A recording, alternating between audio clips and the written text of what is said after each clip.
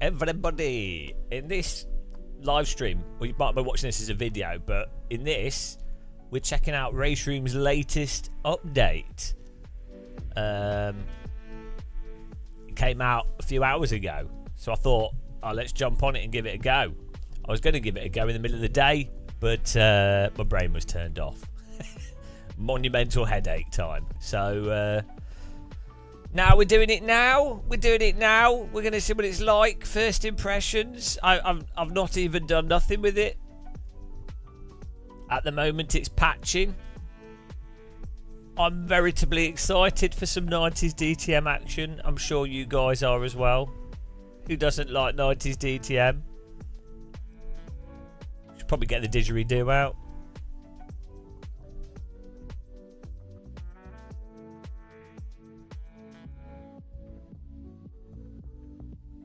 We go. Everything appears to be working on my end. Who knows? Hello, Elvis. Shirt day? What? Oh, hump day.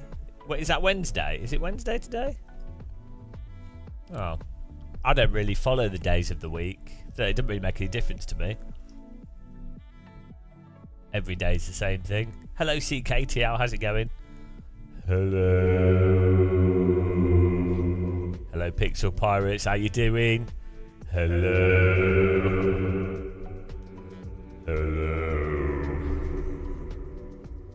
This is the captain of the Vogan constructor fleet. You were told that your planet would be destroyed to make room for the intergalactical highway. You had plenty of time to voice your concerns. No need complaining now, it's far too late.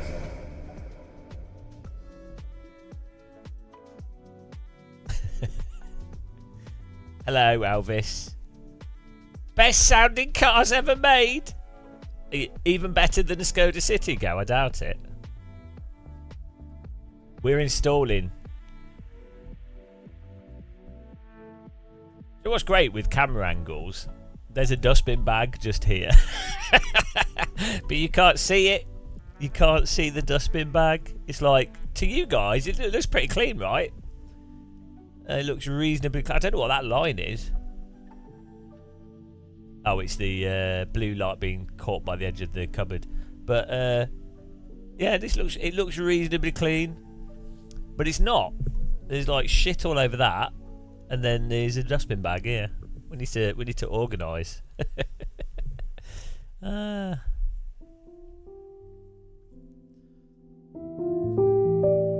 Hello, and welcome to Game of Muscle's Smooth Jazz Night, where we'll be listening to the smoothest tunes. Yes, light your cigar and sip your whiskey as we unwind to Obese Pete on the piano, followed by Fat Murphy on the trumpet. Jazz nights on Game of Muscle videos. The bass is dusty. No, it's not too bad for dusting here, actually. Chili Dog, I was obviously talking about theatrical whiskey and tobacco, not the real thing. I don't know what you're thinking of. How you doing? Chili Dog. I'm the twist. Right, let's load the game up here and see what happens. Chili Dog's come out for Race Room. He's come out the closet for Race Room. Ooh, do that Race Room. Race Room. Gay room. Get yourselves a gay room. What would be the gayest of rooms?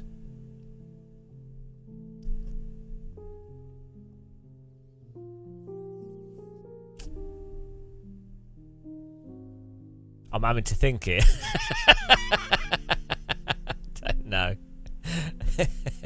Oh, like maybe like a changing room at a theatre. That's probably it's probably up there. Right, let's play Race Room here.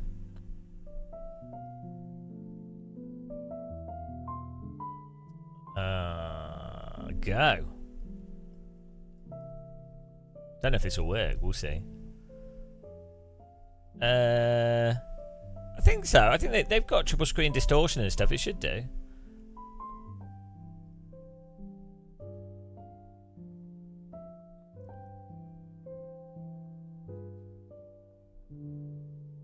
I think there's meant to be like really big thunderstorms and stuff happening. So if my live stream turns off, it's because the house has been struck by lightning. The sky looks pretty dark, and the air pressure has changed quite a bit. So who knows what will happen? I'm excited. I like a good thunderstorm.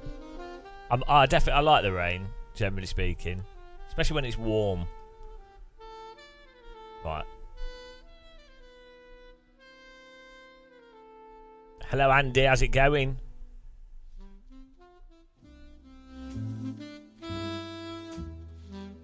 This is like the Andy song.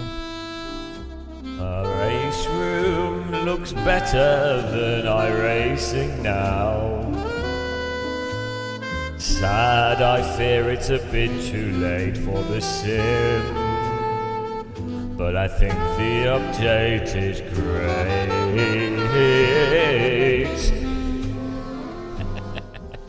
The race room update jazz song? Right, okay. What are we doing? What are we doing? I should check that stuff works before we join the multiplayer. Single event. Hello, Capsule. How's it going, man? How's everyone doing? Screen's a bit bright.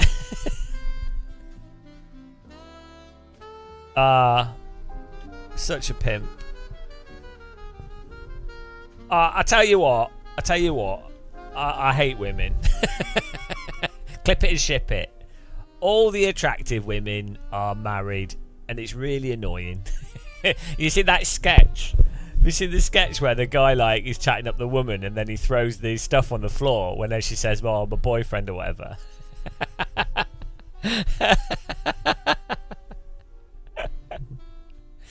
Oh dear, so stupid.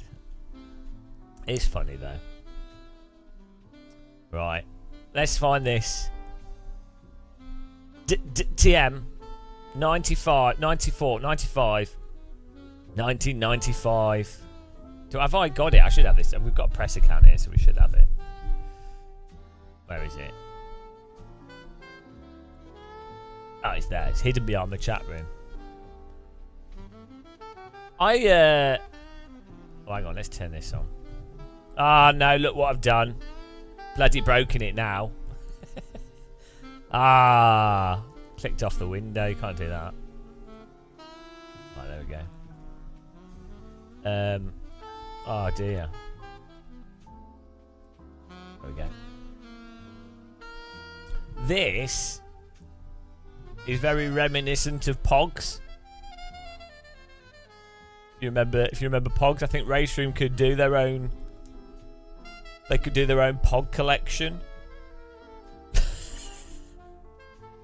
And you could be like, oh, have you got the GTR one? Yeah, but I haven't managed to collect the DTM 95 yet.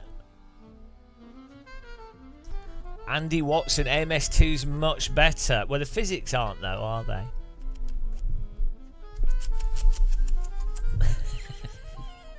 Let's be honest, Andy. AMS2 is quite interesting. It's quite interesting what they've done, but the physics, not quite there. Hang on, so I thought there were 6 cars. We got Alfa Romeo, a Mercedes, and oh, hang on, what are the older 90? Is that 1992? Oh, it's okay. So they've added some. This is new, right? No, the Audi and the BMW. This Ford Mustang and the Opel. These are new, aren't they?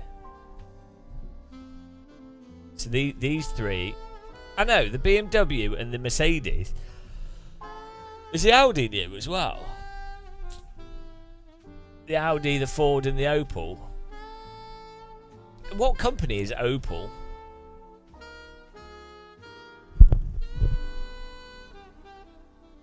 Right, we've got to do the 95.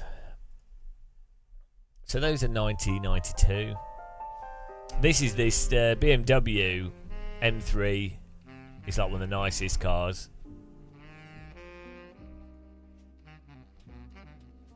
Right.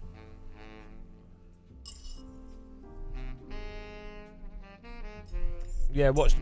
Yeah, Vauxhall, that's it, yeah.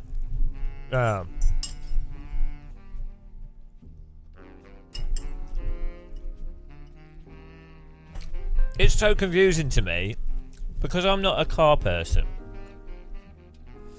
Yeah, I'm not a car person. I don't really care about road cars. Like, I don't mind them, but it's like shoes. Do you know what I mean? Or like shirts, clothing, or whatever. Like, I don't care really. I'm just like, oh, there's lots of something. Sometimes I see something, I'm like, oh, those shoes look cool. Those trainers look cool. They're interesting technology. That shirt's cool. Whatever, right? That's how I feel about cars because there's so many of them. And then what gets really confusing is you're like, well, okay, Volkswagen is like Audi, Porsche, God knows what. And then you're like, oh, okay, well, what does Mercedes own? Oh, this. And you're like, oh, God. Because you just can't. Yeah.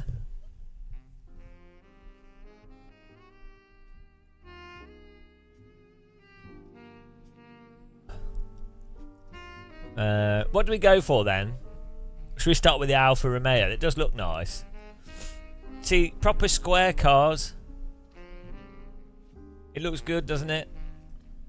It looks good. Oh, we got the skins as well. That's nice. Race Room do a good job of giving you like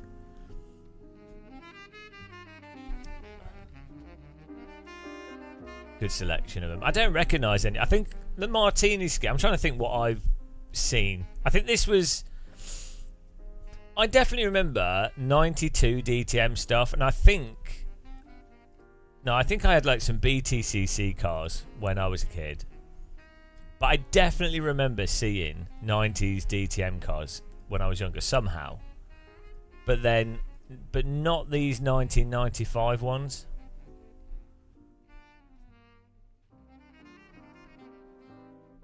I think the Martini one looks the best, to be honest. McDonald's. Oh dear.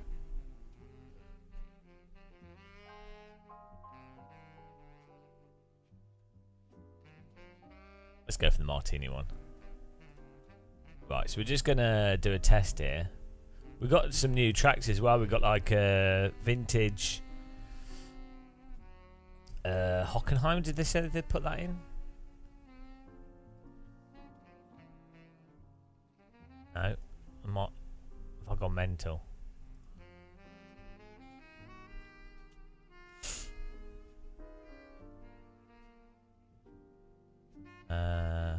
What's the new track they've got? So we should probably just test it around the Nordschleife. Why is this so dark, this screen?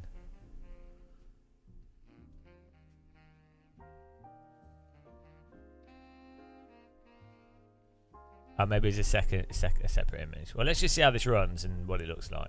Let's just go. Probably have to change controls and things. Don't even know if my wheel was turned on, actually. Today's been a disaster, guys. I woke up early, so I went to bed earlier yesterday, and I was like, oh, that'd be nice. I wake up early today, and then I didn't really sleep properly at all. And then, yeah, I've changed my diet, so I was just like starving. I think I'm on mega calorie deficit. That's all right. You got to do that. I can't be fat anymore. We've got a lot of hot women that watch the channel, and they're always like, "Oh, Gamer Muscle. Why are you called Gamer Muscle? But you should be called Gamer Morbid Obesity." Bloody hell! I think I've got a bit too many cars added. Oh well. Oh, okay. Better eat all the fridge pizza. I've just been eating fish and vegetables. I've stopped eating cereal. Basically, I'm not eating any sugar, so I think my body's like going mental. And this looks way more contrasty than it used to. I think they've adjusted the PP, haven't they?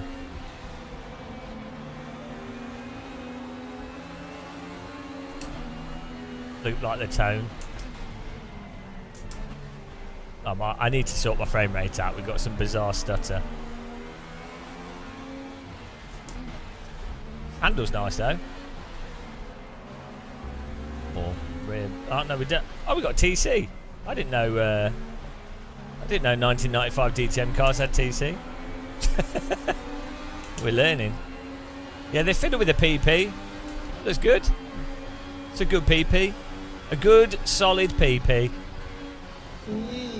Oh, thanks for subscribing. It was the thought of the PP.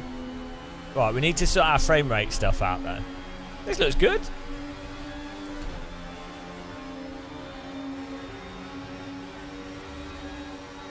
Yeah, it feels straight away feels natural, you know, and looks nice.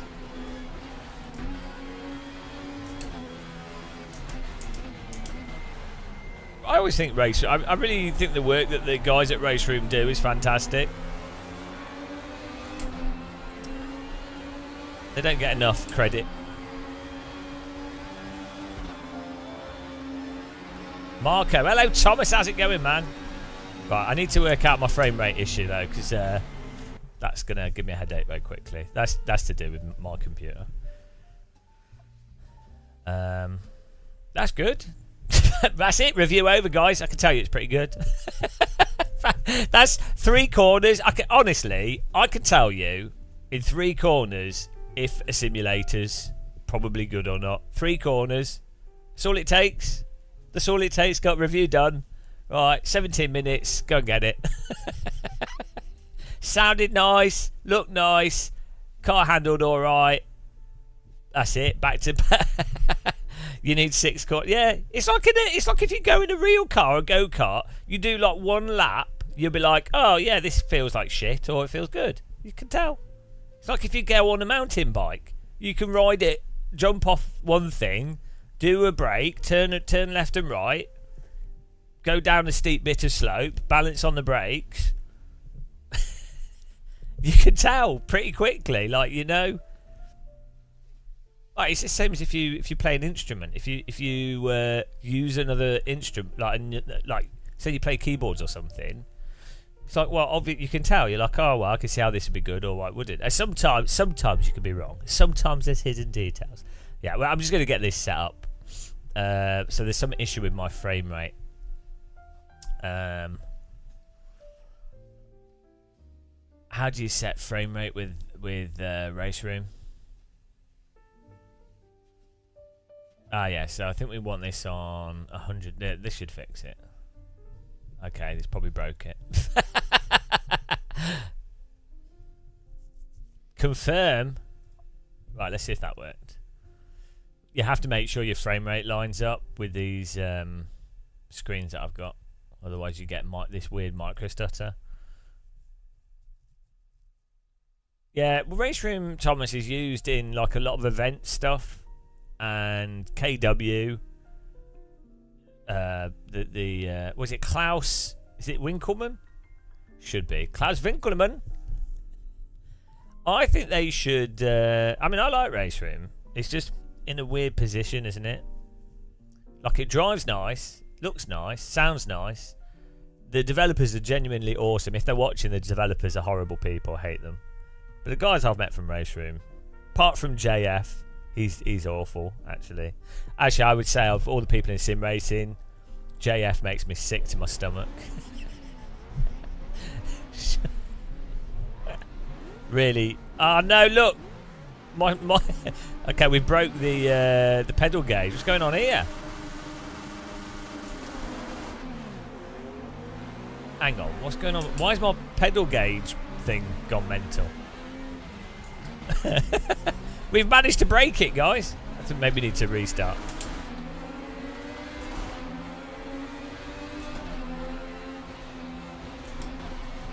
This handle's really nice. Right, let's try restarting the game. See what's going on here.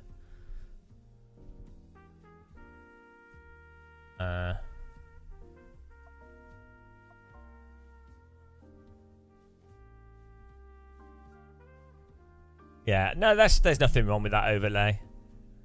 Totally normal overlay. Hang on. SSA is super sampling AA. Let's put it on like 4x MSAA.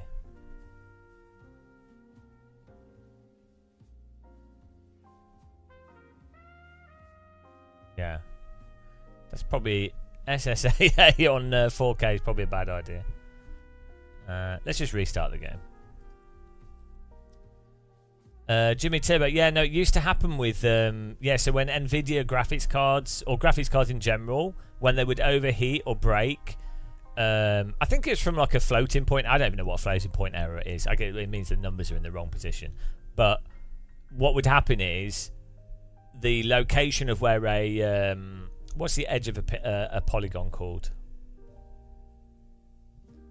A vertex, right? The vertex position would end up being placed in the wrong place, and so the vertices would all go all over the place, and that's why you end up with those lines everywhere. A graphics programmer can explain it better than me, but yeah, it used to happen a lot more in the past.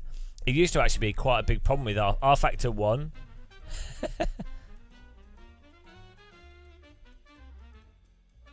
Oh, it is game changing, Shumi. No, it's game changing. Because as a YouTube influencer, I'm never motivated by hyperbole. Not at all. I would never hype stuff. Well, I like Race Room though. Thanks for subscribing, Gary John. Gary John. Hang on, Gary and John are two first names. It's ridiculous. You can't have two first names. You could how do you know which is your surname? Like a severely dyslexic person just wouldn't know. Gary John. That's like being called Bob James or like Simon. What have another normal name? Imagine giving someone 4 first names: Simon, Bob, Gary, John. Oh, what's your name? Simon, Bob, Gary, Bob. Oh, I don't even know what I'm saying.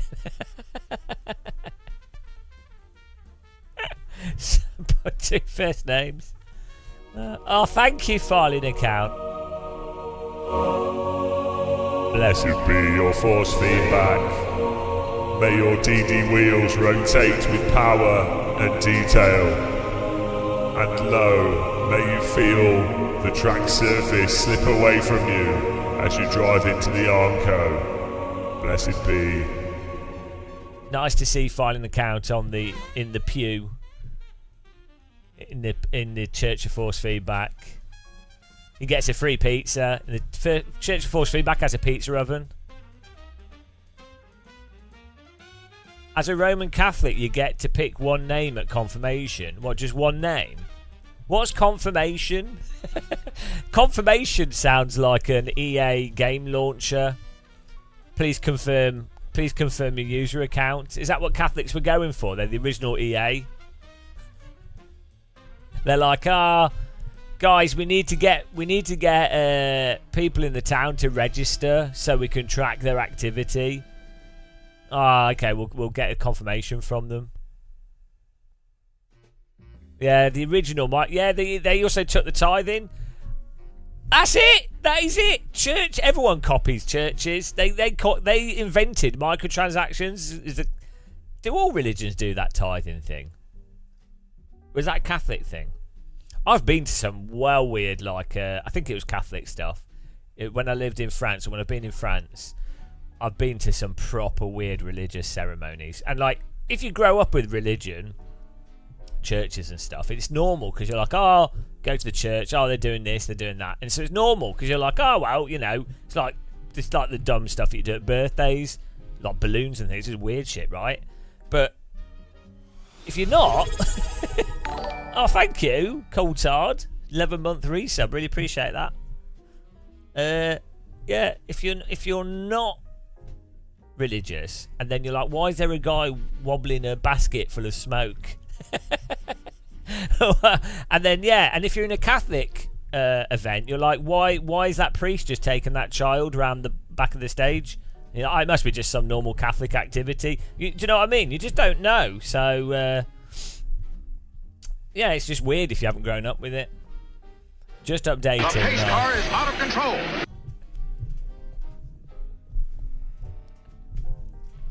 Oh dear.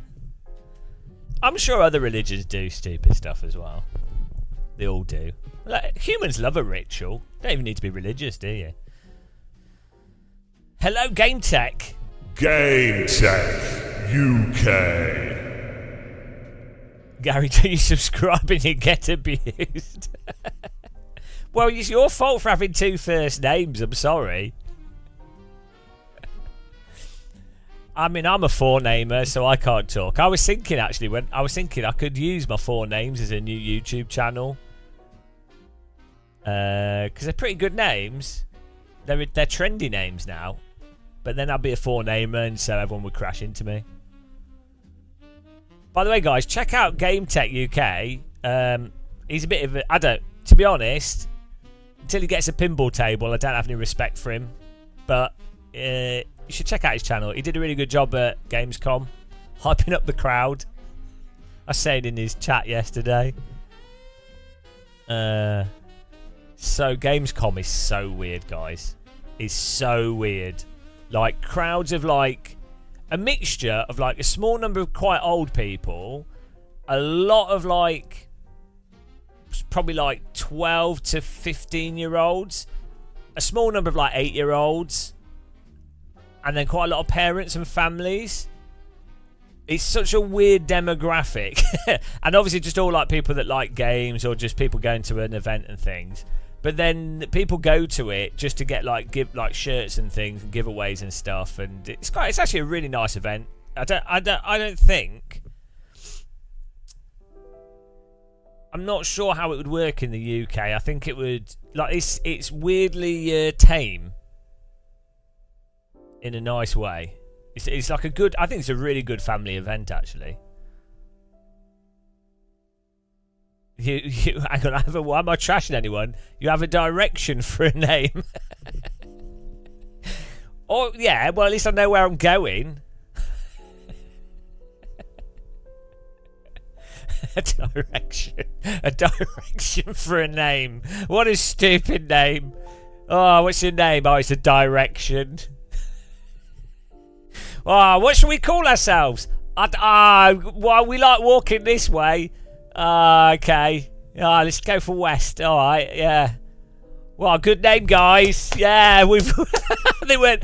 The West tribe weren't very clever, guys. What do we call ourselves? Oh, there we go West. Okay.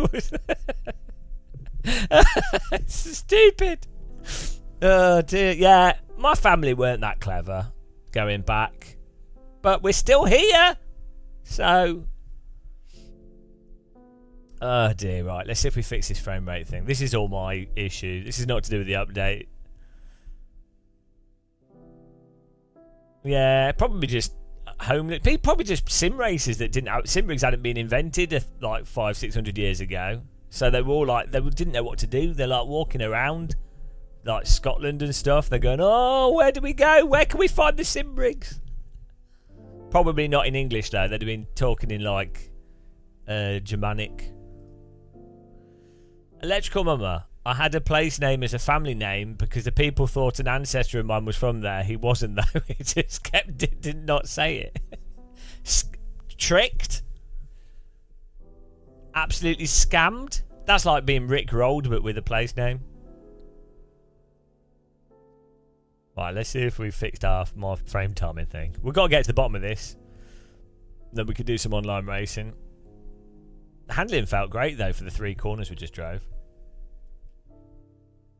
And the more contrasty. I think it's more. They've done some optimization. I think it's like maybe to like this. Is it the scene graph or like how it loads items and things? But then visually, it'll be mostly. I imagine it'll be mostly like post-processing and things. But it look nice. So we've got this a bit dark. But hello, Gasper.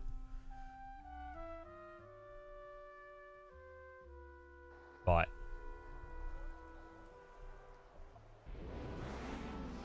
I think it's still stuttering. I need to get a frame rate thing on the screen. Does a race room have a frame rate monitor? What?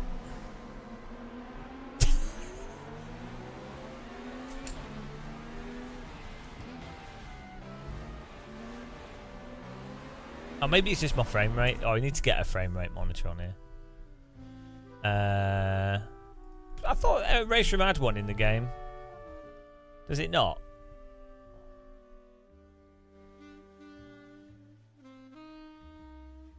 Also, I don't know why the Steam one's not working. It's weird.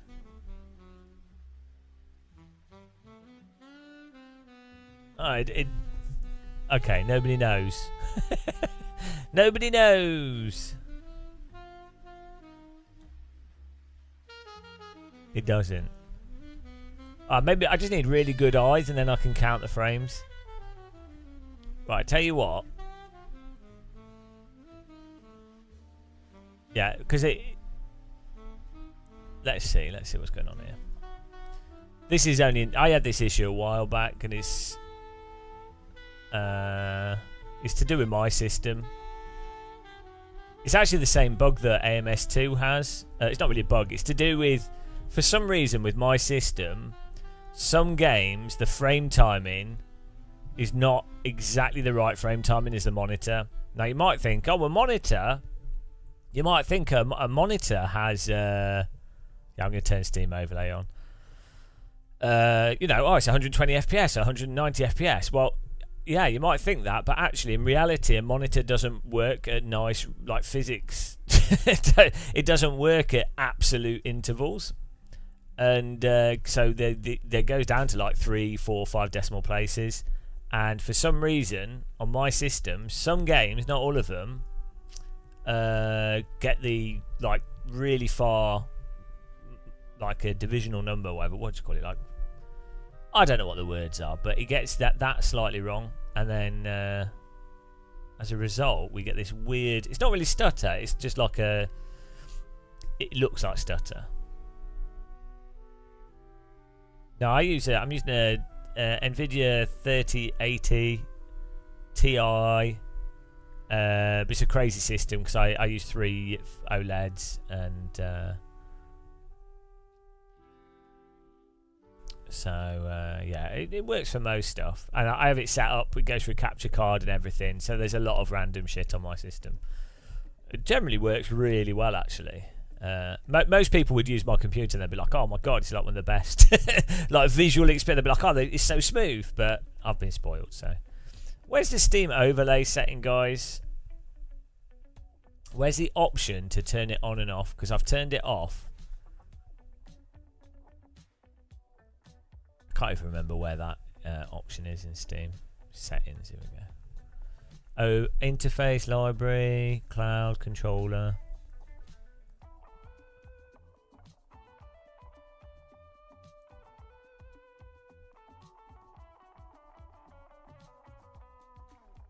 Yeah, that's a good idea, Alex. Yeah, I need to get the... Yeah, we can... Good idea. Yeah. NVIDIA control panel. Yeah, top notch. Yeah, the problem with MSI Afterburner is it can interact weirdly with some things. I use it on my other computer, but I've had some issues with it on this system. That's already set up, Goodwin.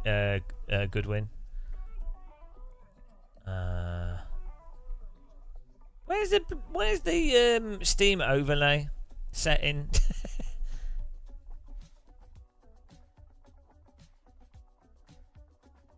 Let's Google this. I turned it off at some point because I was testing something. How to turn off Steam overlay. Like, you press Shift Enter, I think, when you're in the game to get it to come up, but I've turned it off completely. Oh, okay. In the game, select properties. Enable Steam overlay. You have to do it by game. There we go. That's why. Yeah, just right-click Properties, Enable for game. And then, where do you change the Steam overlay settings? Once you're...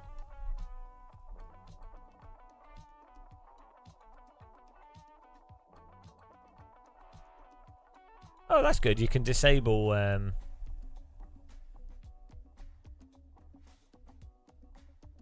Hang on. What's this? CF no GPU? Why have I got that as a launch option for Race Room? What does that do? Why have I got that turned on?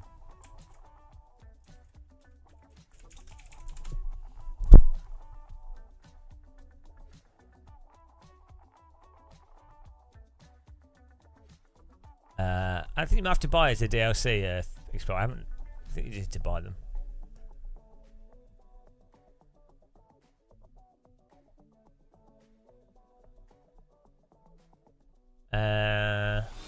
Oh, hello.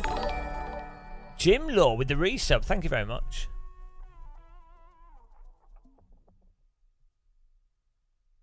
Okay, well let's try this. This is gonna be like, it's nice and chill, guys, whilst we get up and running here. This always happens. Yeah, so we're running this screen at 119.880 hertz. NVIDIA control panel. Let's do that as well.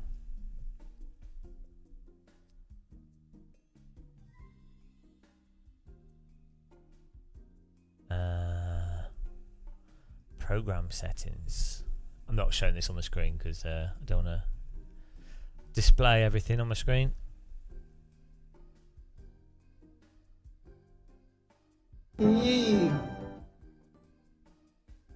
Thanks for subscribing, Alvaro Passos. Appreciate the sub. Race. Yeah, we're just getting our settings correct. But we drove the car for 5 laps, five corners. Feels like it'll be really good for racing because I already know the netcode and everything else is really good in Race Room. It's a really solid game, and I'm really happy that they decided to do 90s DTM because it's not really in anything else. And I'd even say the 90s DTM cars in Race Room are like some of the best 90s DTM cars, especially when you combine it with the netcode and like the whole nature of how DTM works. Like AC1 DTM cars are fantastic, but you can't really have car contacts as aggressively as you would do. Like if you ever watched 90s touring car and stuff, they would drive into each other. On this, it's weird, isn't it? The Windows is still shockingly awful in design for like more subtle settings. Making fun of multiple first names. Right, here we go. Right, frame rate. Now we've just got everything on defaults here,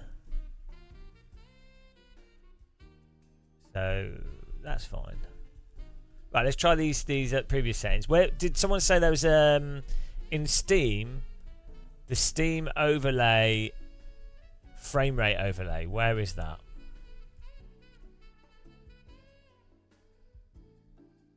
I'm pretty sure that's a separate setting outside of the game. Is it in the game? Oh, in game. Okay, settings. I see, in game. Not in the game, I get you. It's like that comedy sketch. Okay, top right. And then, yeah, perfect. Right, so this should work. So we should be able to see frame rate. Perfect.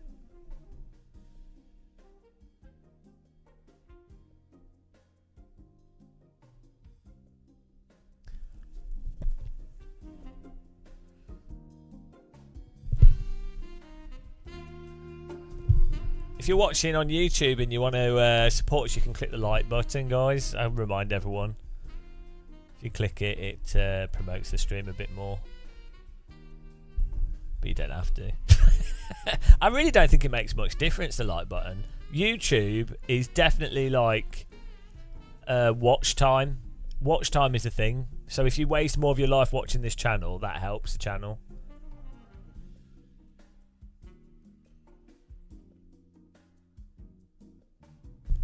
Cheers, Capsule. Did you guys check out Game Tech though? I mean, I don't really like him, to be honest. I'm just his attitude. He's a bit of a console peasant. But you can go and subscribe to him. Right, let's see if this. Oh, here we go with the frame rate at the top. Right. Hello, Novotny. How's it going? Oh, the menus feel better actually. I mean, so it's not really frame rate. As I say, there's a frame timing thing. We'll see. Let's see what happens here.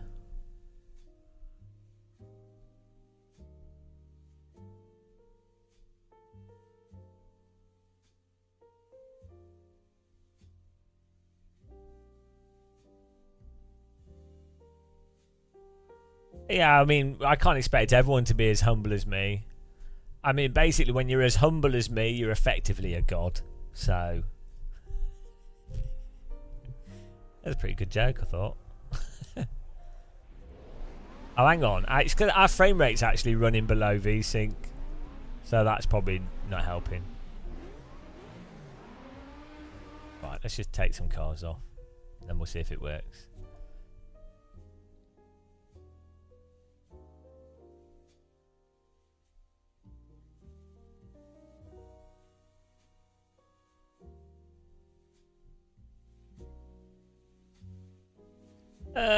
Yeah, no. I mean, I like Race Room. I think the only downside of Race Room is that it's not more popular. It's a game changer.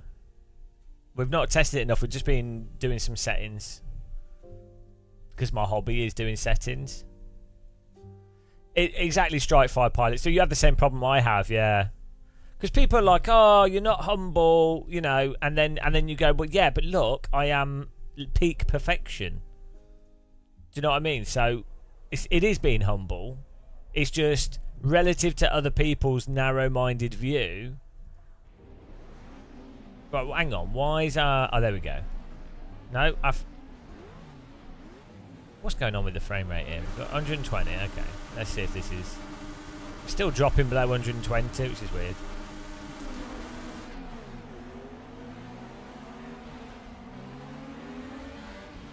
Oh, that the frame time is right, but now we just need to fix the frame rate. Oh, there we go. Okay, this is now running smooth. Perfect. Oh, it's such a difference when it's smooth.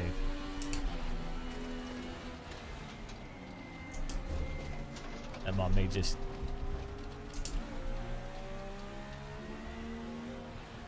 Yeah, so the way I have my system set up, you have to get... I have to be running... The game effectively needs to be running at 150, 170, and then never drop below 120. And then I use VSync on my OLED, which gives you like 9 milliseconds of visual delay from input, which is totally fine. But then you get like an absolutely perfect image. I also use black frame into what's it called, black frame insertion, to get better, even better clarity from the OLED pixels. So, but the downside is, like, when it works, it is honestly the best visual quality of image you can get, pretty much. like there's no motion blur. The clarity's pin sharp. The frame timing's completely and utterly consistent. So it's incredible. But the downside is, if the frames drop fractionally below 120, you get a stutter. So you have to really make sure you've got the overhead. Basically, it's a similar situation to how VR headsets work. Like, if you have to make sure with a VR headset that you never drop below VSync. Am I the honest YouTuber out there? I wouldn't say that. This looks nice. No, it's not Pelucan. No, that's not how black frame insertion works. I think you're confusing some different things. So, like, you can have different degrees of black frame insertion, and the actual effect is more that you lose half. If you had 50% black frame insertion, you would have 50% brightness, basically. Yeah, but it doesn't it's not the same as running at 60 hertz. You've got some. I think you've got mixed up.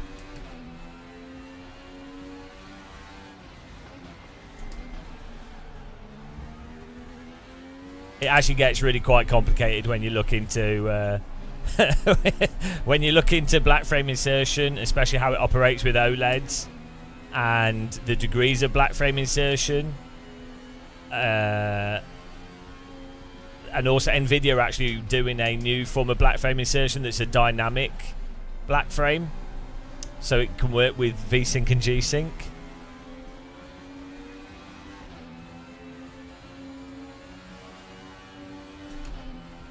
Yeah, well, so the LED, that's another thing again. LED strobing, that's another technology.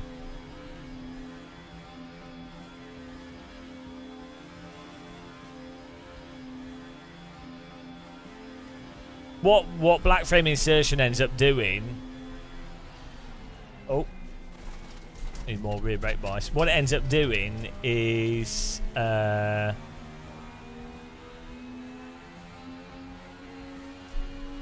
yeah, but that's probably due to something else that's going on.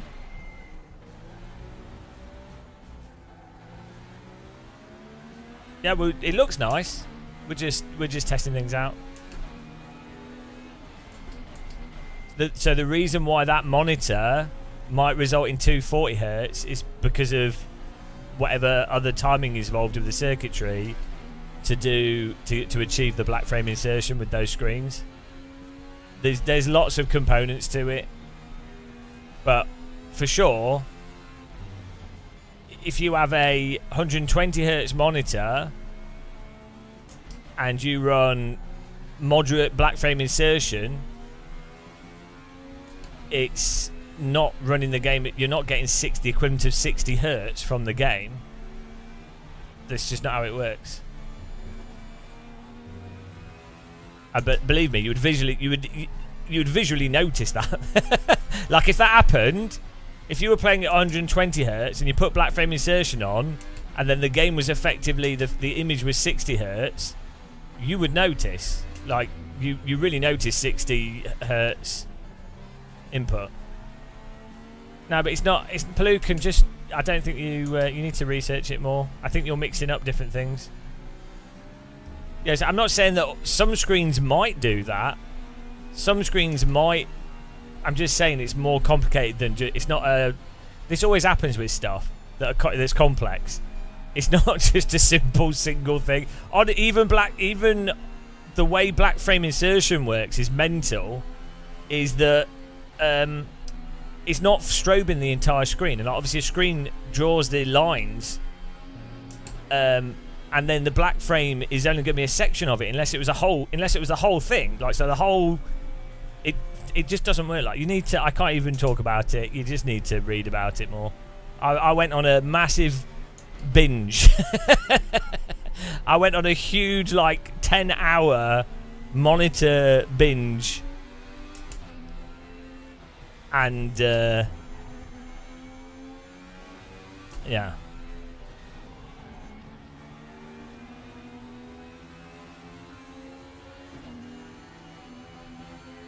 Yeah, but just because it's holding sample doesn't mean that you're getting the equivalent of 60 hertz signal. Why am I having a debate?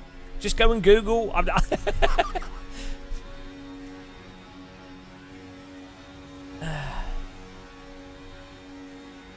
Yeah, I know. I literally just said some monitors might do that for specific solutions. There's also a lot of nuance and complexity to it. There's also different ways of doing black frame insertion and different degrees of black frame insertion. Like you could do a full frame or you could do a partial frame. There's also the issue of pixel permanence, or like, what's it called? The fade time. There's also the difference between OLEDs and LCDs. There's also the difference between the timing components of it. As you say, the what's it called? The hold and what's it called? To do with the circuitry when it holds on to the previous image. There's also the aspect of how that's with, as I say, NVIDIA actually have a new technology which allows sample and hold and black frame insertion to actually work dynamically, which you couldn't do previously. Which is, I'm not using that. That's a brand new technology that I think will be on 50 series cards. So.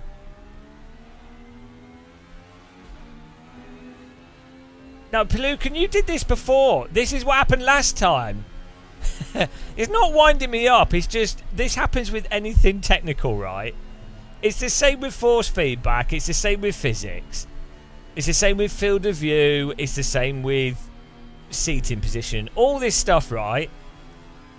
There's like a general view of it that's a good description that kind of makes sense, right? And that's useful as a general sense of things. That's what happens, right? And then, when you waste your life really looking into the technical stuff, there's like a billion different intricate details and scenarios and counterpoints and nuance to the point where you can only have a more nuanced and detailed conversation on it if you sit down and you go, well, this is what this documentation says, and this is how this specific thing works, and this is what this works like. So, how's a force feedback? Race Room's always had good force feedback.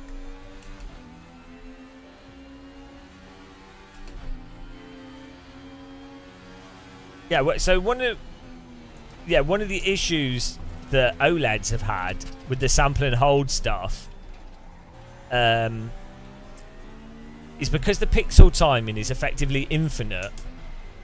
You could then notice stuttering things more on an OLED than you would on a LCD. Like, ironically, the worst technology of a typical LED LCD screen actually made the image smoother and masked a micro stutter, whereas OLEDs, because the pixels are faster than the circuitry in the control board circuitry and the sample and hold timing, and then the game might have different frame rate issues.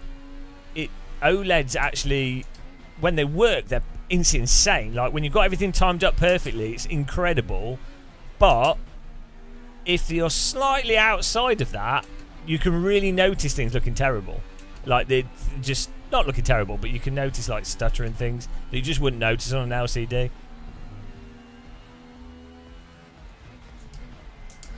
Adam, on a 240X, who's bored of this conversation? He wants to put a drill through their forehead. Yeah, so as I said, NVIDIA, I know exactly, Sim Racing Wells. NVIDIA are doing a new technology that will basically be black frame insertion but with G-Sync. So, also, what you will find is that when OLEDs get past a certain frame rate, and the game's running at a certain frame rate, black frame insertion becomes less of a not as much of an issue, because you just get to such frame rates that things are updating so fast you're not going to perceivably notice the sample and hold component. It's quite interesting though. As I say, it just gets very complicated, and then there's so many scenarios where it's not clear cut. You wish what existed as software? What? Black frame insertion? What's BFM? So yeah, well, black frame will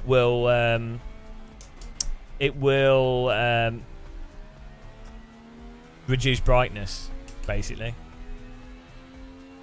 But they say you don't necessarily have 100% black frame insertion, so when you use screens with black frame insertion, they might do 25% black frame insertion as opposed to 50 or 100%.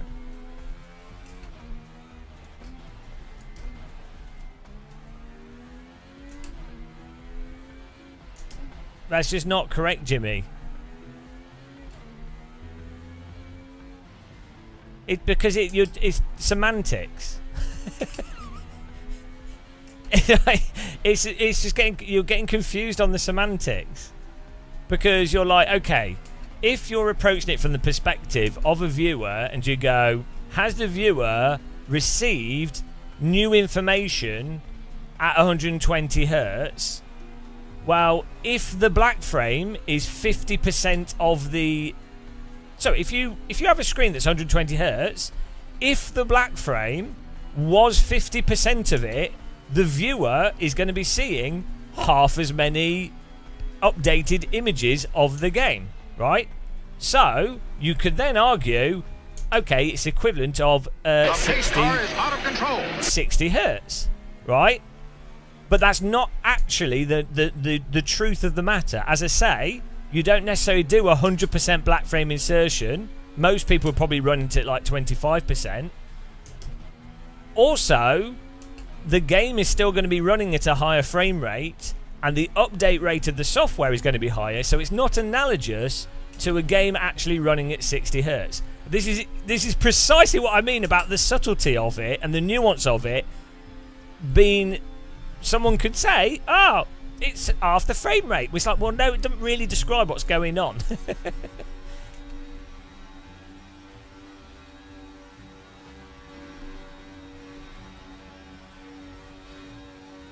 Yeah, so the blur, what causes the blur is the sample and hold component, and getting rid of that is mental. And so even using, so I'm using the LG OLED C1 here, and it with black frame insertion on the lowest setting, you get no blur at all. Maybe, okay, you get a tiny bit of shimmer on fence posts and like pixel wide stuff that's right in the distance, but basically you end up with a crystal clear image at really high frame rates. So that's the other thing, is you have the actual frame rate of the game, you have the circuitry of the monitors sample and hold, and then you have the pixel output of the monitor. So, I mean, the problem is it's exactly like force feedback, right? Right, we can do multiplayer now. This is all working. It's exactly like the force feedback stuff, in the... Yeah, on a superficial level, you can say one thing, but if you actually look into it and actually look at the details of it, it's a lot more nuanced. And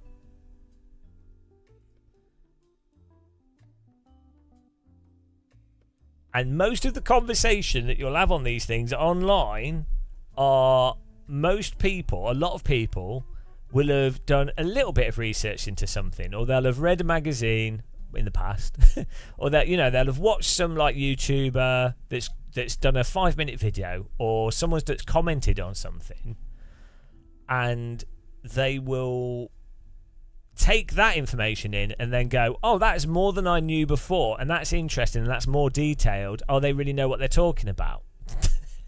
And then they will then go, oh, I understand it, and then they will then repeat that thing on forums constantly. And then anyone that actually tries to talk about a more nuanced view or explain the actual deeper way of how it actually operates, they get shut down by the majority of people that actually really don't know that much about it. And that is what happens with like iRacing physics discussions, anything vaguely technical, force feedback discussions, motion rigs. It's crazy. Anything. Bloody vaccine science, viruses. Like, it's exactly the same thing occurs. Person that doesn't know much receives some information that is slightly different or a little bit more nuanced, than a sort of general, the most basic mainstream view. But they haven't actually bothered really going deep into the weeds of it. Anyway. Right, it's just multiplayer. How is the new Moser update? It's fine. The wheel was fine before, so for some reason a few YouTubers have been hyping the Moser update, probably because Moser were hyping it in their marketing. But the Moser update is not really that much of a difference from how it was before if you had your wheel set up fine. so yeah. So I don't know, you know, as someone that's probably put about 500 hours on the Moser R12, and I know it really well, and I updated it on mine, and was like, well, that didn't feel much different, and had someone else test it on their rig, separate person, that's an experienced sim racer reviewer. They'd set up on their rig as well, and I was there, tested it with them. We both were like, yeah, and there's not really much difference. So I don't know what the people saying that it's game changing are saying, because I think they might have had the settings messed up to start with, and the update maybe reset the settings, or they just forgot what the wheel felt like. I don't know. But it's good. The Moser R12 is good, so it doesn't really matter either way. On the other cars from 1995 or in the UI, what am I recommending to buy? I don't buy anything. Save your money. Right, what's running here? What have we got? 2015. Hey, what's going on here?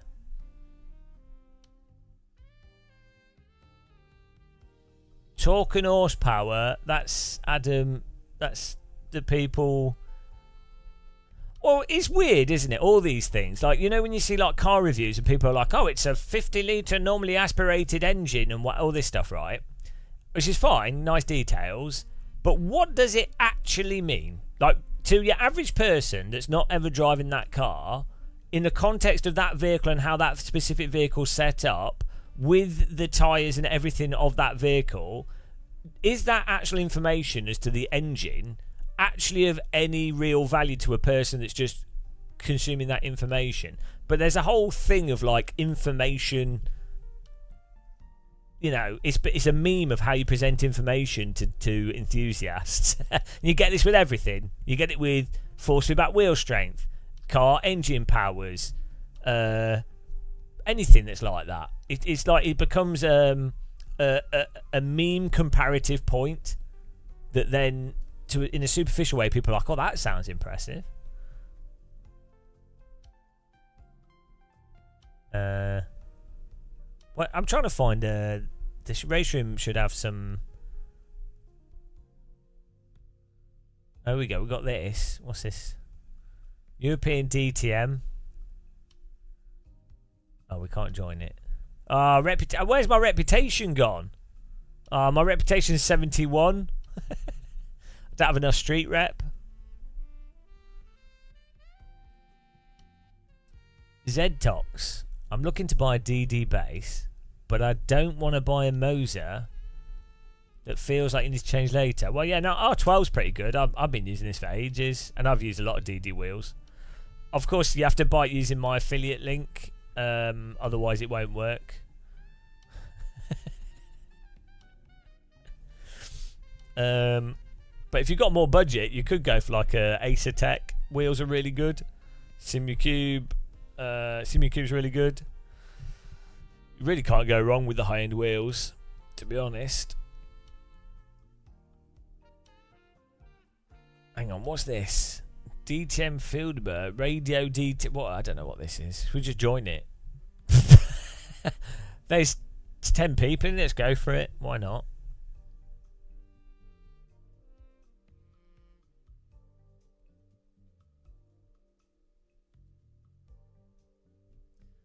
The big difference between the wheelbases, the biggest difference is the wheel support for the different wheel rims that you can get. So you'd look at what wheel rims they do. Are you happy with them?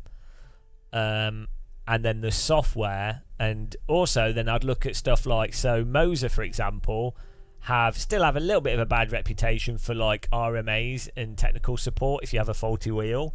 So if you're buying a Moser, it might make sense to buy it from something like Overclockers or something, where you can get a you get the support is done by Overclockers. Or I mean, you could buy it through Moser. I mean, I don't know how bad the problems are.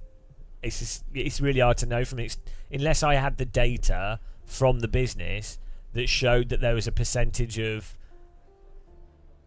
actual problems that's higher. It's hard to really know.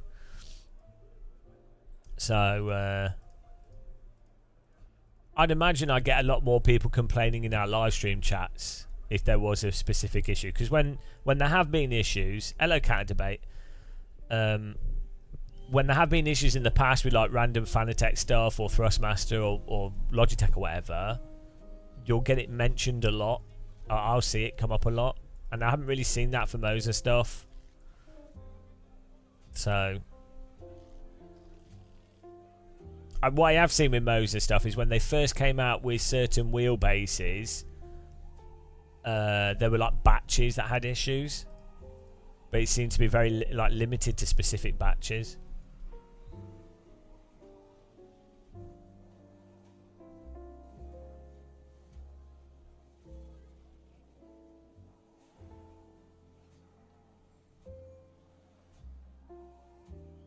The game's still terrible in VR. Well, it's a DirectX 9 game, so it's not going to run as well as AC relative to its graphics. There's only so much they can do.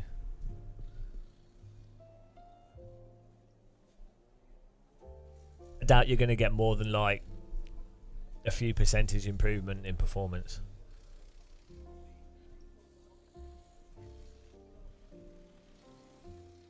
Where's the diff? Is it the diff? What do I want to do? The blurry car. That's actually how they looked. People had bad eyesight in the 90s. How many Moser wheels are sold? Well, that's it, exactly. A lot of them are sold. It's the same with the Fanatec stuff. People go, oh, faulty Fanatec. It's like, well, do you know how many are sold? A lot. So,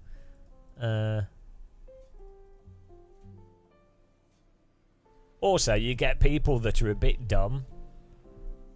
This is not always the case, but you get people that are a little bit... oh, here we go.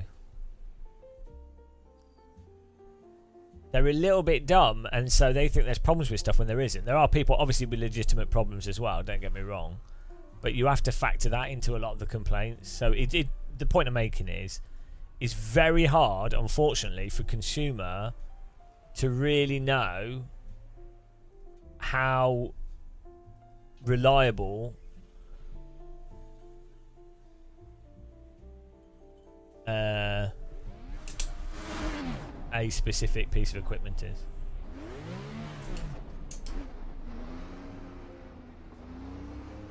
They've definitely made the game more contrasty with the current PP.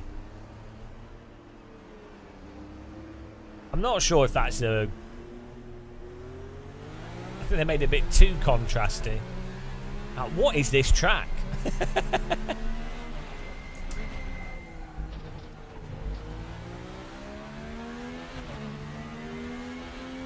Is this Top Gear test track?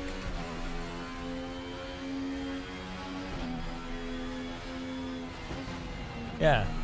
Ah! Okay.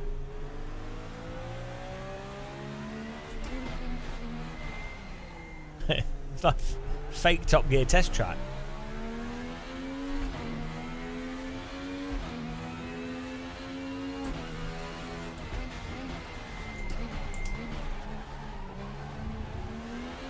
This car has a TC.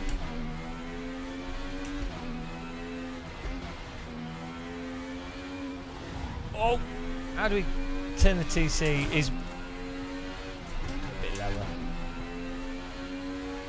Yeah. Well, so in a lot of cars in real life, the TC number basically just means the mapping, which can be anything that a team sets it to. Okay, right.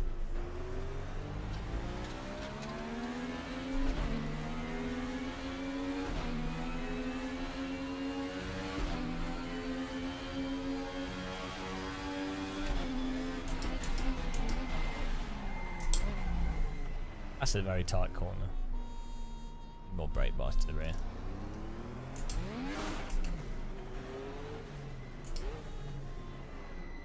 Why is he stopping?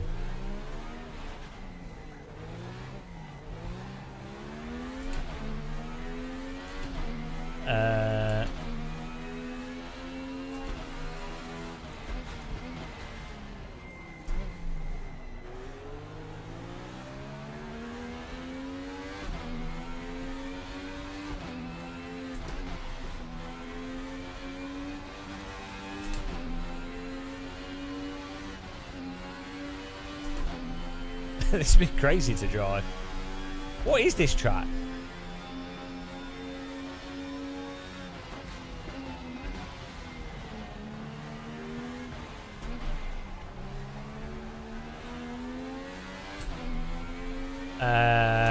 I'm using a special disability edition of the car. I don't know. It was just a server that happens to be running the DTM cars.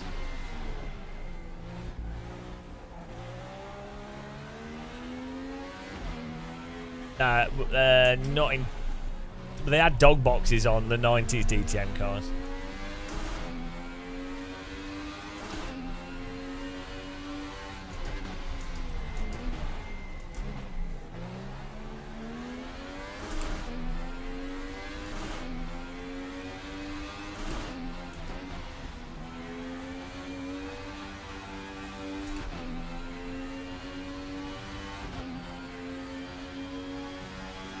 Race room's alright. It's like the handling's pretty nice and balanced. I think the physics can sometimes feel a little bit simplistic in some ways. It's not as subtle as AC1, but it's way more natural physics than AMS2, for example, and way more like the actual process of driving in Race Room is that corner. You have to brake well early for that. The process of driving in Race Room is the same sort of process as like AC. It's just tyres are a little bit less springy and bitey. It's a little bit more sort of sloppy. Like the grip loss is a bit slower. If that makes sense. So like you actually drive cars like cars in Race Room, whereas iRacing the cars just don't drive like cars. Like in Race Room, you're trying to get the car onto the limit and then balance it at the limit, but that limit is quite wide and overly, a little bit sloppy, I think. Same as AC, you're trying to get on the limit and balance on the limit, whereas in iRacing, you're trying to drive just under the limit all the time and not balance on the limit. You're trying to just stay under the limit. So, and AMS2, maybe they'll change it with the update, who knows, but in AMS2, you're driving like you're driving a hovercraft. The diff's too stiff. We need to open the rear diff. What's going on here? Oh, does it not? Does it have a locked diff, this? I know, diff coast. Here we go. Open up the rear diff. I need my rotation, guys. Race Room's definitely more on the understeery side of things. As a way to drive fast in Race Room, you kind of drive into the understeer a bit more than some of the other sims. But that's really controllable oversteer as well. Yeah, Cat, game changing. You know it. Oh dear. Everything's game changing. It's always game changing. Up. Game changing. You see that game changing thing on videos for everything. It's so dumb. Oh, that's better. Oh, that's way better. How many autographs did you sign? None. No, like, whoa, I'm sorry. I feel like 3 people noticed me. I'm happy to. I'd rather not be known. I really don't. What's the point of being like known for YouTube videos? It's the the worst notoriety one could have. There's no utility to that. I'd rather not be known. It's awkward. So I'm...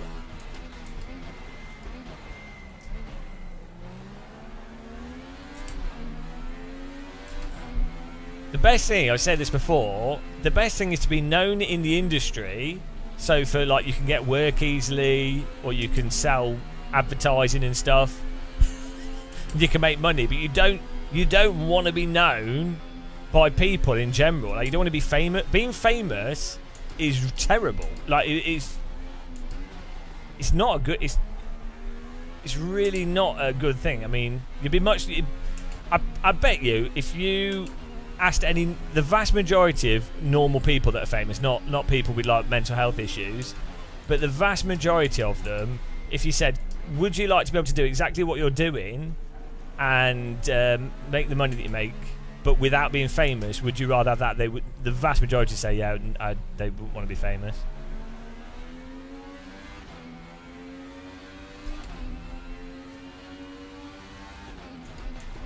Especially on the YouTuber side, I've seen the downside of it. Like, people, you get weird, like even in sim racing, you get like weird stalkers and stuff, even for guys. It's not good. You get really weird stuff. It's just creepy. So hopefully I can stay like mostly unknown.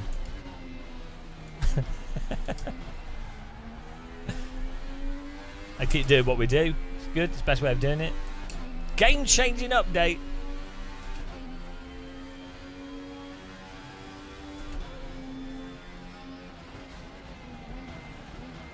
It's so much better after opening the diff. Why the diff was so locked by default? Ah! Right, brake biases. We need more oversteer. I can't handle cars that don't oversteer.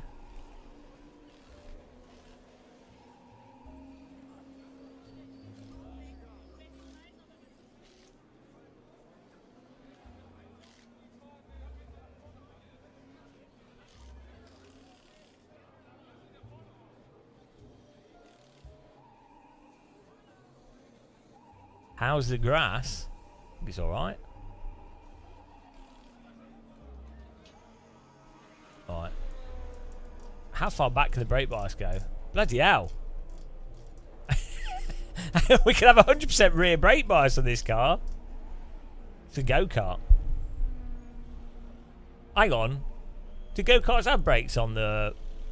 Aren't they just on the front?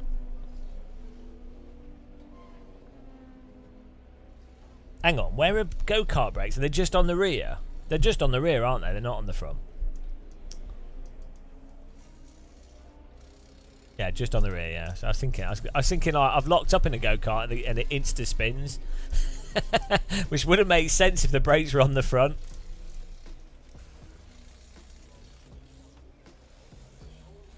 Oh yeah, we could probably lower the rear wing. Race room, you normally lower the wing quite a bit.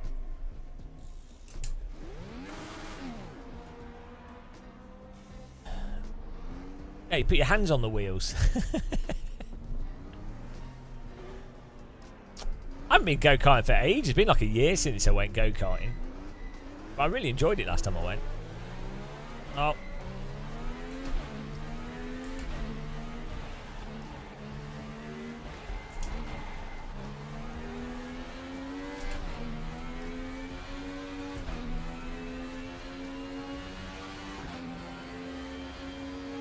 Yeah, I think they've gone a bit too far with the.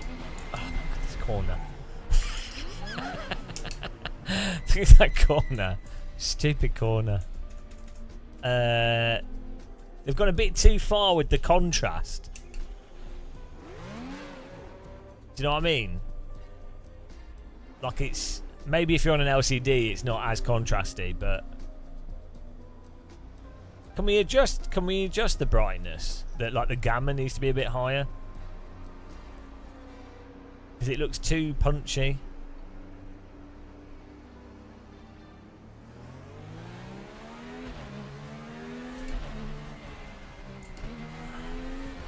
Ah! Have I been playing racing games, Tarkus?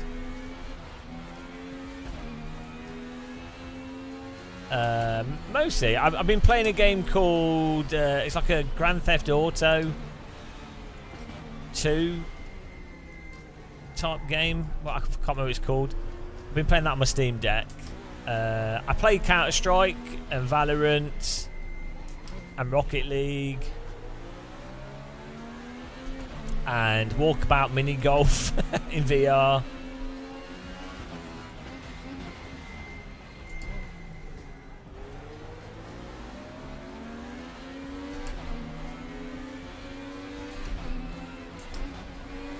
These corners are mental.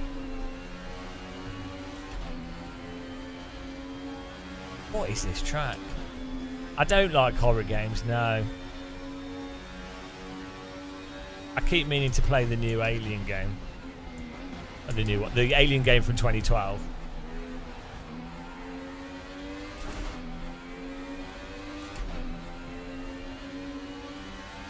Okay, I can... Diff power can be made stiffer.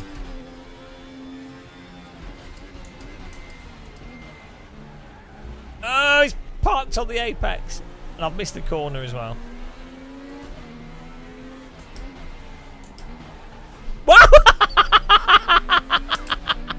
The pace car is out of control. 90s DTM action there, guys. Totally normal. I think he missed the corner.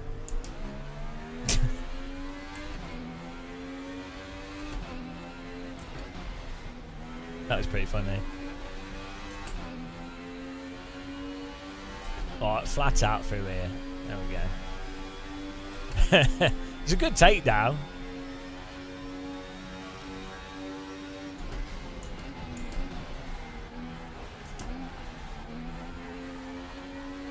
This corner's really good. It's just the right radius that you can be on the throttle, holding a bit of slip. We've just driven this one.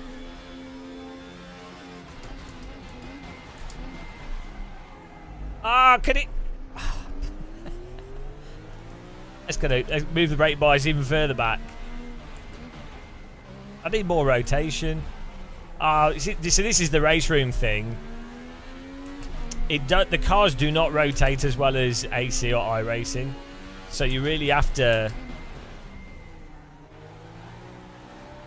You have to get the speed off more.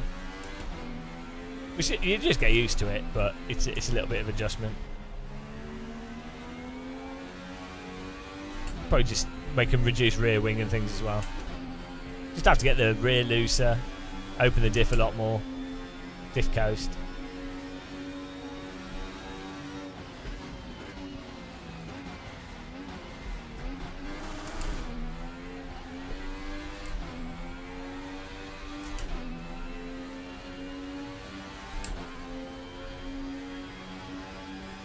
Flat tracks are actually really good for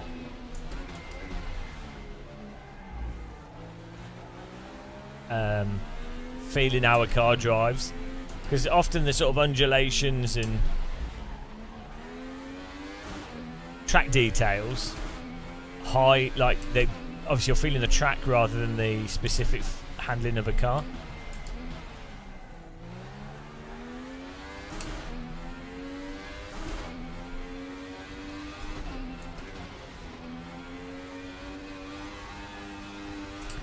I do think suspension works better in race room than AC. Like the cars settle down better. Like we're smashing those curbs.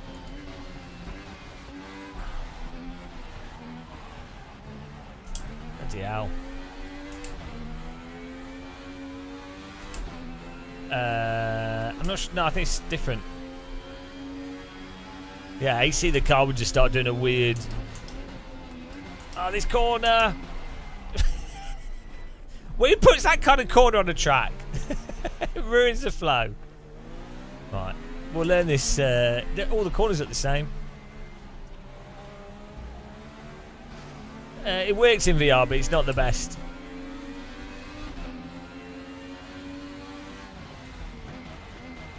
Race Room natively supports VR as well.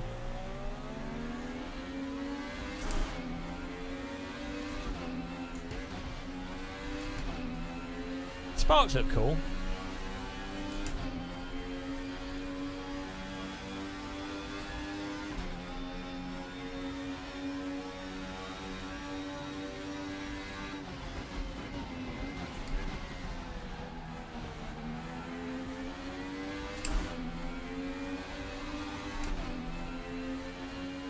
Eventually we'll learn the track. We'll get there eventually. Ah!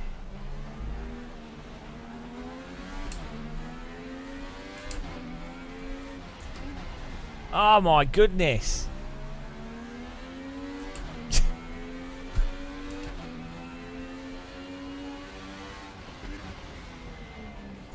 There's like 2 really tight chicanes.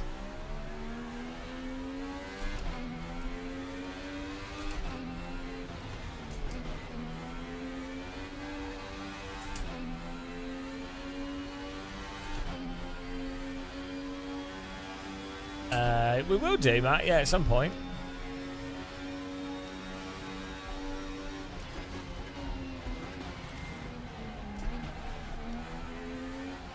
I'm not sure when, but it's at some point.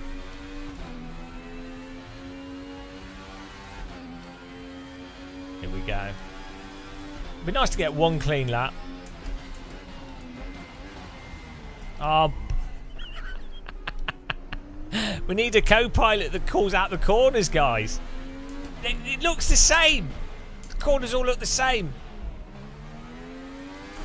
Mitchell Joseph, I've done a force feedback setting guide for the Fanatec podium a long time ago on my YouTube channel.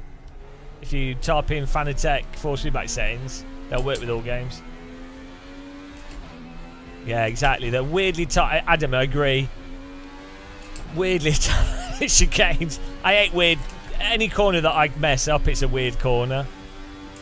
I think we can all agree that they're very weird corners. No, it's not my driving at all or my complete inability to learn a track after 20 laps. Bloody hell. Oh, we caught it.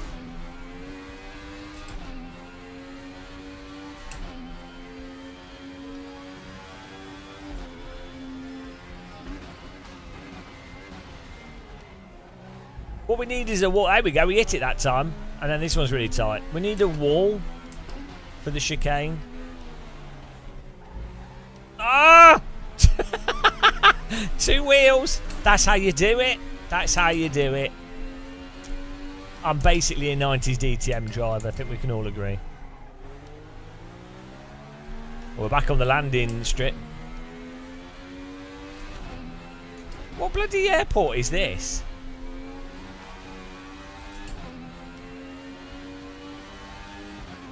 I want to fly to this in flight sim now. We definitely need to do. We need to do some flight sim, guys. I've been dying to play flight sim recently. So we did Gamescom. Alarm! We did Gamescom, and that ended up taking up like 2 weeks. we were in Germany for 8 days.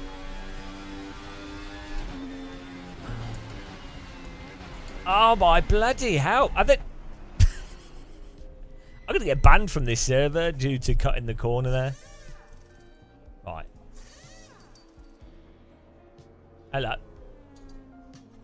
Okay. My driver's blacked out. What's going on here? Oh no, we're back. We're back. What was that? I didn't visit. Visit what? I landed in... where are you, Matt?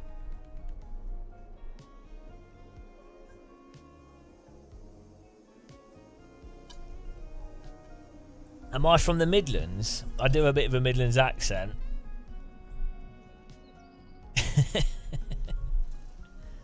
I did spend some time in the Midlands. There's no reference. Exactly, Tango. Exactly. See, he's on my side. I'm not a bad driver. They need to change the brightness. The contrast is too high. Is there a way to adjust the brightness? They've gone too far with the PP. The image is too crunchy. It's absolute. I mean, I could probably just change my monitor. It probably looks good on an LCD, but on my OLED, this is too crunchy.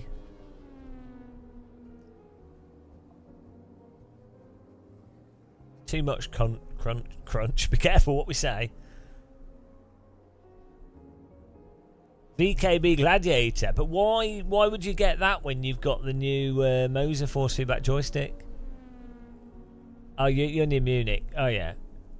Well, no, yeah, I was just in Dusseldorf. Yeah, it's not that close to you. Yeah, I stayed in Dusseldorf for 8 days in a hotel next to the train station. Adina Hotel, Part Hotel. It was a really nice hotel. And I was like, oh, I'll get a hotel with a swimming pool. It's worth the extra money. And it's an apart hotel. It was really cool, actually. I had a washing machine and an oven. And then there was a Lidl's just next to the train station. But it shuts on Sunday. Thanks, Germany. So basically, I felt like I was living in Dusseldorf, but then every day I was going to like Cologne, or Köln, as Germans call it, on the train, which was quite fun. And I'm basically German because I've got a Deutschland train pass. So that's it. I felt German every day commuting to Köln on the weird trains. One takes 20 minutes, one takes an hour. You don't know which one you're on. I did have 2 kebabs and then I felt really sick, so I'm not having kebabs anymore. I'm gonna have less kebab. Yeah, I had a kebab on the Monday night, or the night that I got. I think it was Monday. Yeah, Monday that I got there, I had a kebab. It was really nice. And then Tuesday night or Wednesday night, I think I had like a kebab box. And then yeah, it was Tuesday night I had a kebab box, and then Wednesday I felt super ill. Like I think it was the kebab, because I felt a lot better after the day after. That was really weird. I felt like proper like stomach ill. So maybe kebabs. Maybe 1 kebab is enough. 2 kebabs is too much. Yeah, no, Germans have a great sense of humour. It's just a stupid meme that British people have. Germans have a very British sense of humour. Monty Python and that kind of thing.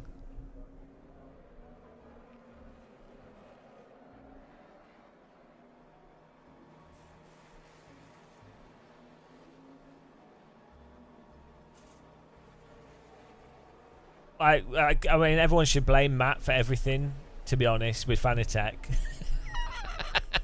It's a shame you weren't at Gamescom, Matt, because I bumped into Florian. Is that how you say his name? And Belmer as well, briefly. It was nice to see him.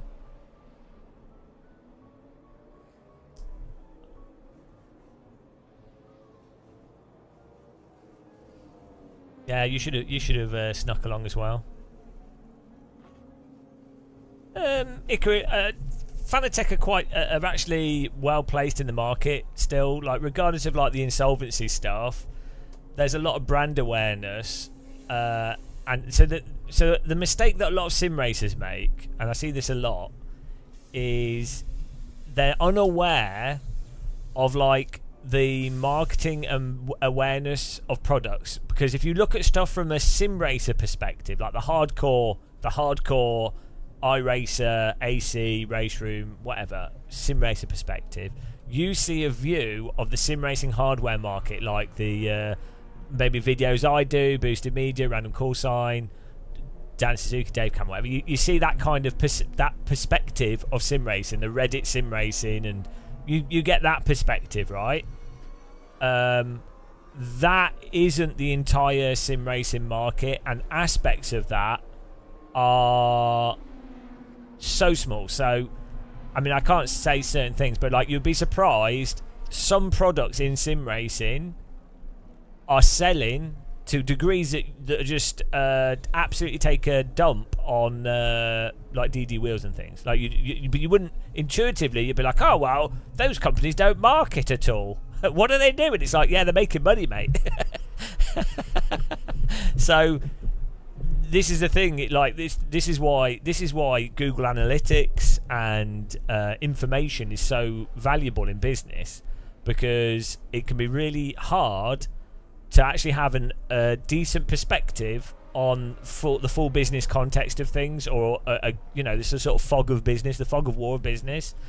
And it's really weird because only until like the last 5 or 6 years, I'd say, I very much only had that sim racers, I had that sort of hardcore sim racer view of sim racing industry, peripheral markets, software, all that kind of stuff, right? I had a sim racer gamer sim racer view, whereas if you have to like talk to businesses, specific businesses operating in the space, and there's a lot of nuance to things, and there's lots of parts of the industry that you wouldn't even know about. Like before 2018, like first time I went to Sim Racing Expo, I didn't realise the degree to which there was an industry specifically for like theme park sim rigs.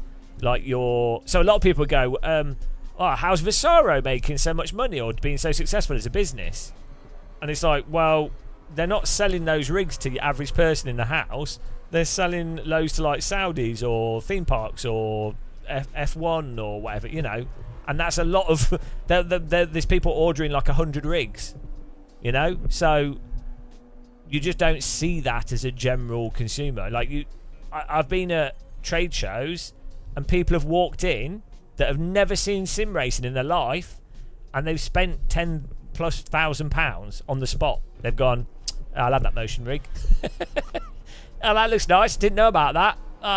I'll have that motion rig. Like £20,000. They've just gone, oh, that's cool. I like the steering wheel. My car's in that. What's the top spec rig that you do? I want all motion. I want the best wheel. I want the best. I want some flight sim stuff on it as well. I want you to set it up. I don't want to fiddle with it. Don't. Yeah. What can you? And they'll go, yeah. And I want to buy it now. I want it in a week. And they'll be like, £20,000. Yeah. All right. I'm not even kidding. But a lot of sim racers don't realise that aspect of. You get that in the car industry as well. Like people go into car dealerships and they're like, oh, it's a new Porsche. Okay, I haven't got that one. But like we're normal, so we don't notice that. Unless you're around those types of things, you don't notice it. It's really similar to when I was younger and I was hanging around with friends, and one of their friends was very rich, and we went to the house and they're like, oh, I'm so embarrassed we don't have an indoor swimming pool. And I was like, what do you mean? What do you mean you don't have an indoor swimming pool? Don't we all have indoor swimming pools? You poor loser.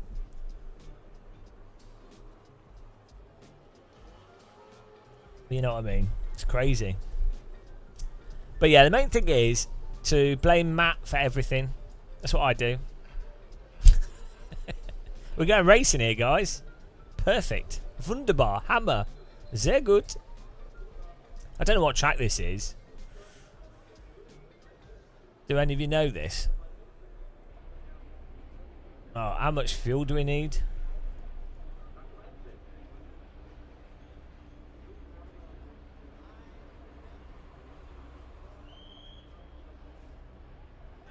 Oh, whatever. We'll just fill her up. Ah, I missed the race! Why? It's alright, we'll catch up with them. Wait, it gave us no time! Christ almighty. Oh well. I've got to drive. Why? For Christ's sake. Okay, well.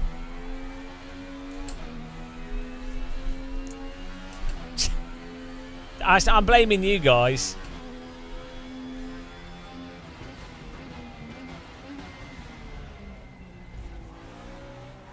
Well, that's gone well. Weirdly enough, this has actually been a very accurate simulation of how my DTM career would likely go in reality. I'll be like one of those F1 drivers that does one race and then gets banned.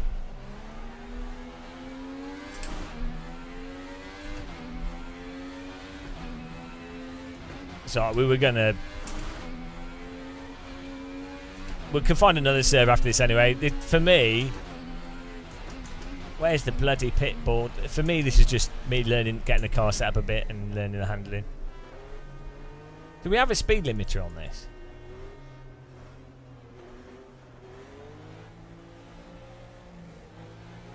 No. Have I got another drive-through?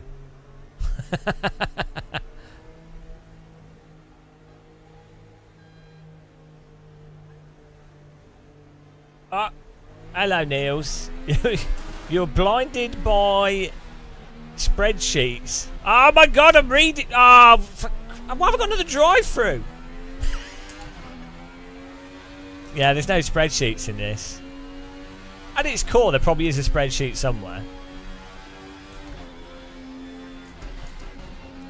Oh my God, I can't drive this track, guys.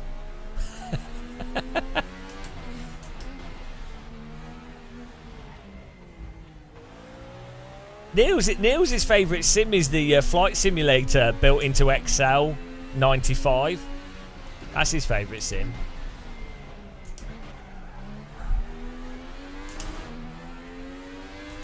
Right, so with this car, what we found is we have to move the brake bias back and then really open the diff coast. And I could probably lock the diff power a bit.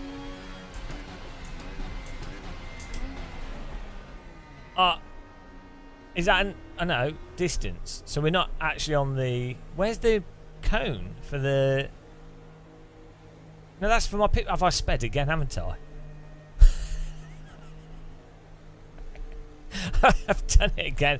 And this track is so poorly labelled, like the corners and the... I'm going to drive through. It's impossible. It's only a runway as well. How have they managed to make a runway so confusing? This looks like a German runway.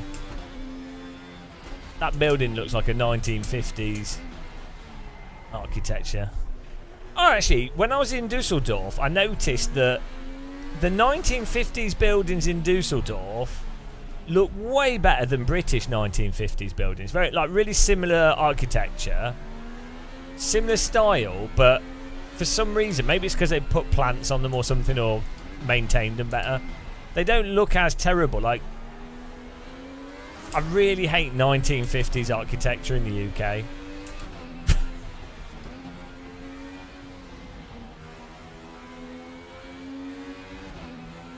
Right, where's this bloody...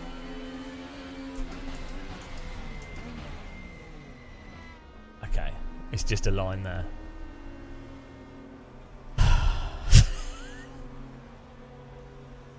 Ah, is that enough? Is 1 mile per hour enough to trigger it again? This has been the worst wet race I have had in anything ever.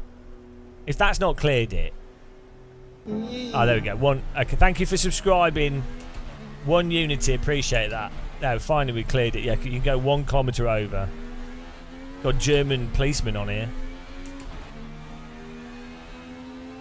Oh, don't give us that fence sitting, Niels. All simulators have their flaws.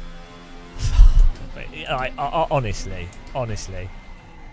That's like all politicians have their flaws. You know. We've got to be careful because some nationalities don't have a sense of humour about these topics. Oh, they all have their flaws, guys. None of them are perfect.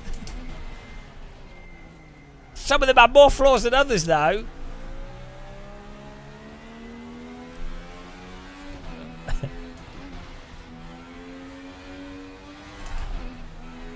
Yeah, exactly.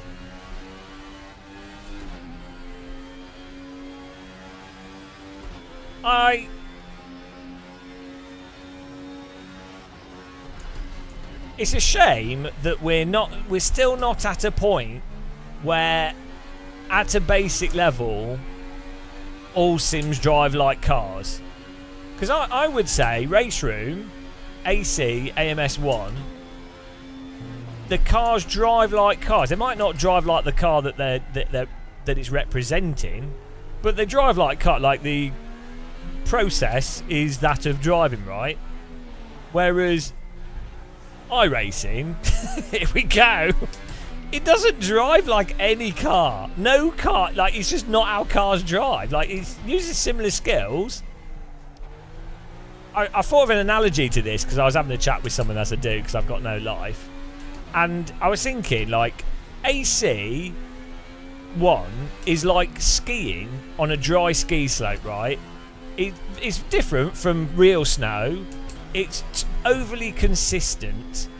It feels a bit weird, and it's not as, like, nuanced, subtle, or like... Do you know what I mean? It's not as good as the real thing. Like, a dry ski slope just feels a bit weird. But...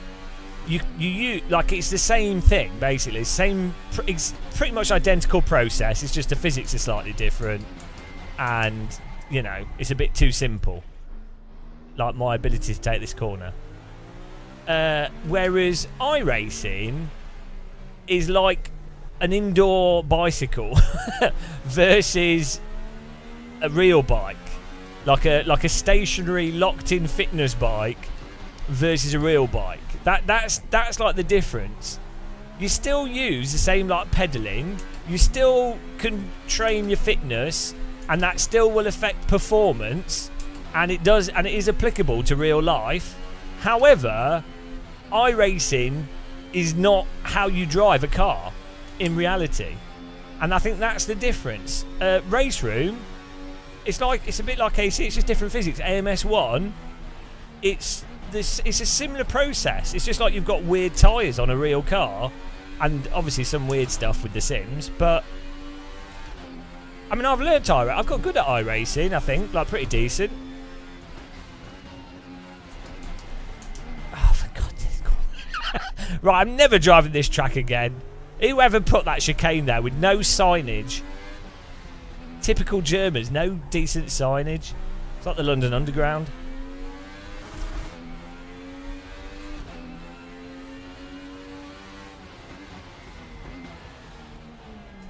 Will I play this tomorrow? Maybe. I'm trying to do more videos.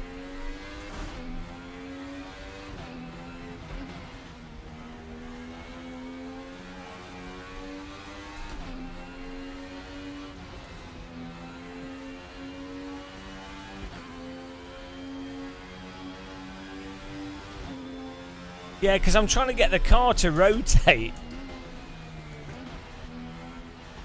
I do overlap the brake and the accelerator.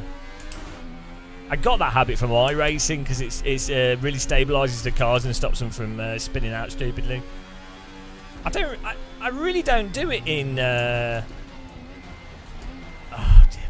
don't do it in AC because I think I drive based off the force feedback, to be honest. And you can't feel the brake and the accelerator in a sim, so. You can in AC, but most other sims don't really have any feel for it.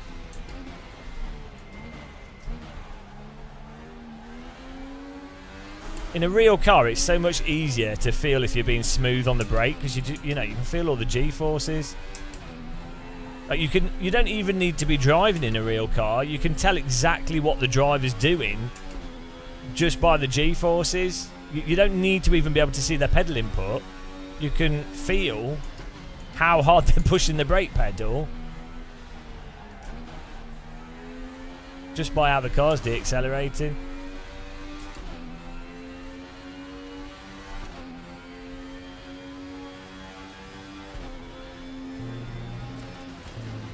Oh my this corner, I keep forgetting it.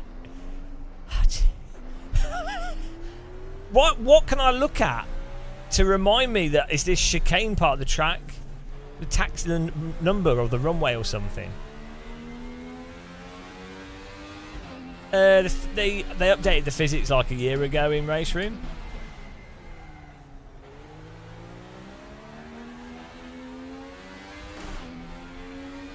The hot air balloons are after that. Right, it's the... Because it's just 2 runways, isn't it? Well, this is this a runway or taxiway? This looks like the width of a runway. I think it's the runway that has the chicane on it. How can my brain be so dumb at stuff like that? I need more information for my brain to function. Right, this is a taxiway. Then we've got like the 1950s aircraft hangar. Is it this here? Yeah, it's this. There we go. So it's the 1950s aircraft hangar. There we go.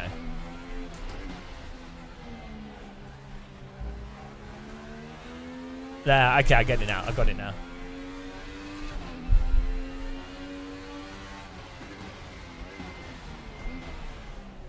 Yeah. So this is a runway. Because there's, yeah, you can see the direction for the up the runway position.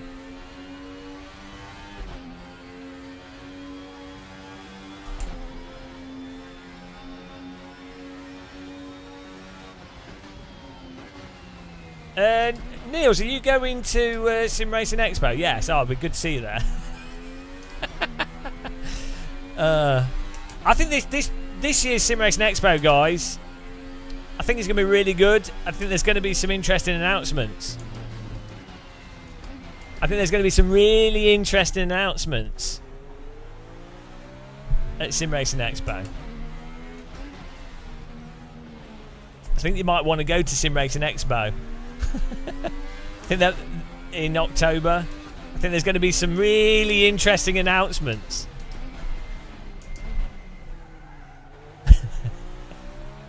Hello, B-Sim. Germany in Dortmund, yeah. So you can get a flight to Dusseldorf and then an hour train, and the trains are actually super. If you don't mind hanging around a bit and working out the puzzle that is German trains, they're really there's a lot of them, and they don't get blocked and stuff. But you can get a train from Dusseldorf, or you can land in Dortmund. The airport's about 20 minutes from the centre. There's a bus that goes to the centre.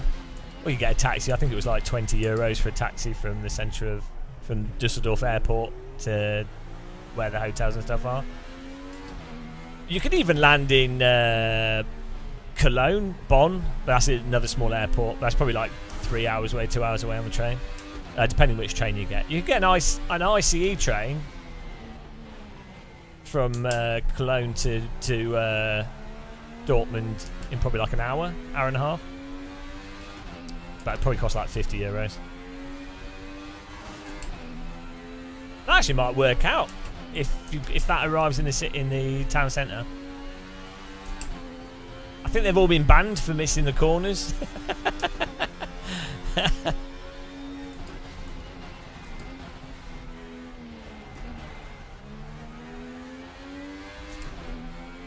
I'm getting to grips with this car. We need to just make it even looser.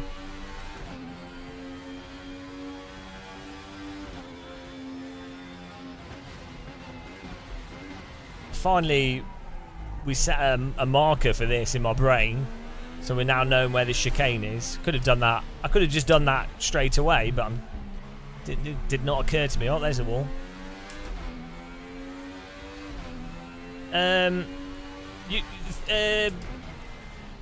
Dortmund's quite good for shopping as well. If you were going to go with like a partner or something, there's a lot of clothes shops and fashion industry stuff in Dortmund. It's like a known area in Germany for clothing stuff.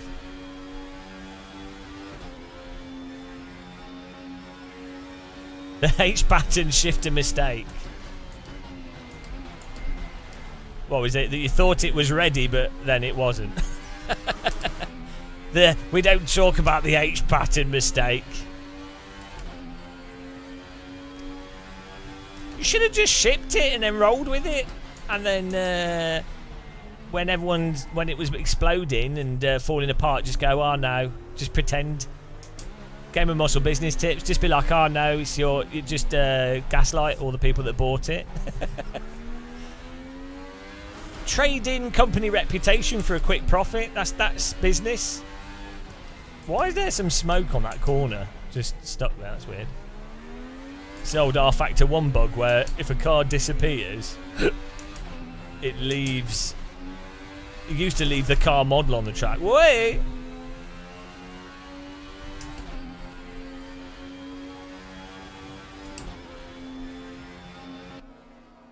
There we go. I mean, I quite enjoyed getting to grips with that. It's good fun. Right, let's get on a server with more people. Right, we've got the settings working now. That's good. Yeah, well, I think a company needs to make a force feedback H pattern shifter. So Moser need to take their force feedback joystick and they need to link it with the wheelbase. And they need to make it so that you can only shift gear when you push the clutch. So independent of the game's telemetry and everything with the game, Moser could just do it through the clutch, communicating between the clutch and their force feedback joystick. I do know that there's difficult technical issues with like drift if you've got a force feedback joystick. It's quite hard to maintain the virtual gate pattern without having like weird drift occurring, and also it's not going to be as tight or punchy. But you could start by just doing a sequential with feel to it. That would be a lot simpler, and they could also do a handbrake would be perfect with a force feedback joystick. That's probably the easiest thing they could do. Yeah, I know, Niels, but it's a gimmick that I think a lot of sim racers would latch onto and go, it's the best thing ever. So, that's what. Don't forget what's realistic. We're talking here about like gimmicks that sim racers love because they're a bit dumb.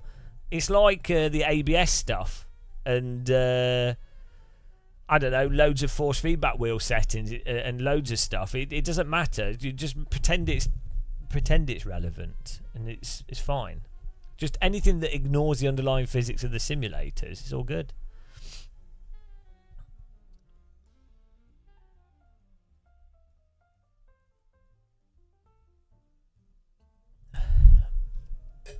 But I just think I've been able to use, so I've got a force feedback joystick here, being able to use that as a gear stick.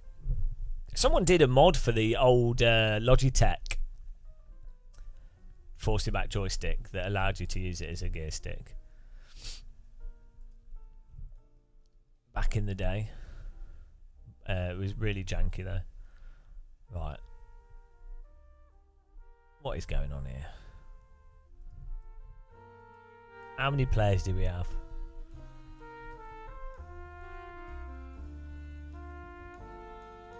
Does everyone click the like button? Just thought I'd remind you. What is this? 65 minutes. Why do people have their service set up so bad? Let's just see the ranking ones. 18 out of 20.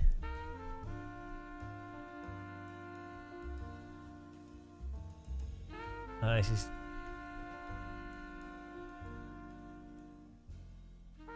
Hang on, what?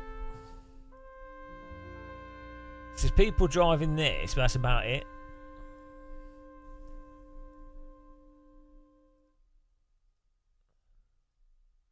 See, the thing is, they've got a reputation thing, right? But then the problem with that is there's not enough players in Race Room for this to really operate. So you can't really cut people out because then no one's going to be able to race it. So there's too many servers basically. They need to just have like two servers maximum that's for ranking. It's like an F4 server, and it's what we've said with everything. You need, when you go to a game, you shouldn't have like a list of loads of stuff. Uh,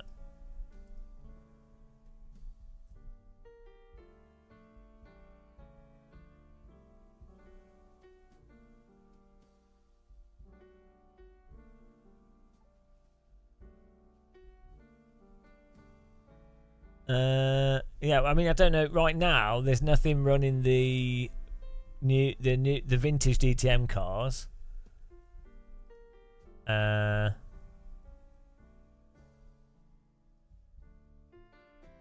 here we go. This with ranking, but then the servers that are up, we have like these 25, 20, 15 minute, like 25 practice, 20 quali, 15 race.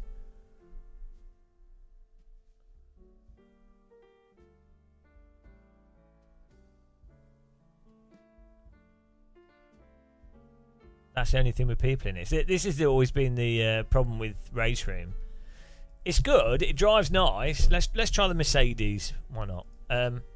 Drives nice. Doesn't run the best in VR, but it does run in VR.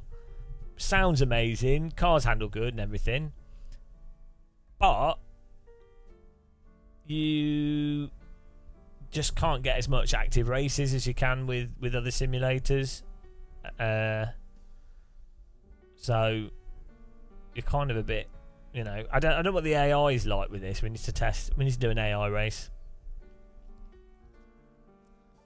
And then the difficulty with a lot of games is now, the fact is you can get with AC1. I think it handles better than Race Room, and then you've got every track in there. It looks better. It runs better. I don't think it sounds better than Race Room. But then, so from an average person, they're like, oh, hang on. You end up with a scenario where people just go, I want to do rank racing at different time zones. I'll just do iRacing. Okay, fine. And then they get sucked into iRacing land. Or they're like, oh, well, I don't want to spend the money on iRacing. I'm not really massively into online rank racing, but I want to drive different cars.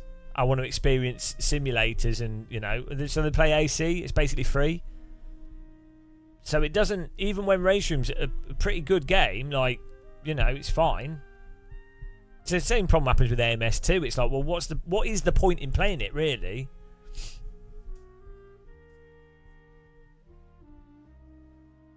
If I had like a killer single player, or like, I don't know, it's just hard for games to stand out, I think, with Sims. Mementos, currently online weather is not applicable. Dedicated server settings are not sticking. What's that for?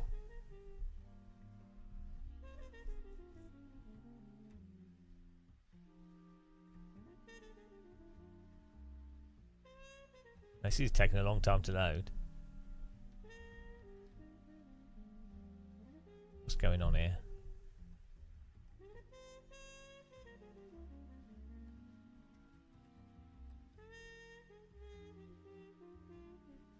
Drives like a snowboard with an engine on the front. Yeah, that's a good description of AMS2, Fittic Borgix. But no, the next update's going to be game changing. Which is weird, because when I was critical of AMS2 in the past, and I was told that it was already amazing and the best, and I don't know what I'm talking about. So I'm not quite sure how they're going to be game changing again, but you know, it will be. It's always game changing. The land of sim racing. Oh, here we go. We loaded. No. You just got to be patient. Oh. I think the servers might have gone down. Oh dear. Oh, maybe they're fixing the that what you just said. Oh. Computer says no. Oh, we're back. No, we're back.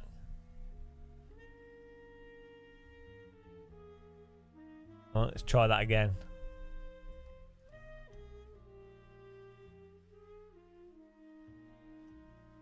Yeah, they literally, yeah, they have like 5 different versions of the game. Yeah, they just push a button, and then the real work is that they spend 6 months crafting a press release.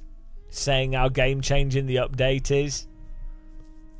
And then they're like, and the update, they're like, oh, we've got the wireframe tire model, we've got new data, we've got this real world driver, we've got this esports driver, and we noticed this problem previously, and we've now fixed that problem. Just enough so that a person that's not familiar with sim racing, or someone that's still a bit naive, is like, oh, wow. Oh, dear.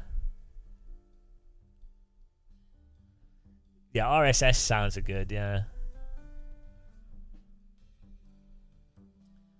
Sim racing. I think next year, I think the end of this year and next year could be quite interesting for sim racing though. It's up to Assetto Corsa Evo basically, and iRacing to actually finally fix their tire model. If iRacing can make their cars drive like cars, I'm optimistic. If they could do that, and then if AC Evo actually runs well and doesn't have the ACC weird physics stuff, and also has good force feedback depth, but you know, I just you know that AC Evo is going to be like needing a lot of work when it comes out. You know it's not going to have the actual features that AC players actually want. You know it's going to be some arbitrary random stuff that Marco thought was a good idea when he was drunk. That is what AC Evo will be. Like that's the design process for AC Evo. How drunk was Marco when he had a good idea?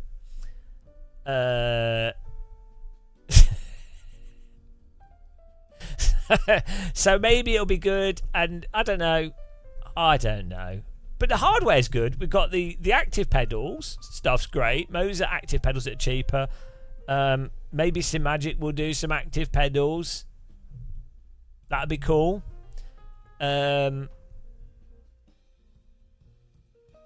Looks like EA are also developing WRC more, put more work into it, and I think it'll just be something they'll continue. EA are doing.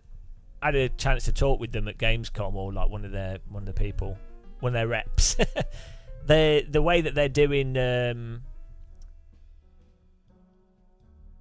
like, so they're not going to release like a full price thing for the net. Like WRC is going to just continue on, which is a good way of doing it, I think, without dividing the player base. And if they keep working on it, but I get the impression that EA just don't care that much about rally. It's not their primary concern, you know. And the fact is, the IP is way less valuable than F1. So why, from a business perspective, why would you really care? You're like, oh, we got the rally license, we could make a profit from it, but how much profit is it going to really make if we put the resources? Let's say you've got the minimum amount of resources on different projects, right?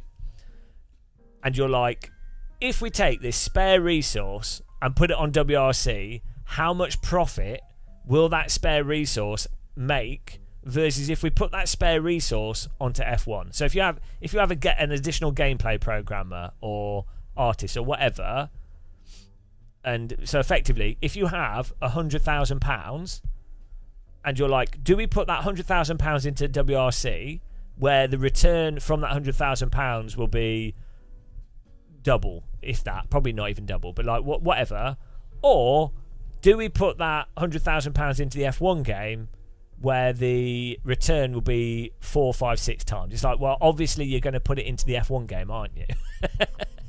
Like the audience, do you know what I mean? It's just business. So I think WRC is always going to be just how it is.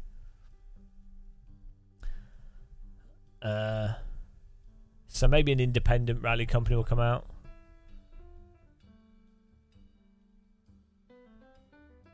Well, that's not loading, so I want to drive 90s DTM here. Maybe we could just do some. Oh, what's this? Avis DTM. Is this back on that bloody runway?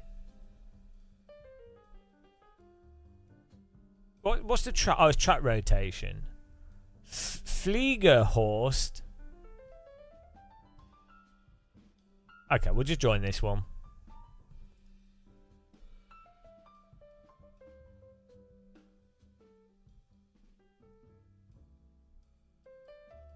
That's true, Star Fox. Yeah.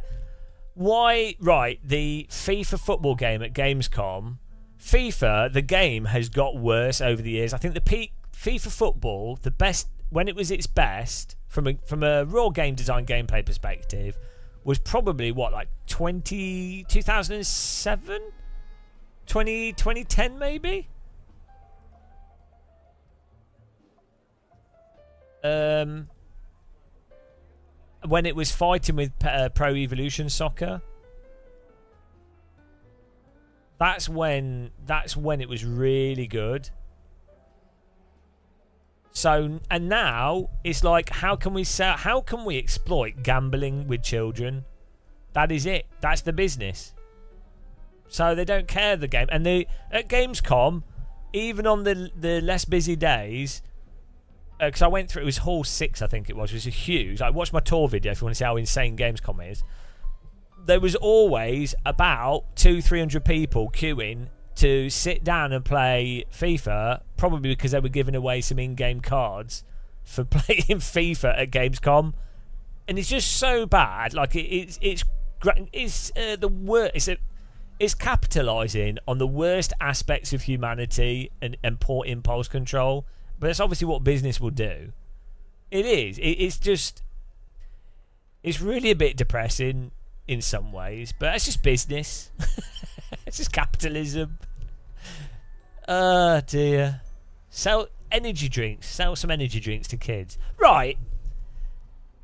Surely. Right. I don't get this, right? Surely, as an adult, you would go, I don't think it's massively ethical to go, I'm not going to sell energy drinks to children. I'm not going to be involved in that. I don't think that requires some like enlightened, crazy degree of like virtue signaling ethicism or whatever. I don't think the concept of not poisoning children, I don't think that why is so many people willing to do that? It seems like a pretty easy thing to do as an adult, to go, yeah, let's not poison children. Let's not directly poison children.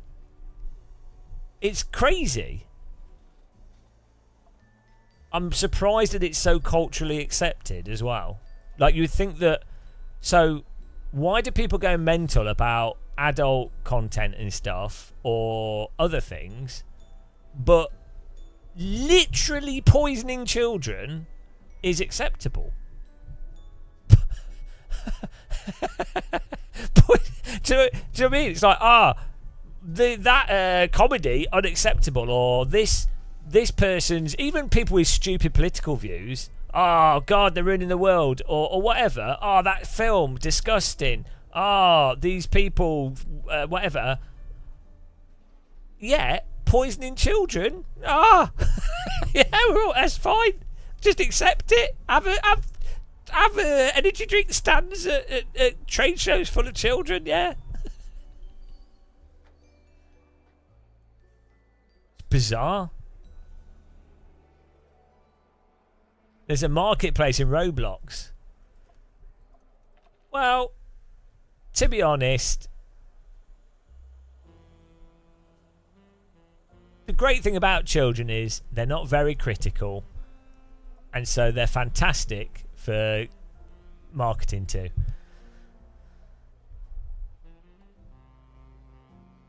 Proceeding to the next session. Oh, we're racing, but I haven't even done my 3 cut. Oh, what is going on? Okay. Well, we'll just go for it, guys.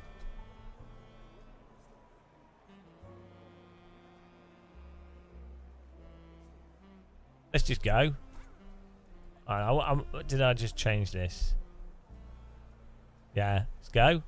3 car. I don't know where we are. We might have to do some AI driving here.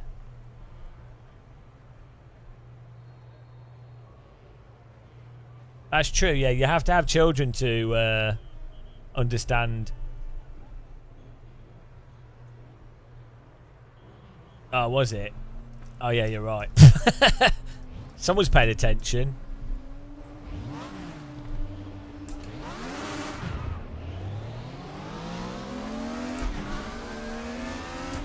But left obviously means backwards. Hang on, we're driving down the autobahn. What is this track? It's like a... Where are we going? Okay, we're going left. It surprised him. Oh, I'm turning circle. It's like a tree Norse ring.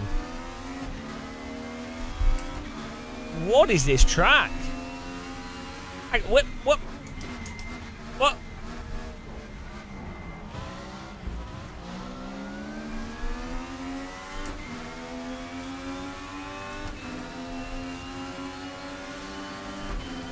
Oh, where are we going? What is this?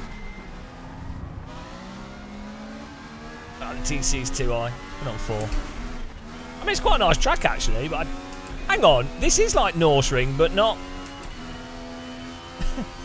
Someone's just planted trees along Norse Ring.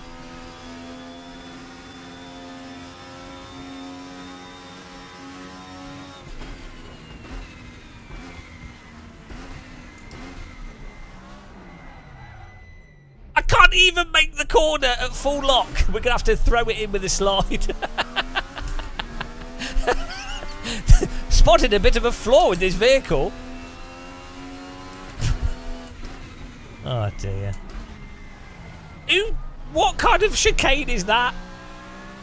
Yeah, I'm just going to chuck it in next time. Oh god, understeer. You can. Oh shit. Hopefully damage you turned off. It's not. Ah, Motel Restaurante Avus. Well, that went well. Oh, look, there's a Messe Berlin. Oh, this is in Berlin. Okay, dead. That went well. I forgot there was a corner there. Right, we're going to have to do AI because there's no one... What track was that? The best random call sign. What track was that? Let's do it with AI and we'll see how that goes. That'd be an interesting test, actually. What is going on here? Right, single player. Single event. What was that track? Something Berlin. So we got the 1995 DTM. We got the Mercedes. And then Berlin Raceway. What was it called? Avus. Oh, here we go. I have never heard of this. There's a 1994 and a 1998. Oh, let's do 94. Although really this is a 1995 car, so it doesn't make any sense. Let's do the 98. Let's do the 98. Right. Let's have 20. How many cars would be in the grid? Like 23. Let's try that.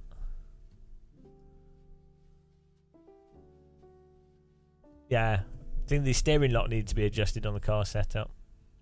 8.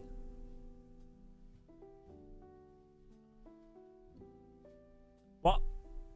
Why is this not working?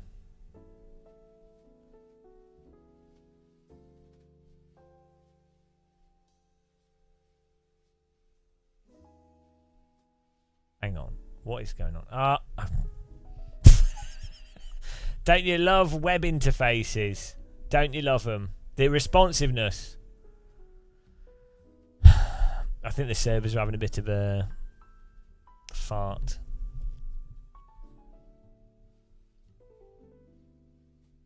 From Sim to DTM, Tim Heineman, who has no reputation for cheating at all ever. I'm sorry, Tim. He's never Tim Heineman, who has never cheated ever, has moved from Tim Heineman, who's famous for having never cheated in video games, successfully making his way through real world DTM, which is good to see.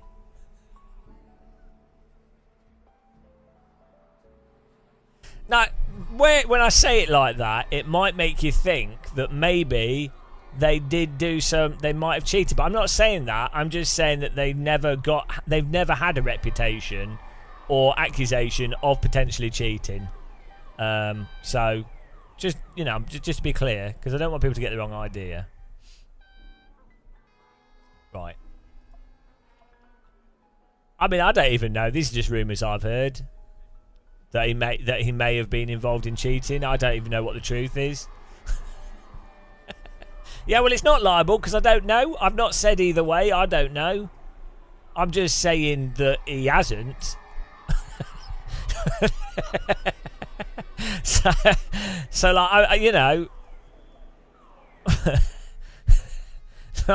No, I am saying that they don't have a reputation for cheating. Or maybe they do. I don't know. Yeah. I mean, I don't even. I genuinely actually don't know what the thing behind that is. You get like in the esports scene, you do actually get like weird gossip and stuff, which is really weird. But you can understand it in competitive stuff.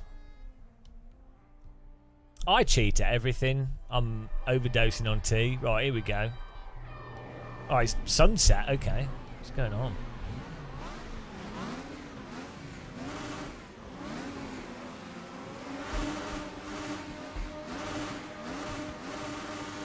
I think Tim Heineman's doing a talk at Sim Racing Expo, so we should. Someone could ask him.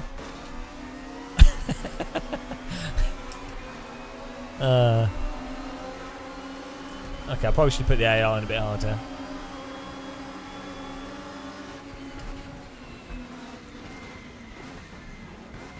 Ah! Get out of my way! Oh, I can't even get around the corner.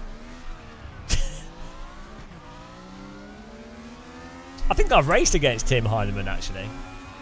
Online. I think I beat him. Pretty sure. Pretty sure I beat him, yeah.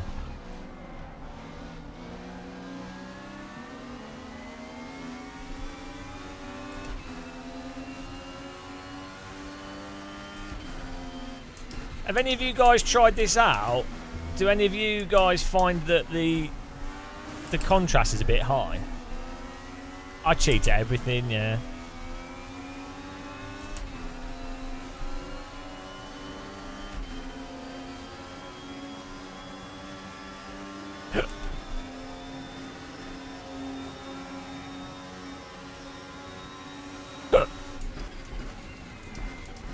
Oh, why the AI is so slow that? There we go, just slide it around the corner. Rally cross it.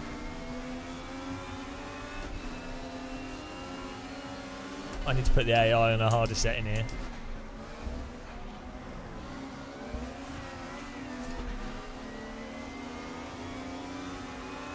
Pushing the brake and throttle at the same time is legit strat.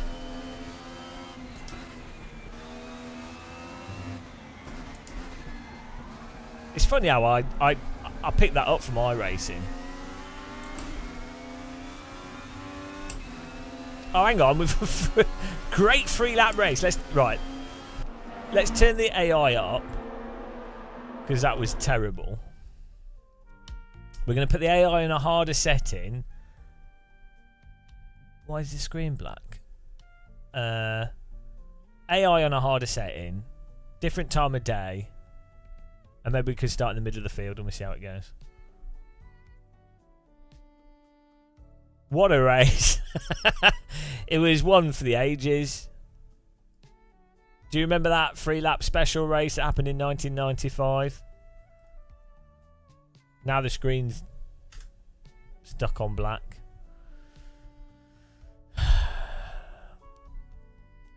Yeah, no, it's better to just set it, Abdullah. We've done that before. It normally ends up being around about 90 or 100 or whatever, and then I think it just tweaks it. 95% AI is normally pretty good. Oh dear. I think their servers are having a issue.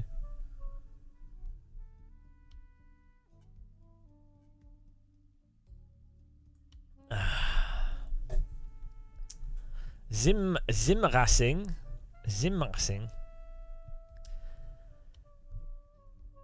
Man, I need to do more videos.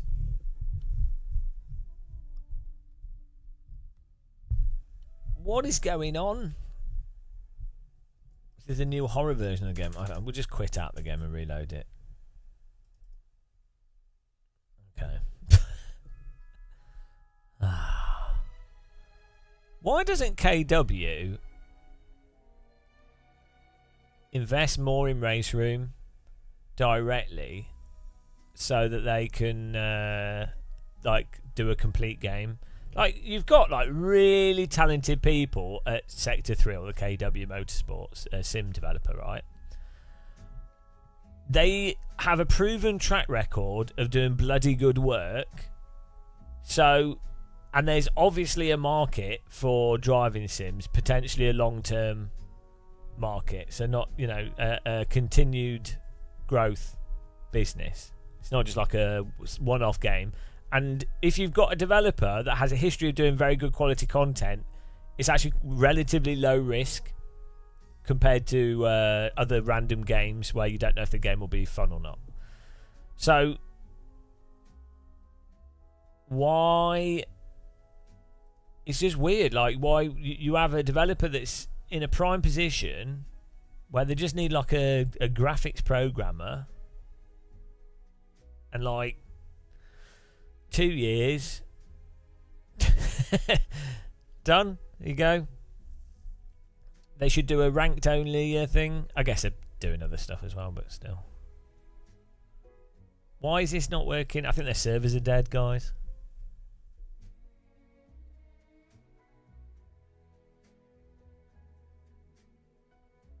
I don't think a game's user interface should be directly connected to servers to the extent that if there's a server issue, the whole game breaks. Especially if you've got a single player component to the game.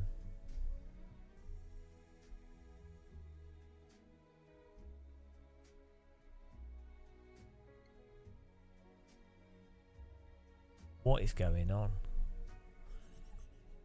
This is good.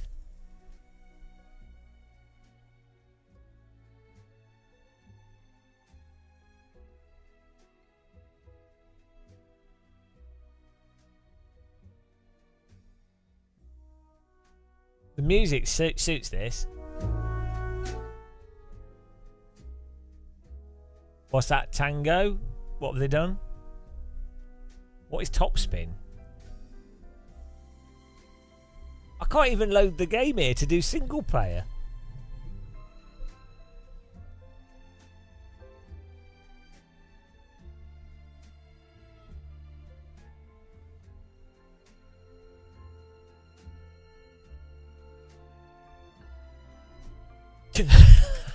We're stuck. Oh, error. Oh, no.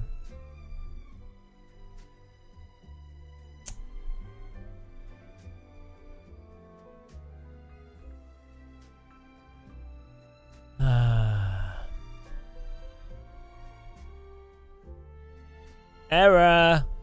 Yeah, their server's having issues.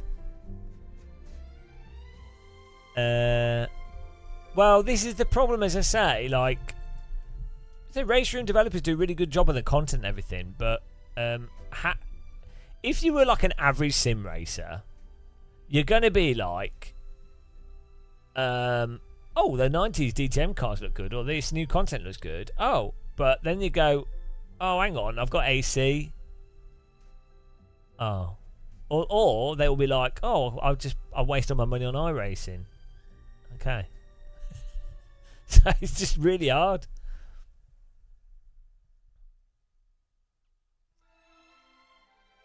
Oh, I see, Tango, yeah. Well, yeah, no race room. No room of racing. The best! How you doing, Random? Guys, check out Random Call Sign. Give him a follow. Give him a sub if you haven't. Everyone here knows Random Call Sign. This is not working. I don't know what we can do. No room for racing.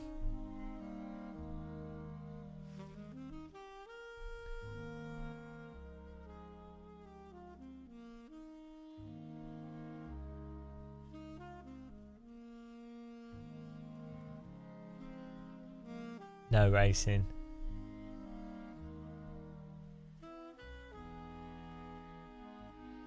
Everyone and their mother. It's not, but there's not that many people playing it today because the servers, there weren't that many people online, and I mean maybe they're playing it offline.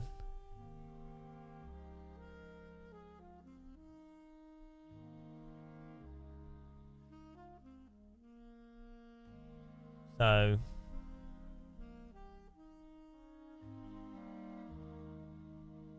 we can try one more time.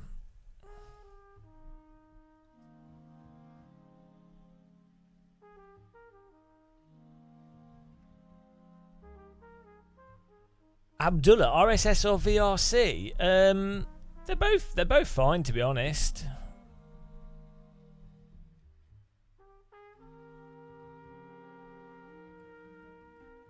There's only 5 players. Yeah, there's 10 people playing it now. It's just, you know, unexpected server bombardment.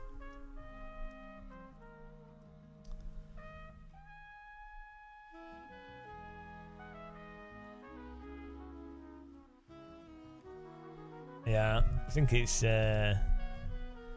It's dead, Dave. Oh no, we're back. We're loading now.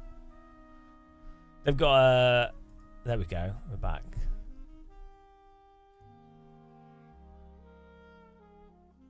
Right, finally. What was I going to do? Single player.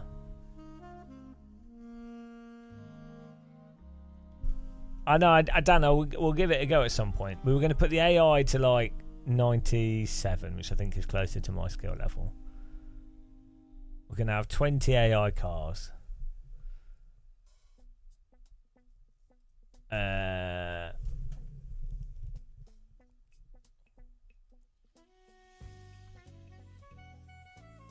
Scattered clouds, and then we're gonna do where's the time of day?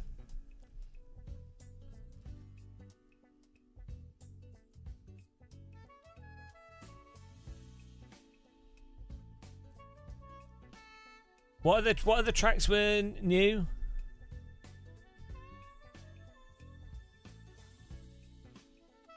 Oh, we could do some famous 90s DTM at Donington. That happened. Oh, here's that airport track. Fliegenhorst.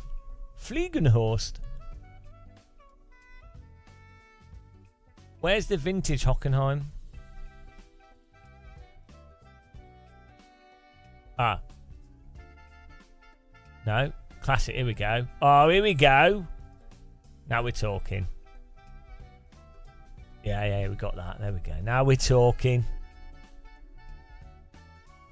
Oh, were they? I missed that. 1996. Good years. Right. That was it, wasn't it? Those are all the settings. AI higher. Clouds. Oh yeah, time of day.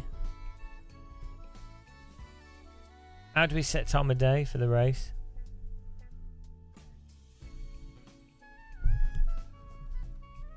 Is it just automatic?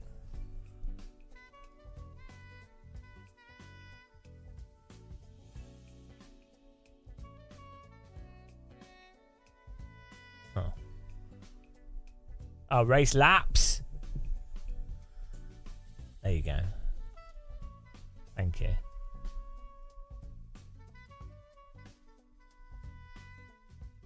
Where is it? Time. Oh, okay. Sunset. Okay. I see. My chat room. I have a physical chat room in front of my monitor that blocks parts of the screen. It makes it easy for me to read a physical chat room. Also, that chat room's on comes from a separate computer. So that's why sometimes I'm like, I can't see it. And you're like, but it's right there. It's like, yeah, well, I can't see it.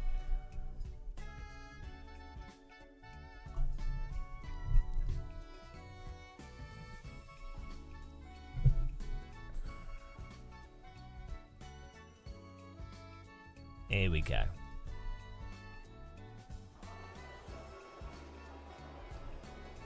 Right, drive line.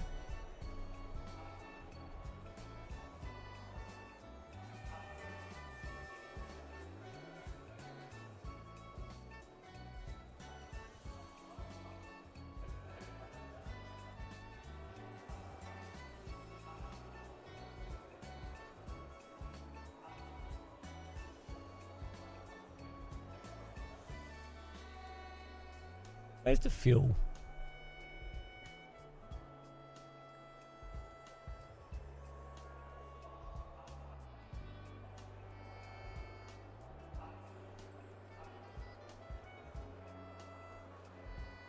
Why can't I see fuel level?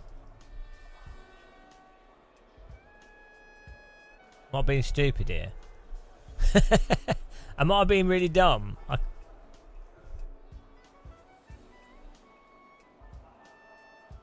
We just got fuel turned off. Yeah, okay. Right, let's see what this is like. Here we go. Hockenheim Classic.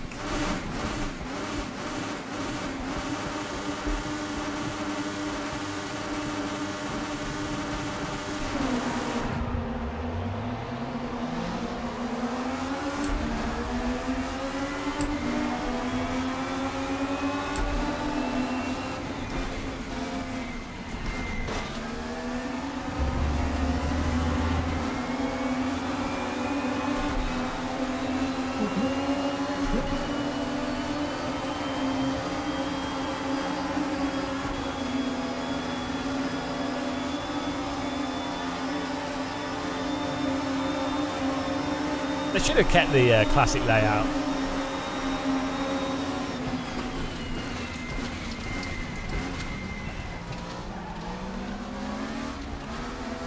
I actually quite like the new layout though. Hello, Days of Blunder.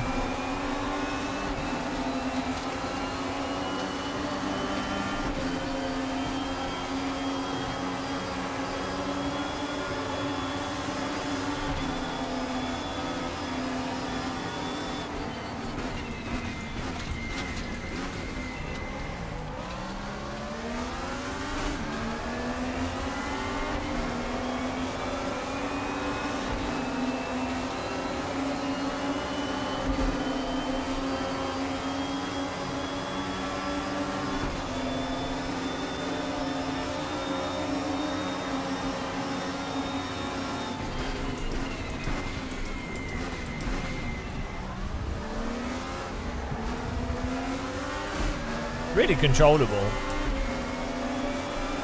Yeah, I think it's more the graphic differences are more just the post processing. I think they've gone a bit too far with the contrast. It looks that way on my screen. Probably all right on an LCD.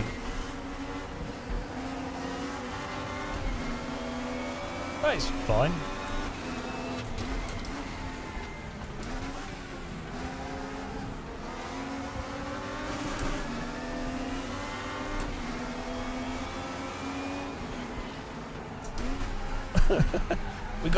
We made the rear diff totally open, and the brake bias is too far back. I prefer oversteering cars though.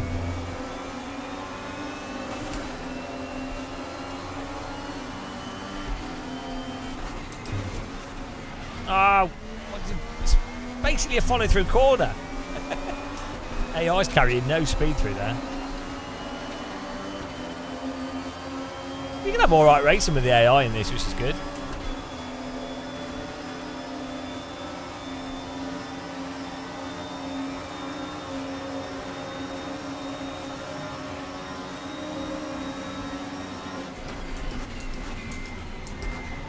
Send it in.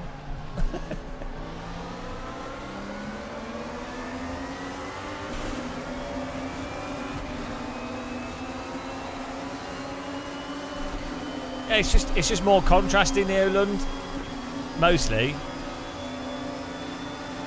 So it's more of a subjective component of how you prefer the colours to look.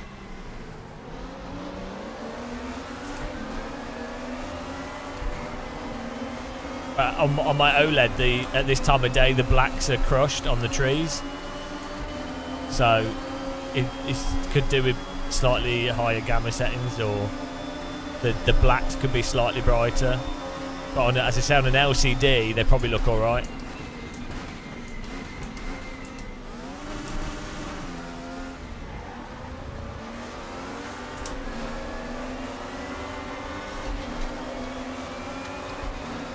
Yeah, the reflections and stuff are better. Yeah. I think that's something they improve separately though.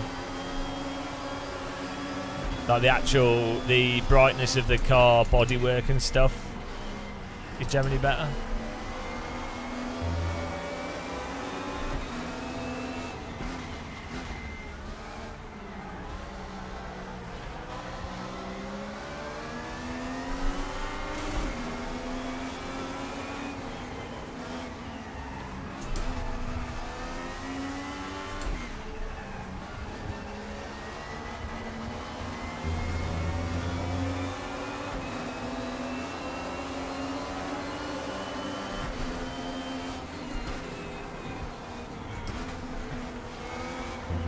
Oh, see, the thing with race room is you have to keep turning more than AC. Like the cars tend to understeer more than AC and iRacing. You just have to learn that. You have to put more angle into the steering, otherwise you'll understeer more. I always do that when I go from other sims back to race room.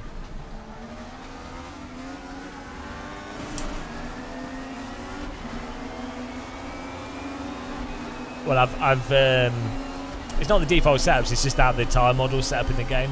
We've opened the rear diff and moved the brake bias back. It's just the nature of race rooms. It's you just have to put more steering input in. You generally have to drive into understeer a bit more in race room.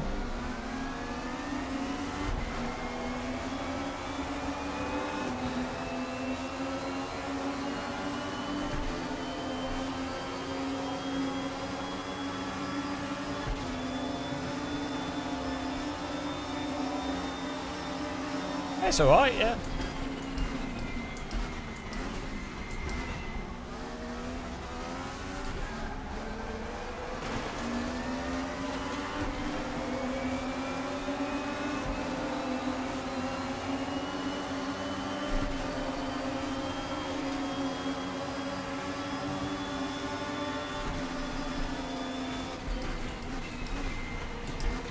It's good layout, this classic layout.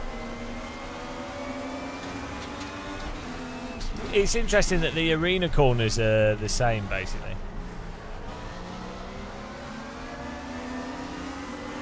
Game changing.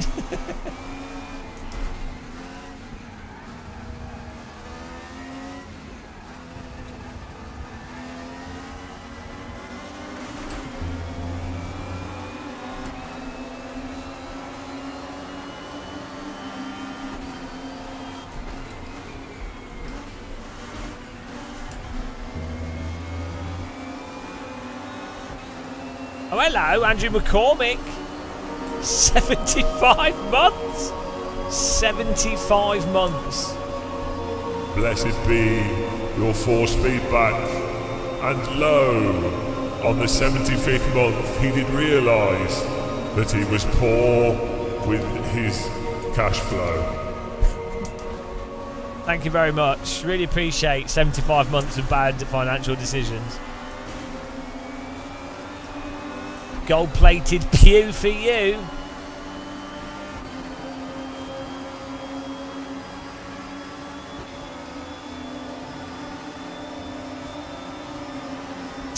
Tilt's a track criminal.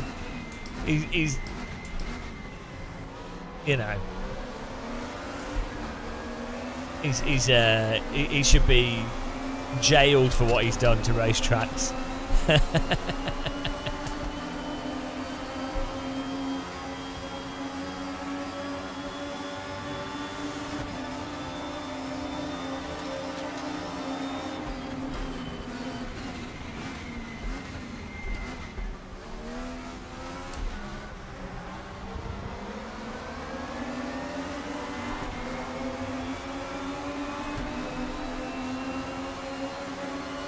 Bulmer.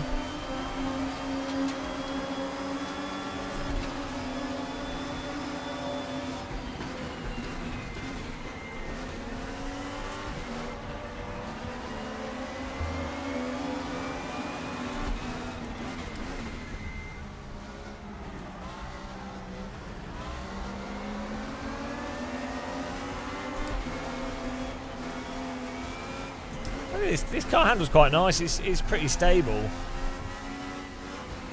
But once you open the diff, you can get the back to come out quite nice off the power.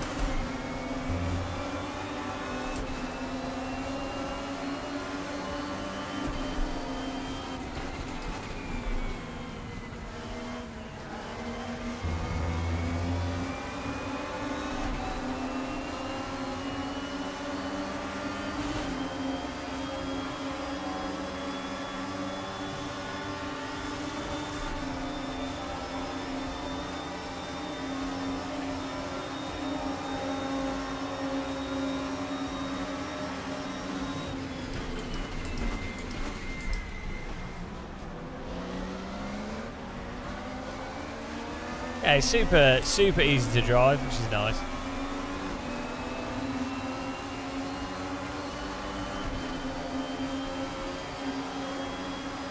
And I haven't driven an old Hockenheim ring for over a decade, so it's good to have that in a sim.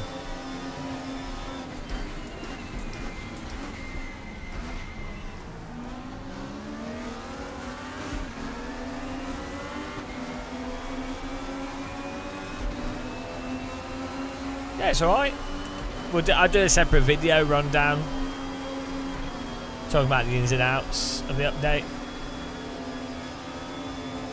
We're going through the different content, trying things out.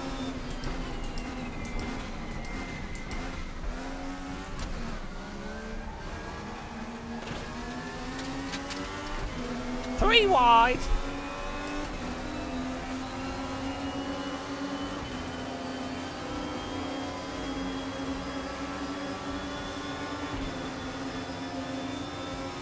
Wow! I may have missed the brake point a bit there. We might have missed the brake point a touch. I wasn't paying attention. Car's fine, don't worry about it.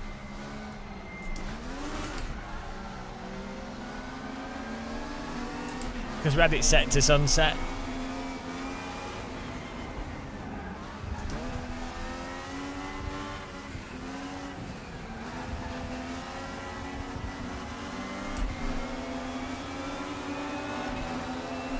We didn't change the time of day. I just changed the clouds. Ah! So maybe like locking the rear diff more would help. I did lock it, but I think a bit more because on the throttle it's just understeering.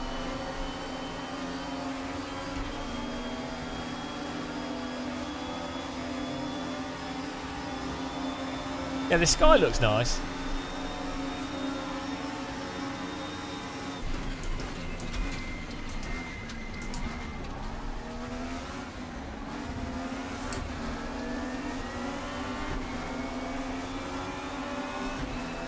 I am trail braking. It's the throttle's the problem. It's just the understeer. I just need to make the diff power firmer. I opened the diff for the braking to get the rear to come out more on the diff coast because it was too understeery, and that's fine now. I just like really rotaty cars.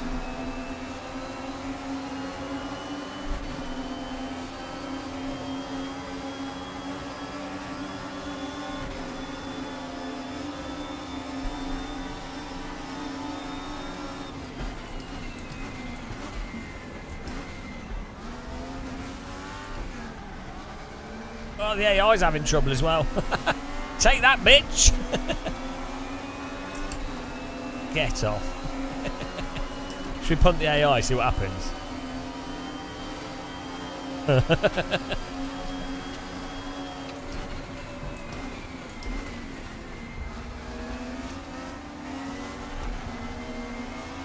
Oh, the AI seems alright, you know? like if you were not like an esports pro sim racer, this is all right for racing, isn't it? Like you get into a bit of a zone with it. You're focused on driving. The AI is kind of natural. Better AI than AC.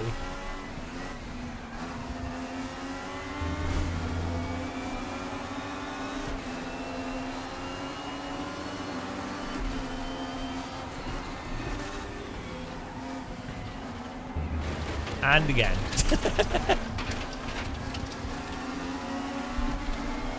That time we went into the corner too hot.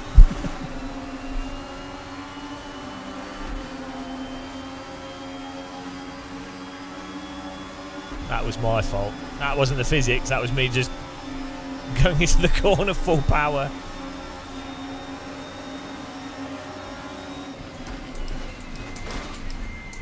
Look at that DTM braking. Use the car in front.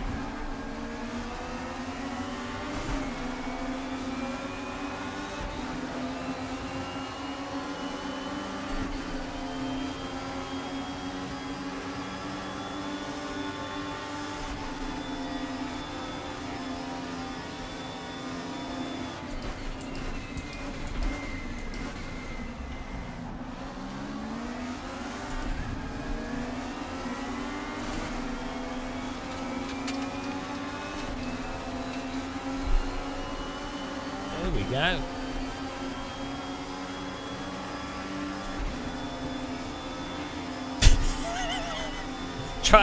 try to see if you can fully punt the AI.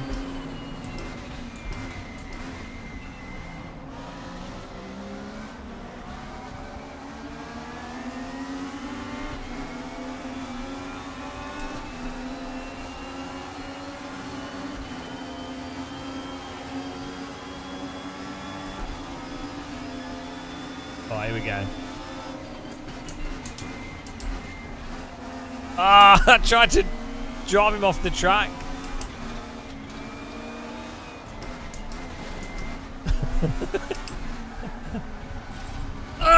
Yes!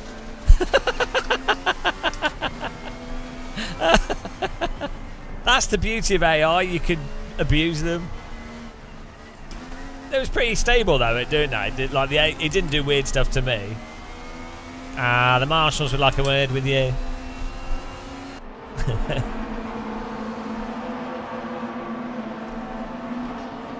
Well, the cars in Race Room drive like cars, so you know that's a bit of a bonus over iRacing. You know, for a simulator, cars actually driving like cars to me is normally quite important. Right, so what we're going to do, change the time of day. That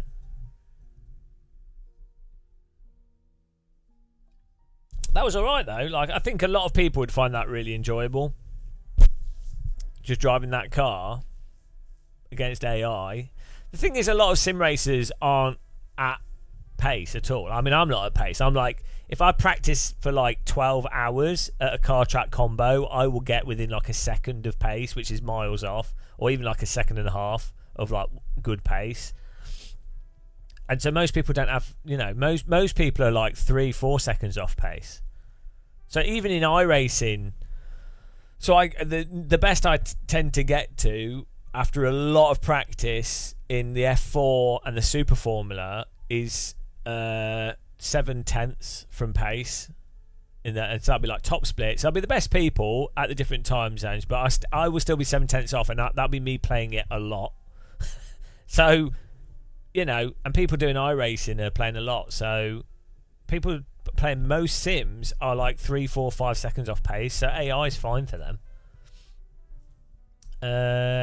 Race Room has better force feedback than LMU for feeling what the car's doing at the limit. Yeah, it's quite dampened force feedback though in Race Room, but it has a little bit more dynamic range to it. But I think the tyres are less peaky in Race Room.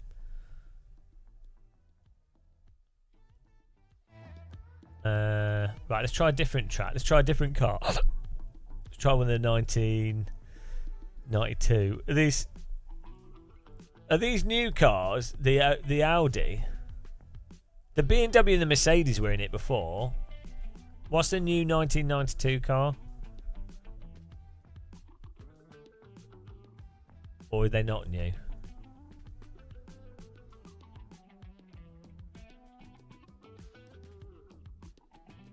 Pretty sure the Audi's new.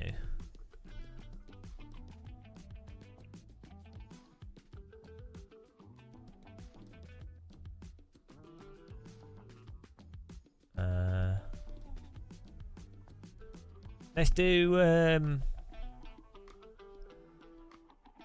let's see what it's like at Brands Hatch. I can't buy a new car. I've got all of them.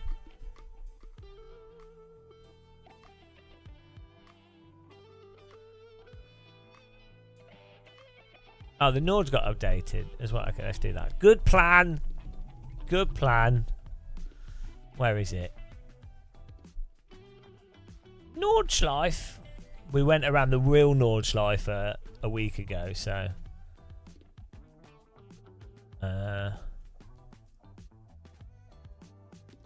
We could try. Let's try the Opal. We'll go through each car. Afternoon, 20 people. AI difficulty. Let's put it on 100.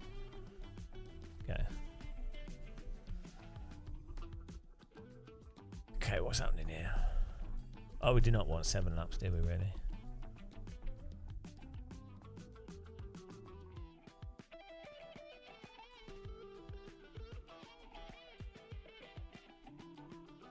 I think their servers are... I don't think they do have night time, no. By the way, guys, if you're watching on... Oh, there we go. If you're watching on YouTube, you can click the like button if you want to.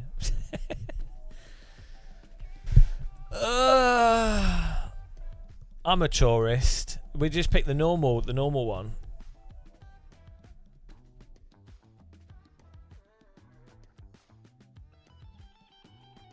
I need to shave the back of my head. I've missed some hairs here. Or some long... I've got a ponytail growing. Challenge your friends and compare yourself. Oh yeah, the leaderboard stuff in Race Room is really good actually. The skullet. Bold skullet. Right, here we go. Right, so... What we found is... Reducing the preload a lot. Reducing the diff coast. Increasing the diff power.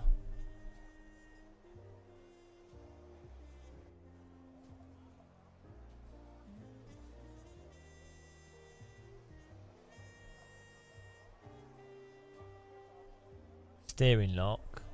Right. We're ready to win. It's just like the real thing. Yeah, the blacks are too black in this. They've crushed the blacks with the PP. The gamma's wrong.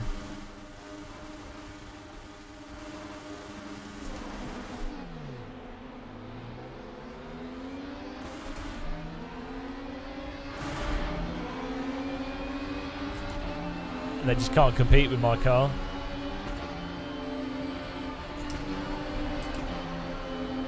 This car's smooth.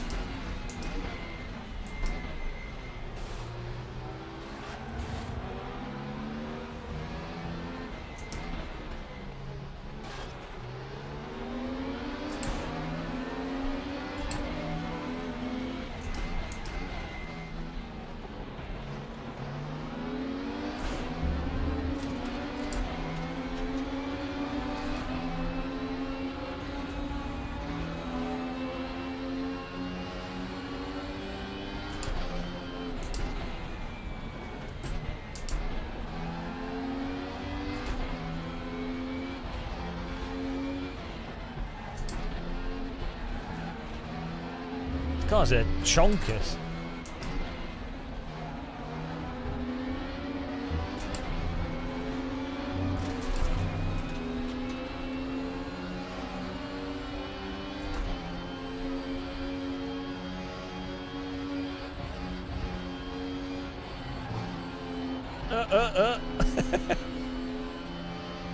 Almost ran out of track there.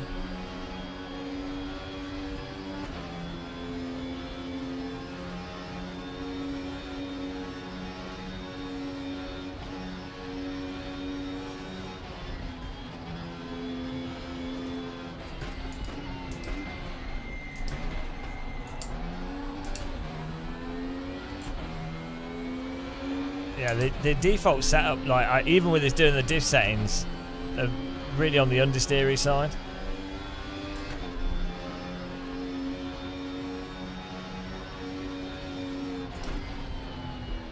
Oh, bloody hell. Okay, I mean, that is quite a big curb, but I thought we could nip it.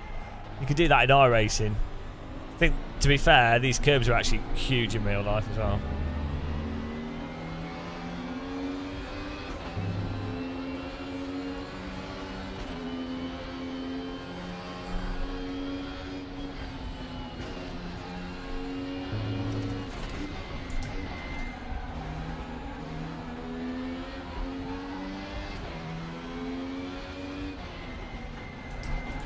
I really need more oversteer on the brakes. I'm moving the brake bias well back.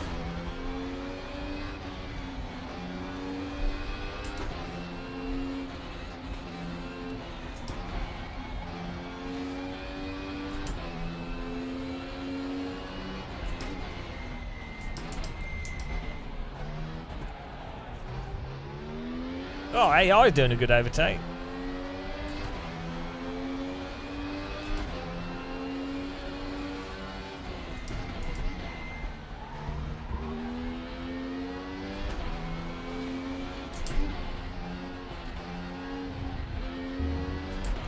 Ah, TC on with TC was on pretty high. That's probably why it was understeering. You're forgetting these cars have TC.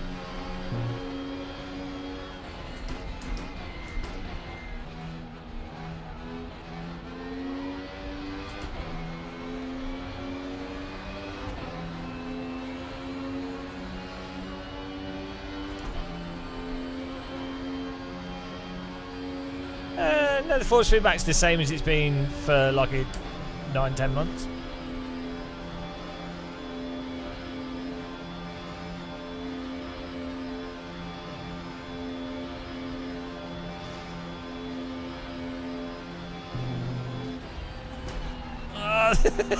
This understeer is just so dangerous because you can't trust that the car's going to go around the bloody corners, and then you're then stuck to drive into the wall.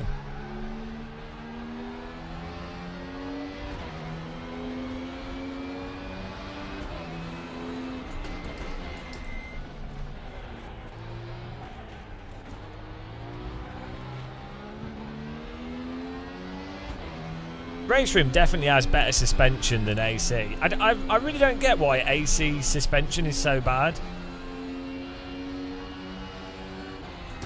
I was under the impression that suspension is one of the easier things to simulate compared to tyre models. So it's really weird that Kunos had never really done good suspension.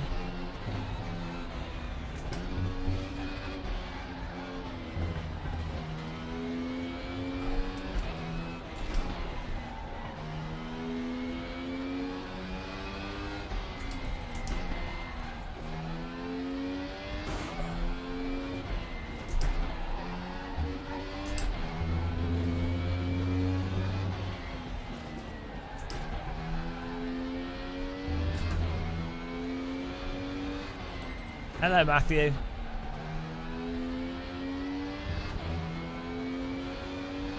Such a good track, this.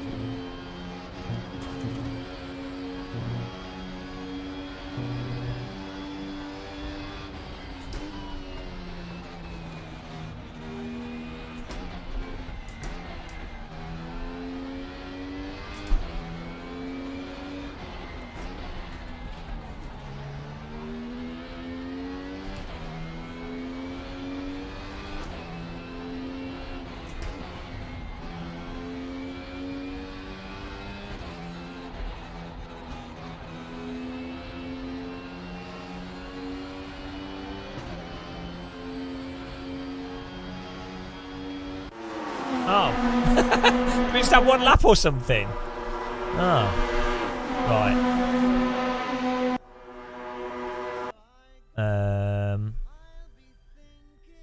That was weird. Thought I had, thought we had 2 laps. Did I do 2 laps? Right, let's the AI seemed to be a bit too quick there. We'll try that again, but let's put it on the middle of the day for the time of day. I see what. Yeah, I guess it just puts it to 1 lap. Okay, that makes sense. Yeah, well, you know, we choice Wagen with a DTM car, 1995 DTM car. It's a normal thing to do. There weren't many pickup trucks though, so not very realistic. There should have been some motorcyclists in the Armco as well for the full experience. What a cunt, Storp. Where's Nordschleifer? There we go. Right. There we go. Let's try that again. We'll put the AI down on... No, it's not fine on 100, but let's... I'm going to open the diff more. Oh, look at these rigs. These rigs here actually are actually quite good. The track time rigs. These actually feel really good. They're good for flight sims as well. It's a surprisingly good rig. Really nice and solid. And the seat is super responsive. And obviously the PC and everything can go in the rig. So it's a surprisingly good rig. I was surprised by how good they were. In fact, the motion felt really nice on them as well.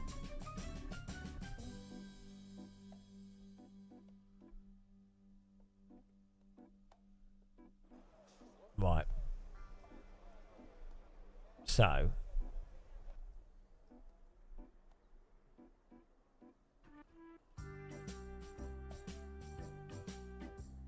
We're opening the diff crazy here.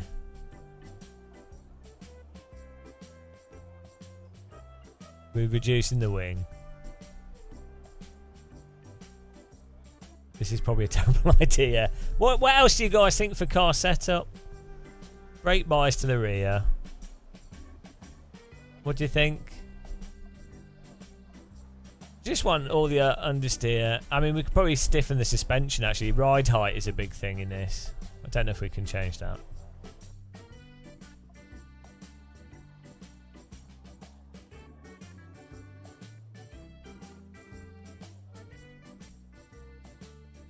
I don't really want to fiddle with that because I don't know the meta for this. That'll be fine. Let's give this a go.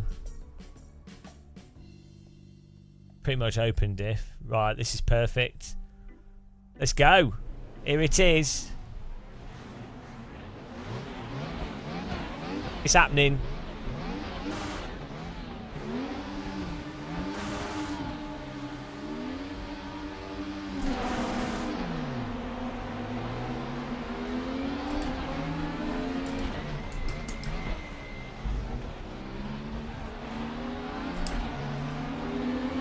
We'll put the traction control on 6, so a bit lower.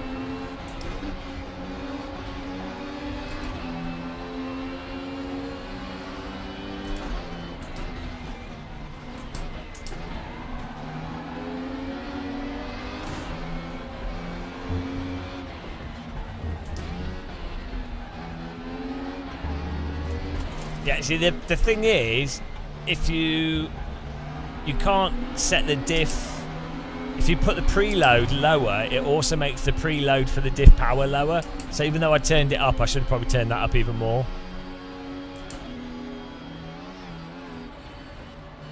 It's alright though. It's a little bit more oversteering.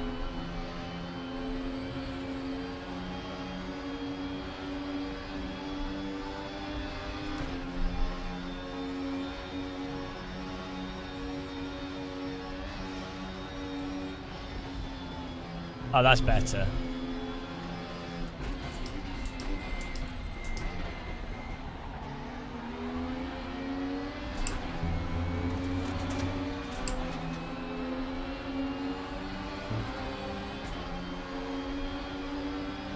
These are real people. Agru, famous driver.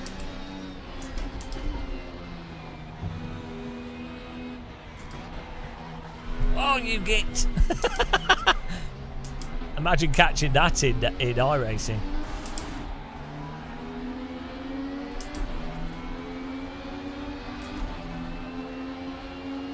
Okay, the outside of this corner is never good.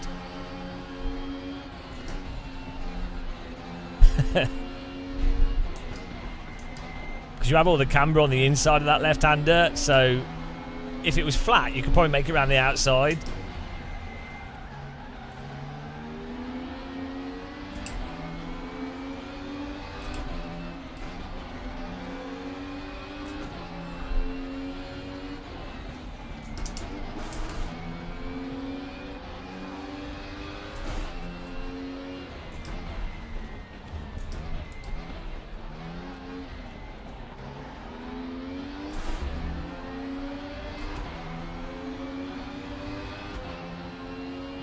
Yeah, doing a alright job.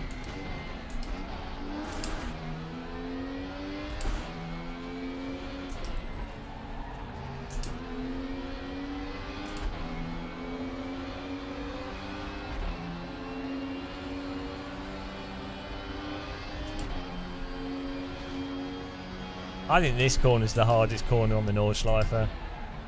Because if you get it wrong, you're in the wall.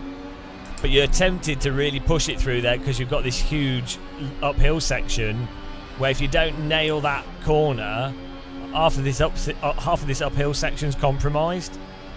So the risk reward for that corner is ridiculous, and then it's weirdly cambered, and the entry into it wants you to go wide into it. But if you get the entry slightly wrong, you're in the wall as well. It's such a deceptive bit of track.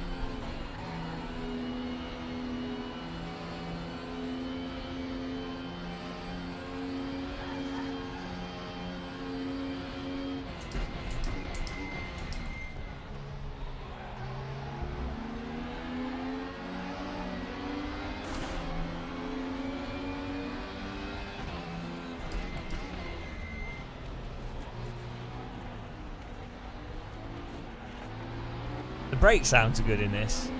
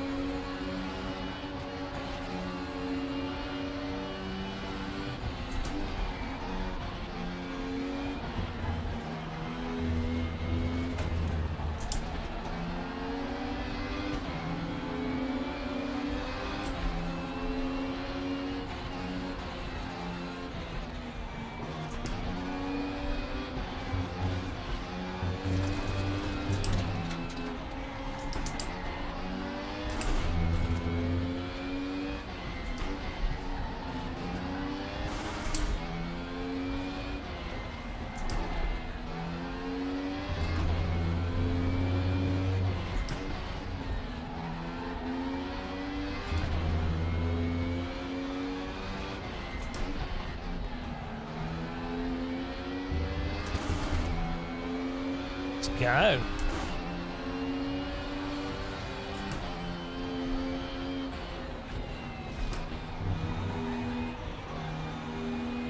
I don't think it really does tyre overheating in race room. Probably can overheat them. I think we've got tyre wear turned off at the moment.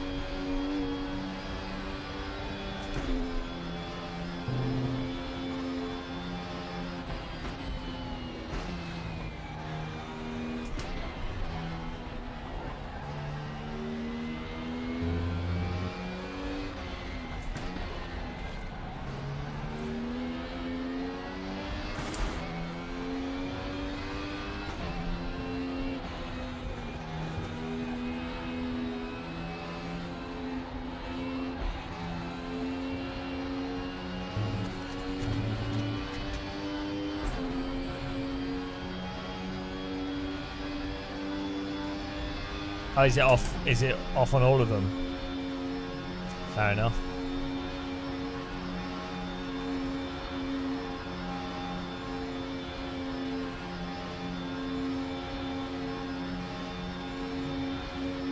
We've got like a motion blur setting on. Just noticed. Doesn't look too bad actually.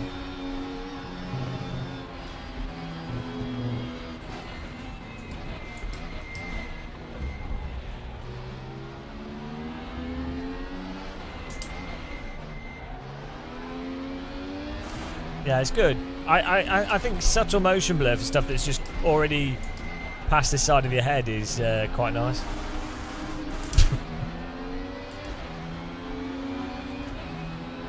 It can help get rid of...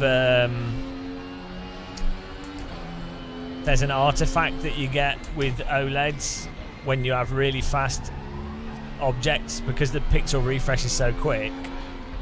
You can end up with this sort of shimmer, stroby shimmer, when the object passing happens to be at the same frequency or a specific frequency. So you end up with like weird animated Marway pattern, you know. It's really weird. You get it with fencing or when the road textures, certain type of road textures. Like some of the tracks in AC do it. Sometimes sit in iRacing.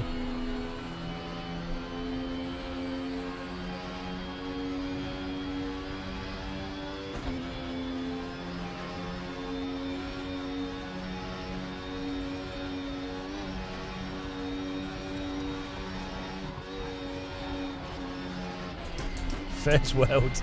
It's not even first world, it's like 1% problems. Like playing on a 55-inch 4K OLED. Ridiculous.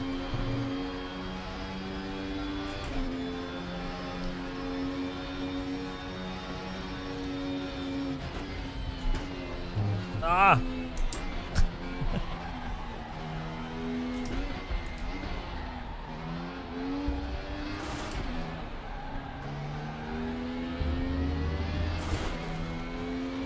Yeah, it's definitely got motion blur at the edges. However, it's done nicely the way they set it up, because I hate motion blur normally.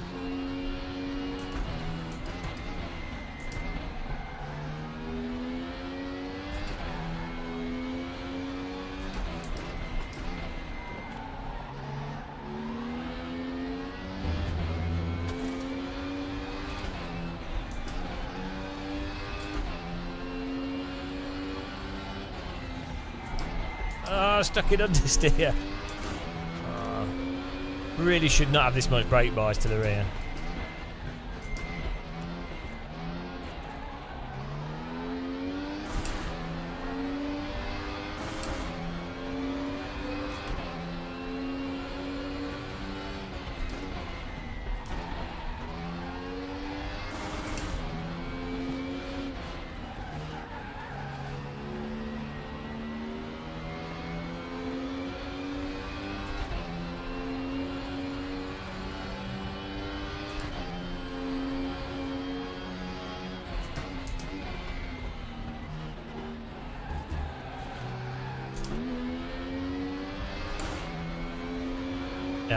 Yeah, the AI's just got faster straight line speed, so need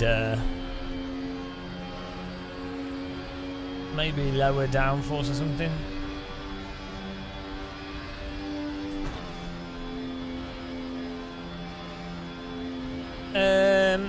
So the biggest thing for sense of speed in a racing sim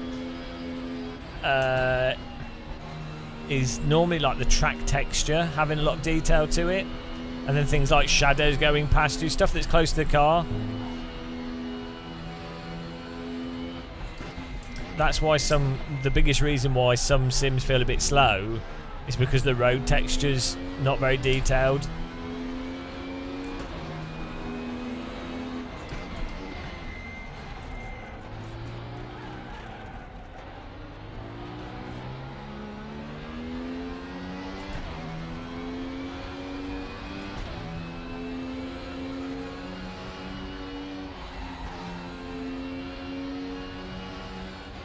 Yeah, subtle motion blur does help. Or can help. It depends how it's done. some games motion blur is like really bad. It just looks like an artifact. Tunnel vision motion blur.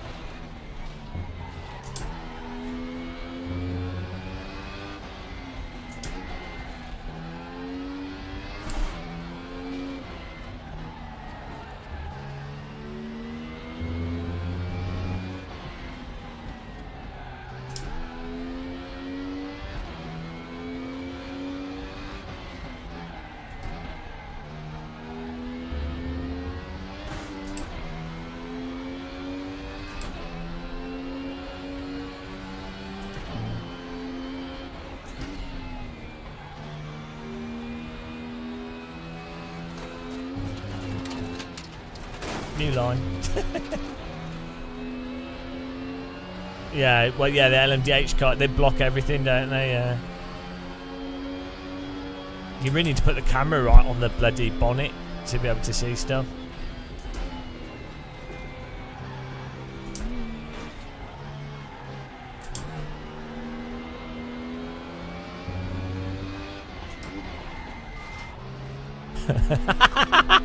I just totally drove him off the road. Well, in VR it's less of a problem, but on a 2D screen you just don't. See, in real life, if you were sat in like an LMP3 car, the visibility would be shit, but you'd still have some more periphery and stuff. You know, there's still more visibility. So, and a lot of the like V8s and stuff, those cars like modern DTM and stuff, or before the GT3 era, the driver's sat in the middle of the car, which on a monitor in a sim looks terrible, but if you put a VR headset on, it's like makes sense. You're like, oh, I can see what's going on. Even when you're sat really low in a real car, you can still kind of see that, because you can see like bits of the road through the bodywork. So you don't, your brain fills in the gaps a lot more, whereas on a screen it's so limited. I'm not making that. A good example is like an aerial atom. You can't really see in a real aerial atom. You're pretty low. You can't see that much over the wheel and stuff, right? But you can see to the side of you, or like in a plane actually. If you're in a light aircraft, you're coming into land. Like you're coming flat, but then the nose might be up a bit, right, towards the end point of landing, or like generally the visibility might not be amazing. In a flight sim on a single monitor, it's like, oh, I can't see anything. You just can't. Whereas in real life, you can see out both windows, and you're like, oh well, the plane's moving left and right, because you can see out the windows that it's moving left or right. You don't need to be able to see directly in front of you. A Cessna's a bad example because you can actually see pretty well out the front, but you know what I mean. You have so much more general awareness of positioning with periphery that I think that what happens is, obviously you remember and think more about what you're seeing in front of you, but actually in reality, subconsciously, you're processing the entirety of the image, which is what is positioning you in an environment. And so that's a big reason why wider field of view, even when you can't see much, you can actually still see quite a lot, but you don't think that you could. So yeah, anyway, it's just one of those weird things, isn't it? And we need to tweak this. We need more oversteer. We'll try one of the older cars. That was all right. I mean, the car is a bit understeered, but I think that's more car setup. Racing just has quite natural handling, to be honest. Let's do like the 1992. Do any of you guys know for sure? Are these 3 cars new to this update? Jared Paul. Yeah, no, I saw that. Yeah. Thing is, though, I mean, you know, people die in car accidents and crashes all the time. You know, but then it's obviously shocking, and obviously he was the first person there, so it's going to have an effect on you, isn't it? But have all these been in the game? I missed out on them. So it's just the 1995 ones that are new.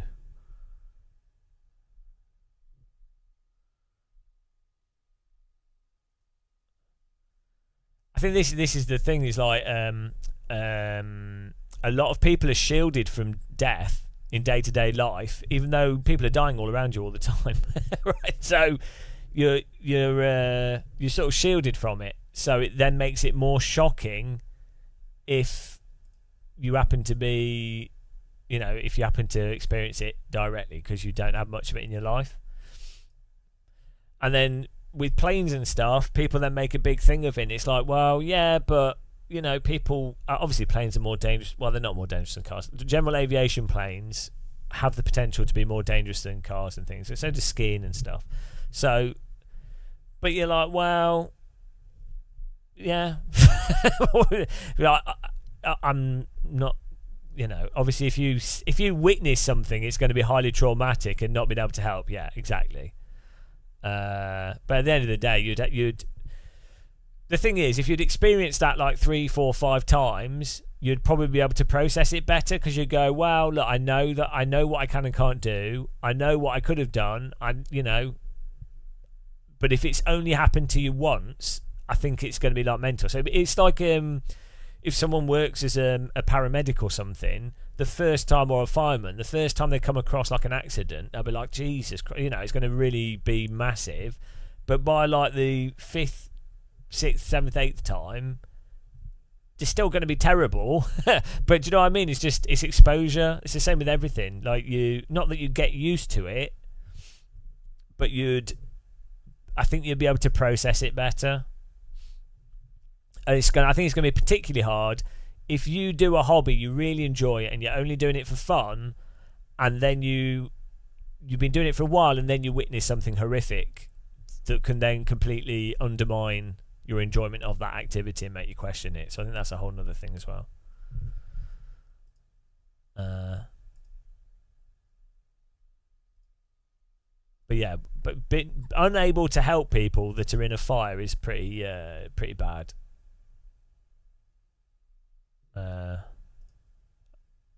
Of situations that are pretty terrible.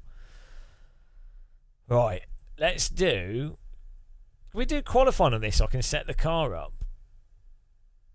Qualifying. Oh, here we go.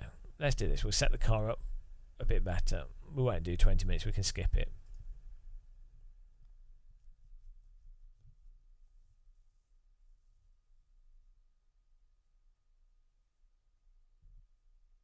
Join the Teapot Discord, guys.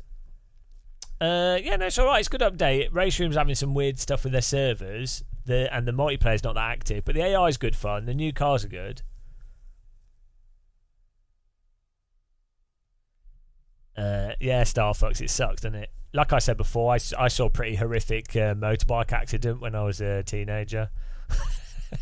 And I probably should have had some counselling or something, because it was really bad. And everyone's just like, oh, well, let's go to college, on with the day. Just put that out of mind. It was terrible. It was so bad. It was awful. But, yeah, oh well. So stupid. Should have definitely had some counselling or something. It was really bad. Like a 6 out of 10 probably on the that stuff you don't want to see scale. Right. Let's set this up here. Car setup.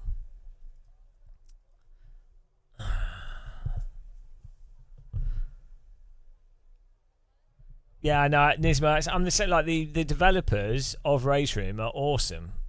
They've done a really good job, and they're really talented. And it's such a shame that KW don't throw a bit more money into it, so they can do like a proper new Race Room that's then designed better, like structurally using on a modern engine. But oh,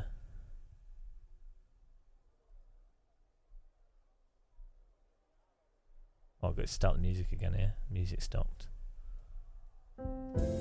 Because the guys that work at Race Room do such a good job with what they've got.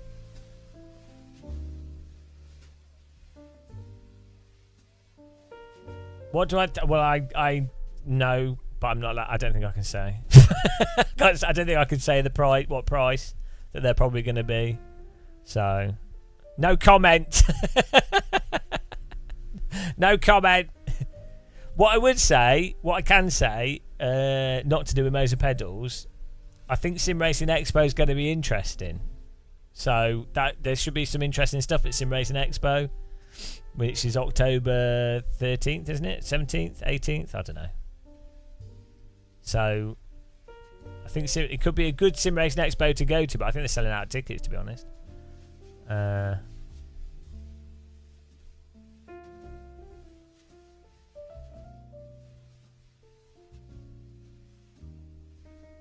Right, so what I've found with these cars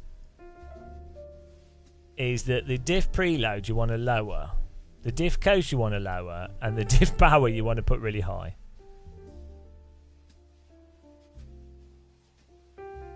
If you like oversteery cars, which I do.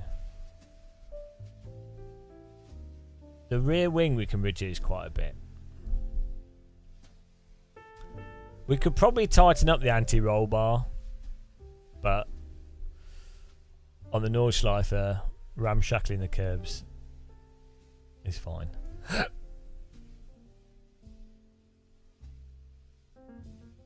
We're spoiled with the option. Well, so the issue is, right, there's really good options on the hardware side of sim racing.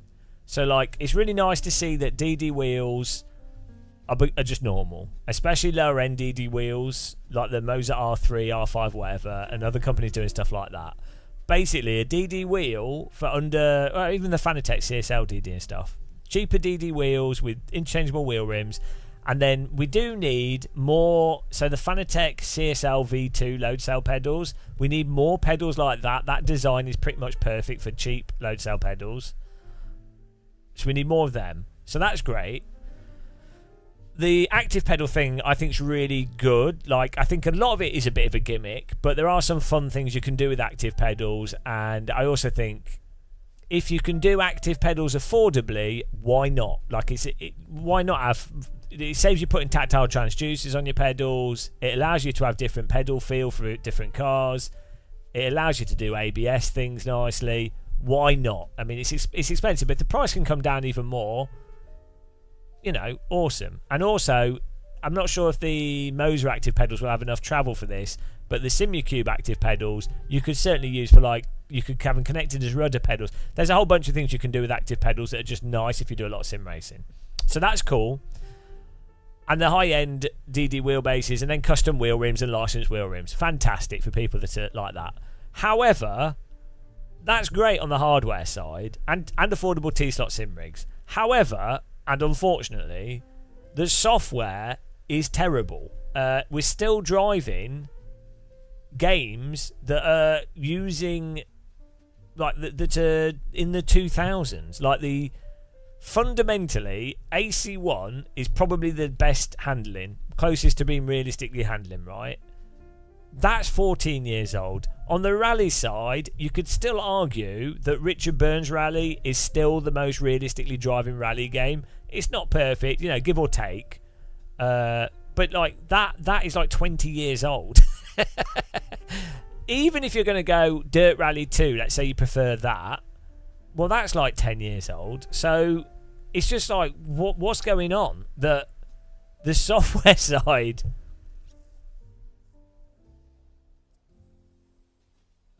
was someone asking about diff settings?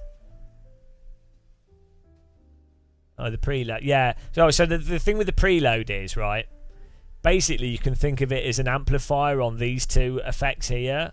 So if I have this on, it's going to be more resistance on this diff coast and more resistance on the diff power. The lower you put this, effectively, we're making the diff coast more pronounced and the diff power less pronounced in a sense.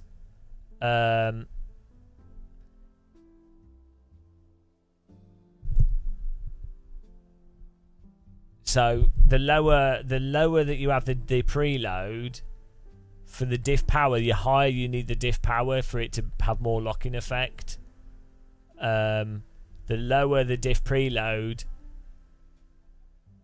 the higher you would need this for it to lock more, but that would reduce the coast effect. So coast is when you're off the power, how freewheeling each rear wheel can move independent of each other. So the less amount of differential lock, the more a car can rotate round the back. The more the back of the car will rotate off the power. That's with diff coast. Whereas diff power is the same behaviour, but when you're on the throttle. And so what you really want is the stiffer the diff is on the power, it means when you get on the throttle, both wheels are rotating closer together, which means the back of the car is more controllable on the throttle. The back will want to step out on the throttle more. And the lower the diff power, it means the car's less responsive to the throttle. But there's a balance to these things. Personally, I like my car to be really oversteery off the throttle like a Porsche, and really oversteery on the throttle like a Ferrari, like a Ferrari on the throttle. Is it explaining it? Oh yeah, it does explain it, yeah. But the key thing to avoid with differential settings is if you have the diff power too high or the diff too locked, you can get like really weird snap oversteer.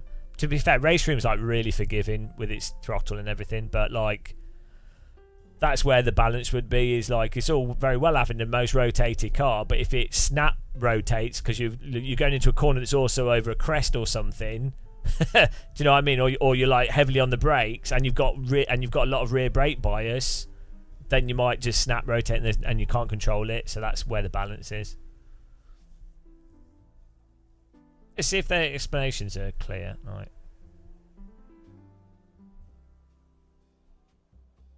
Yeah. I mean, these are good explanations.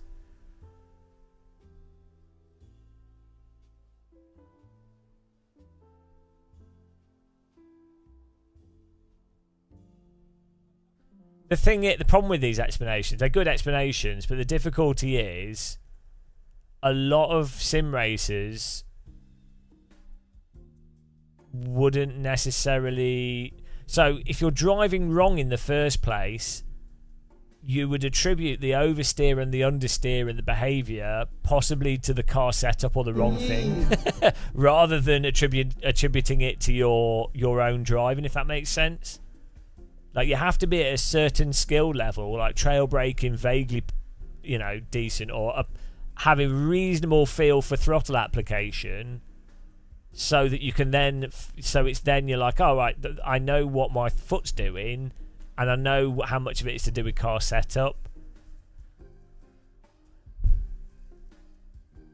I definitely need to make a video that goes through, like, the 4 sort of most prominent things of car setup that are useful to know for someone that doesn't really want to do car setup, but they just want to have a basic framework for making a game fun to play.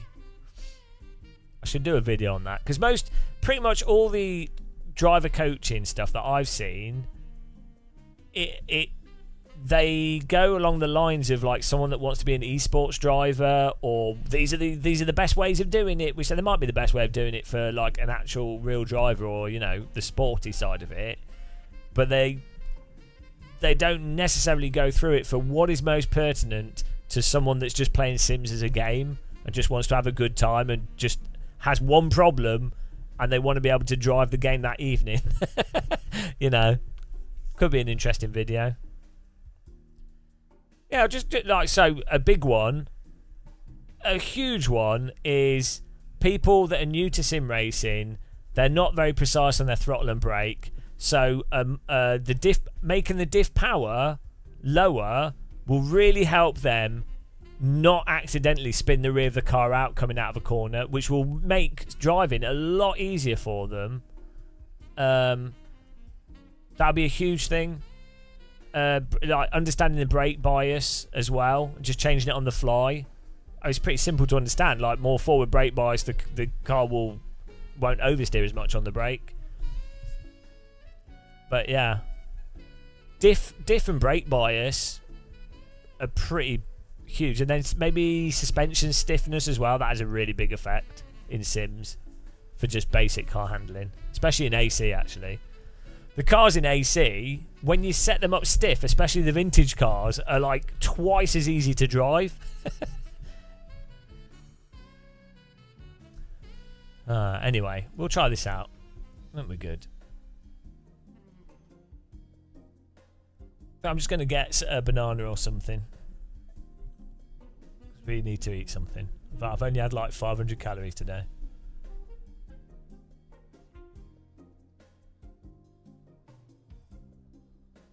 Your mum's set up. I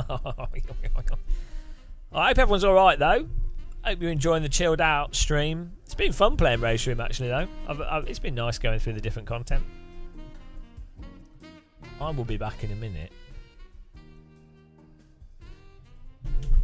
Yo.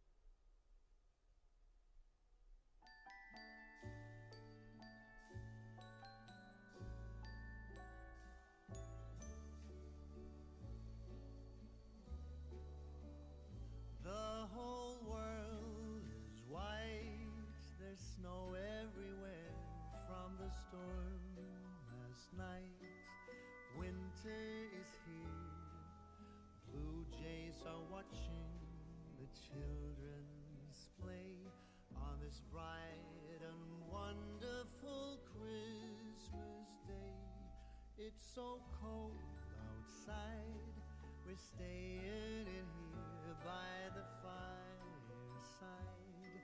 I think I can hear far in the distance how sleigh bells play on this bright and wonderful Christmas day. It's a wondrously slow and golden Christmas day.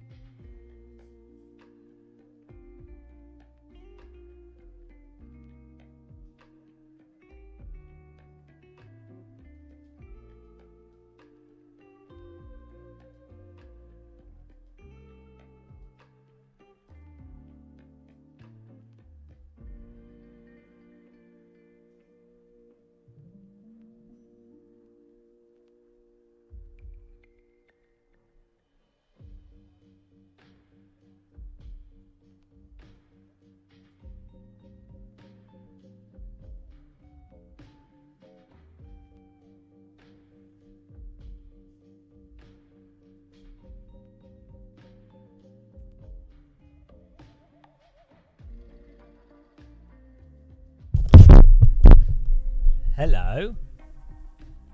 How's it going, guys?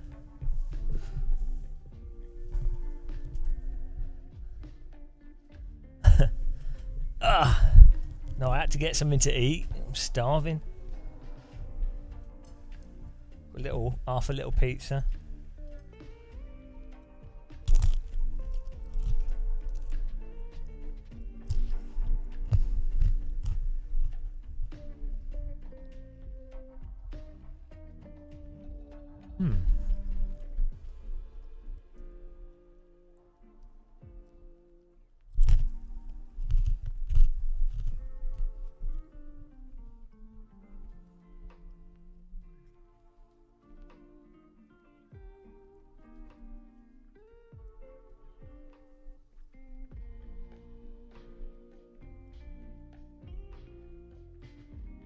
Half a pizza diet. Well, no. All I've eaten today, so I'm not eating any cereal anymore. All I've eaten today is a banana, some rice, some vegetables, and some mackerel. That's it. That's all I've bloody had. So I can have my half pizza.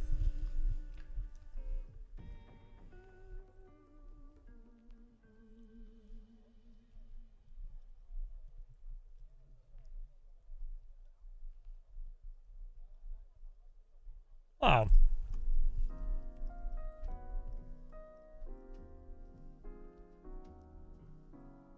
Probably not losing weight, but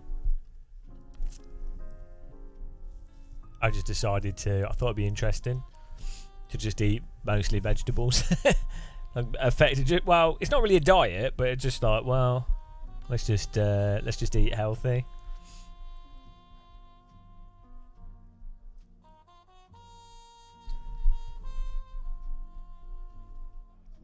I felt like I was absolutely starving this morning.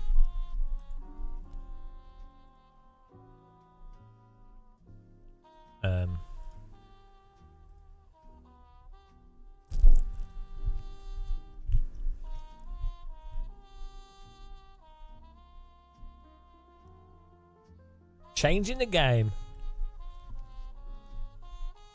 Mostly I think it's interesting seeing how hungry you get and seeing how it affects you. I definitely think it's easier not eating at all than it is eating a little bit.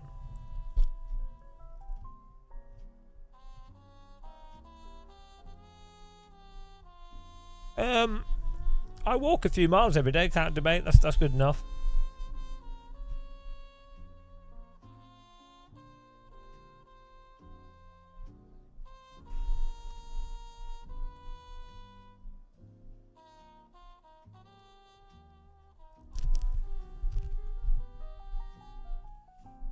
If I didn't eat biscuits, which I'm not now, is biscuits and cereal. If I have biscuits available, I'll eat them all.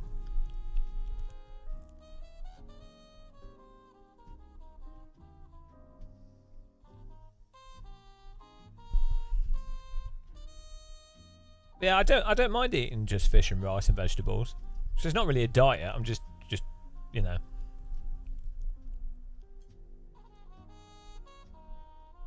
I like to just do different things for shits and giggles.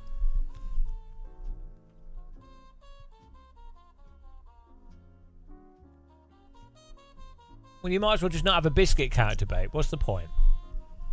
Simply Dabble, you finished his master's dissertation. Nice. Get in there.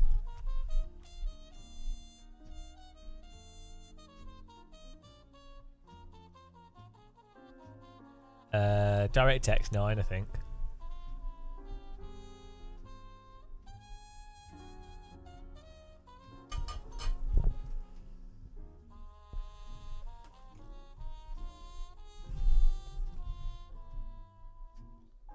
Yeah, I just eat what's available to me. That's my thing.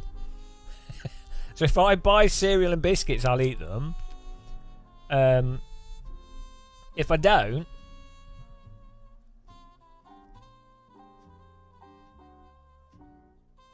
I'll eat whatever's available. That's the thing, when you get hungry, you'll eat whatever. You'll eat whatever you've got. If you're hungry, you're like, oh yes, some tinned mackerel, woo! Because you're hungry, you don't care.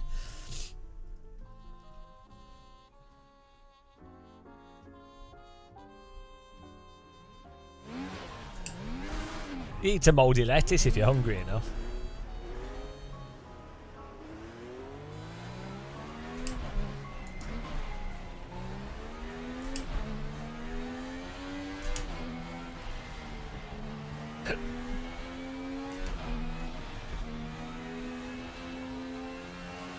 I know.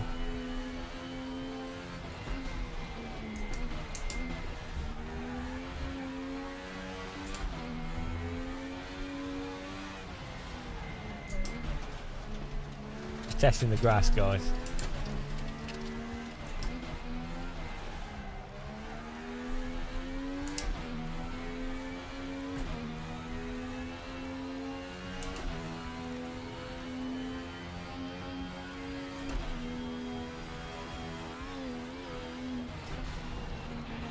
I'm not sure how the AI is so much faster than me on the straights.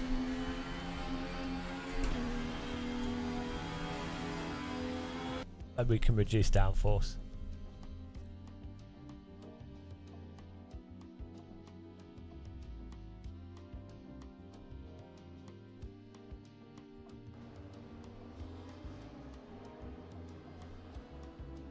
We already did. Let's reduce it even more.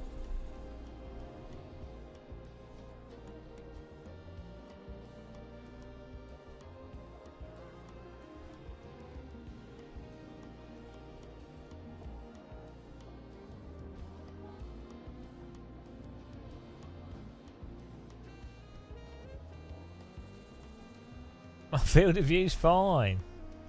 Car's blurry because the option goes over the top of it. It's because you need to get your eyes tested. Right. Maybe we could do this race with this, I think.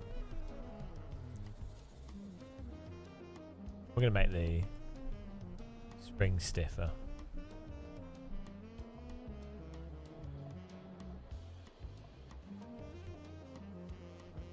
Let's try that.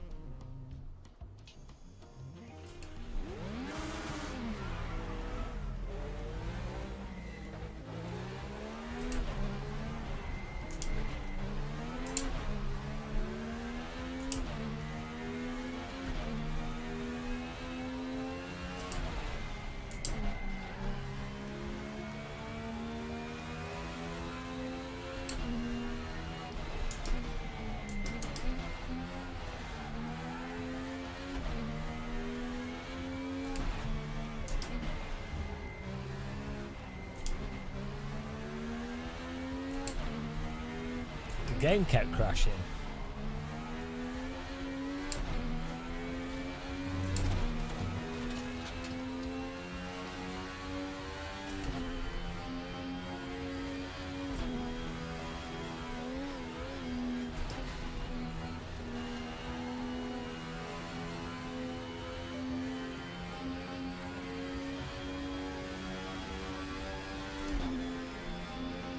Kind of nice. I just like more oversteer.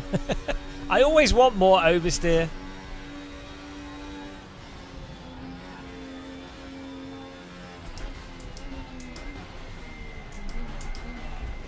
For some reason, on the braking, it's not. Oh well, we can go racing with that. Where to go to next session? I mean, we could stiffen the rear. I mean, the downforce is low. The rear ARB can be made stiffer. The rear brakes can be made. The rear suspension can be stiffer. The make rear suspension stiffer. It's not 4-wheel drive. These are rear wheel drive. What?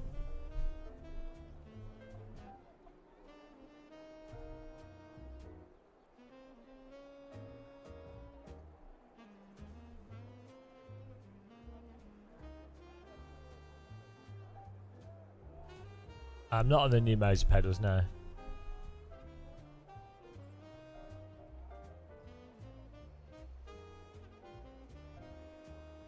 Right, let's try this. Go! Oh, how do we go to... There we go, next session. Are they?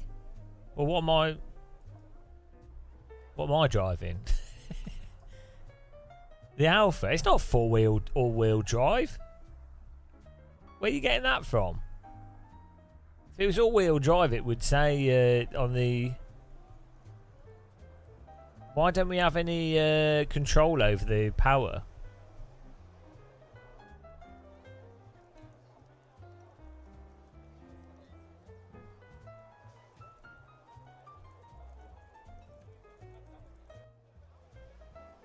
There's no, what's it called? You know where you set which wheels get more, which wheels get more power?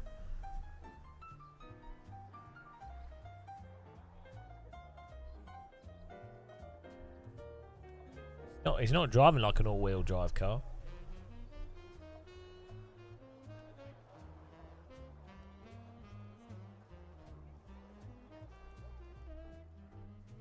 You're not responsible enough.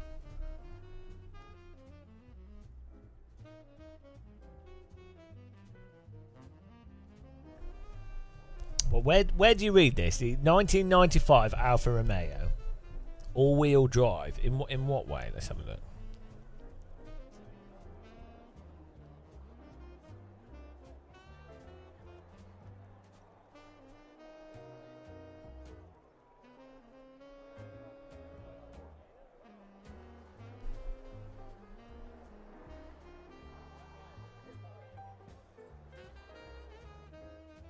Right, so what did it... The 1950... Okay. V6.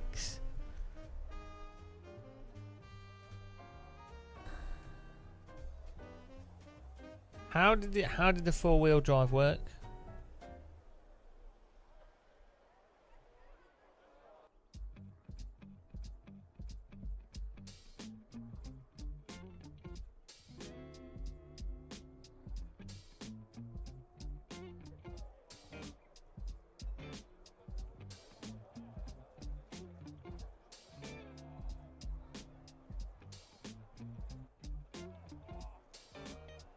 I mean, it doesn't drive like an all-wheel drive car. Maybe it's more how the traction control system works, or I mean, I'm not saying it isn't all-wheel drive, but like the nature and how it handles is not. It's not driving like a rallycross car. But I mean, I don't know what their underlying systems are. You know.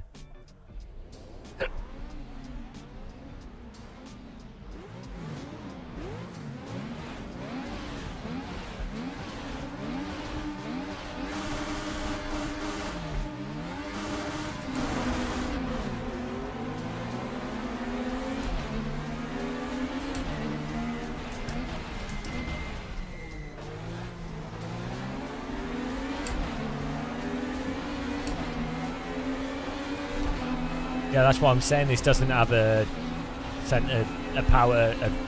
What do you call it? Like a drivetrain diff?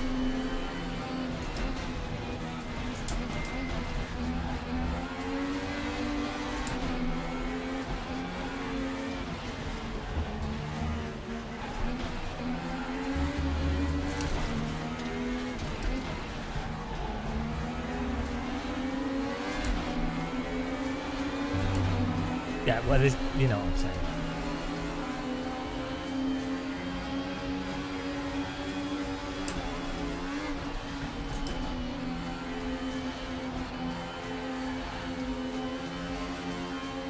I mean, these cars are super controllable though, so maybe he's getting some of it.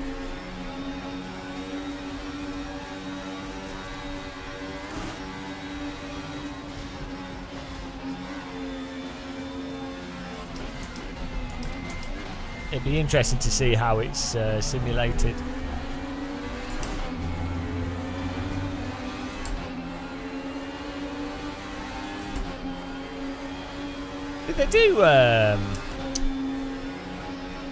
Did they do DTM around the Nordschleife? I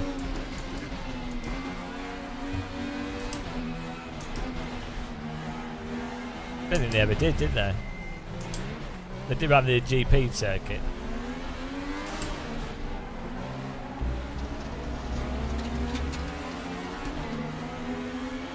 Ah. They should just always do it around the Nordschleife.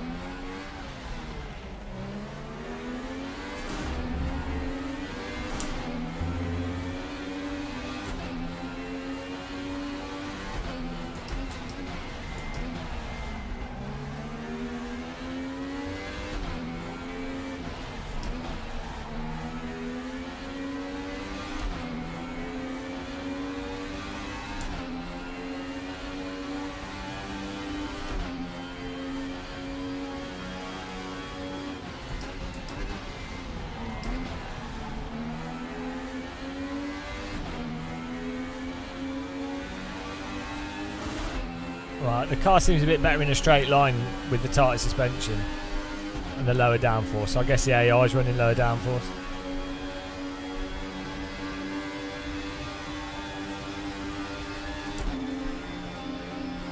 Hello MMK.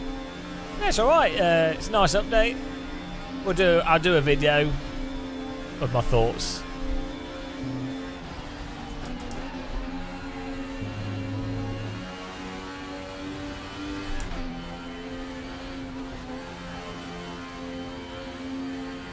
Yeah, there's not that many people playing it.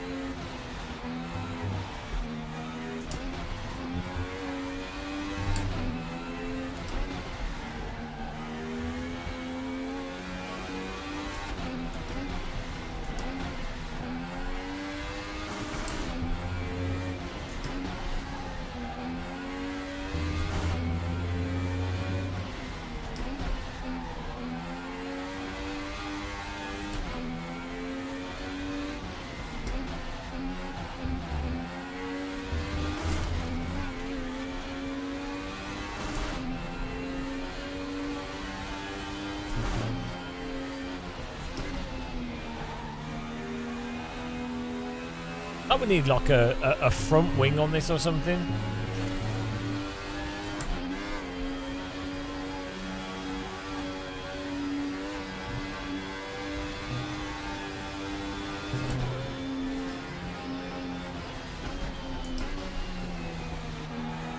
Like Race Room always has this mid to late corner understeer as I get spun by the AI there.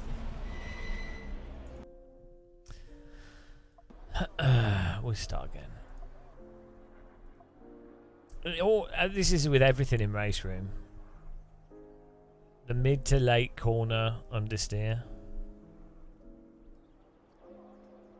Whatever, even if we'd done like ridiculous diff settings here. Like the diff is open basically. mean, maybe we could put more preload so the diff power is stronger and then just lift the diff coast. Let's do that. But then that's going to make the diff coast less pronounced.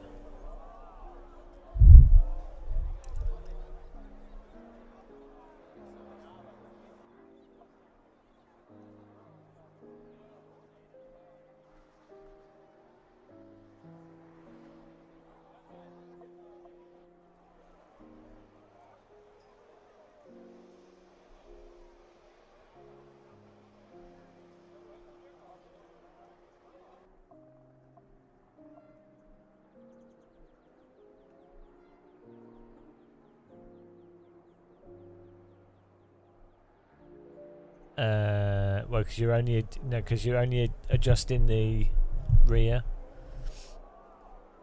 It doesn't have a front differential on it.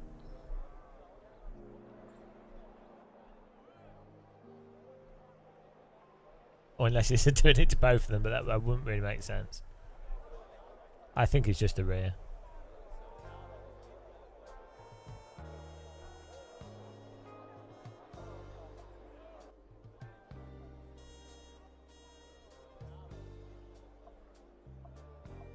Oh, let's do that.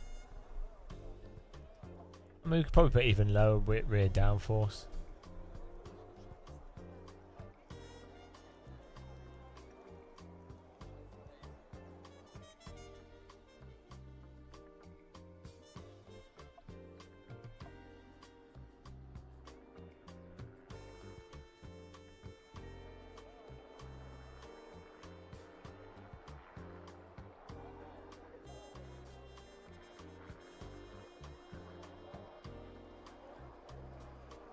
What's the unique selling point in Race Room? The hot lap mode is good. Like the leaderboard mode is good. They do some good esports stuff in it. The netcode is good, and the AI is all right. But yeah, generally speaking, it's hard to justify Race Room over AC if you had to pick one sim over another.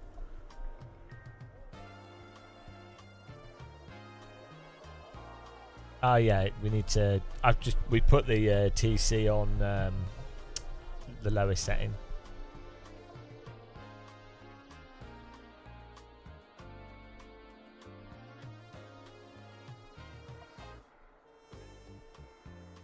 Yeah, Race Room's AI is good.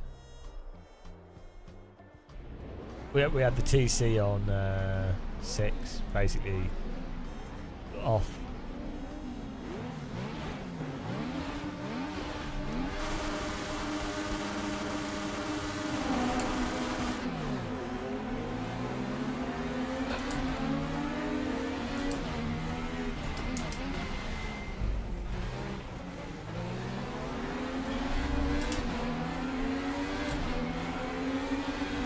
You can. There's quite a lot of leagues that use AC though.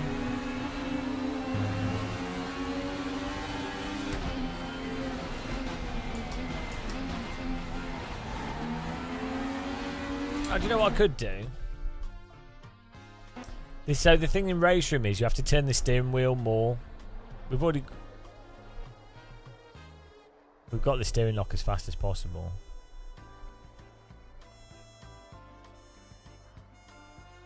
Could change the steering angle rotation. Yeah, in Race Room you have to turn the wheel more than other sims. Weirdly. I don't know why. Like, you can push through the tyres in Race Room a lot more than you can in other sims.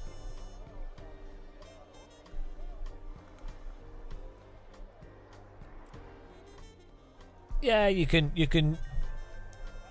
If you just buy Race Room, you've got the cars and all the skins in the game, so.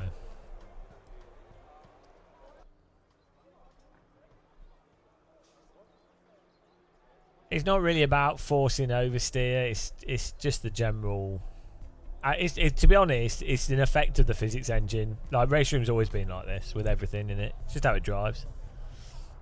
You just have to drive around it.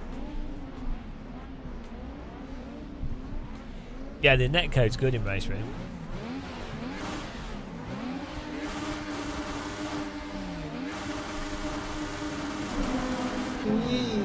Thanks for subscribing, Iron Roman.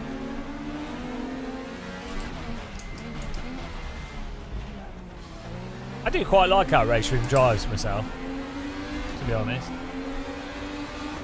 The cars drive like cars, you know. They don't do stupid stuff like iRacing cars. Like the tyres can be held in slip.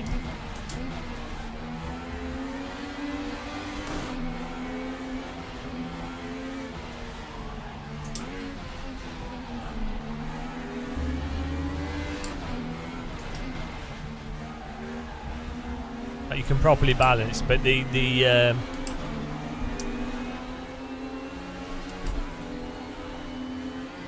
it's sort of it's quite drawn out. Like the braking's drawn out. The tyres aren't as sort of springy or snappy as all-wheel drive save, or like responsive as like AC, or even iRacing Under the Limit is quite responsive. I don't know. I mean, I was at the real Nordschleife last week. It doesn't feel off, but visually I find the AC one is particularly good, even though I know it's a bit outdated.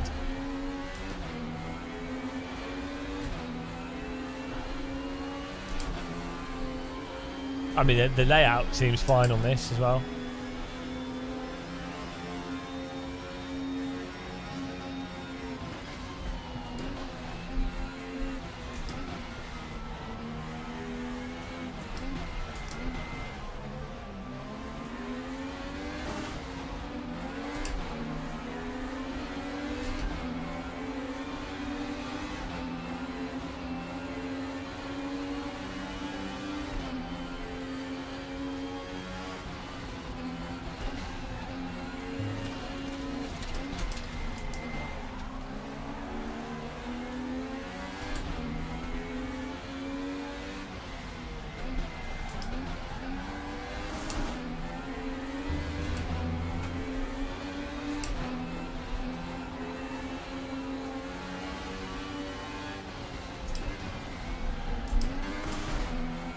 Yeah, on the downhill corners,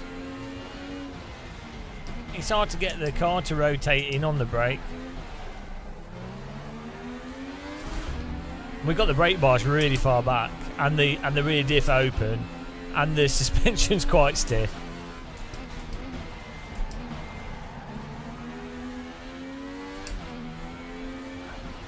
So that's just the race room thing.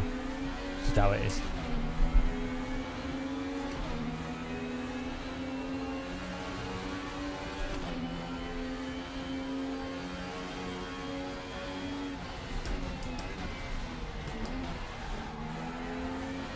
But the problem with race AC's Nordschleife isn't really the layout or anything. It's the suspension in AC and ACC. It just doesn't work properly over large curbs. So visually, the visual experience of AC with pure is ridiculously close to what it looks like in real life. Like the general track texture, tone and visual experience, but the way the cars react to some of the curbs is a bit weird. I'm not on about AC's weird single contact thing, but like let's say I was to drive over that in AC, that'd probably be a weird problem. The carousels in AC are really weird. Like, like if I was to clip the inside of that curb in AC, the car would be doing all sorts of weird stuff. Do you know what I mean? So it's not really the track model's not the thing with AC that's the problem, if you're talking about realism.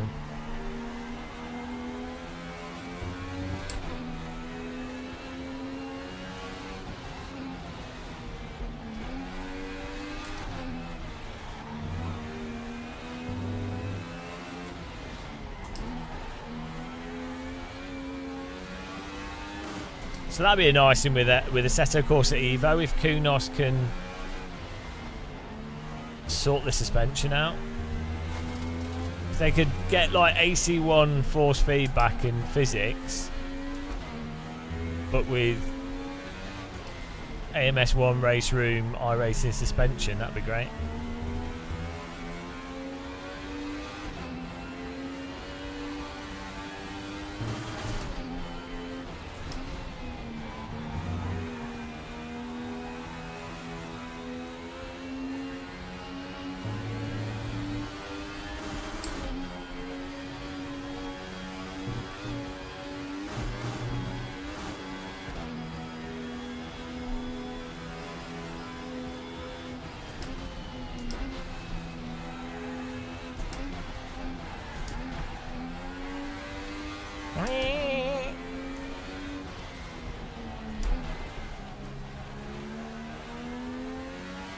No, yeah, I know, Jimmy, but I'm saying those differences are pretty irrelevant on the grand scheme of things, given that AC doesn't let you drive over curbs properly anyway.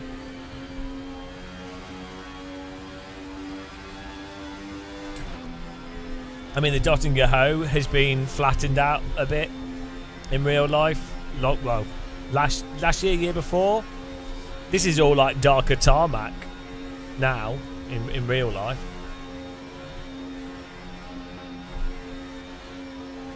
Is it Flugplatz got about 4 or 5 years ago?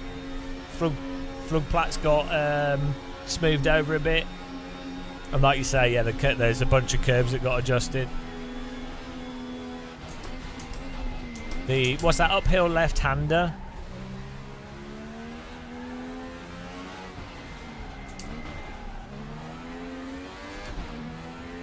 After the long straight, where you go into the corner with is it the corner with the flat tree? But I think that got raised a bit. That's really flat in AC. It's huge in real life. Like, probably ripped the suspension off a car, I'd have thought. Yeah, so it's like some of the curbs on the Nordschleife in real life are ridiculously big. Like they are here. Like, yeah, I'm not. It's fine.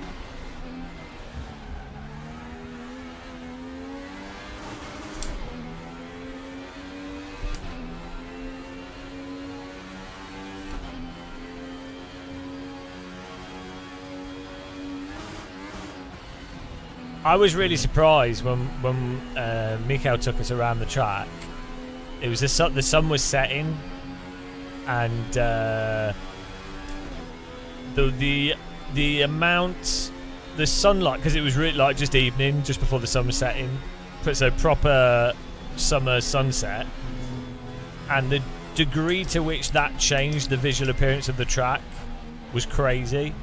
Because I'd only ever had passenger laps around the Nordschleife before in the middle of the day, like these conditions basically, so it looked like this. But the variability in how the Nordschleife looks depending on the weather is actually really quite pronounced. Well, yeah, so that curb is bigger. I think that's right, isn't it? I think it was flatter before. I don't know.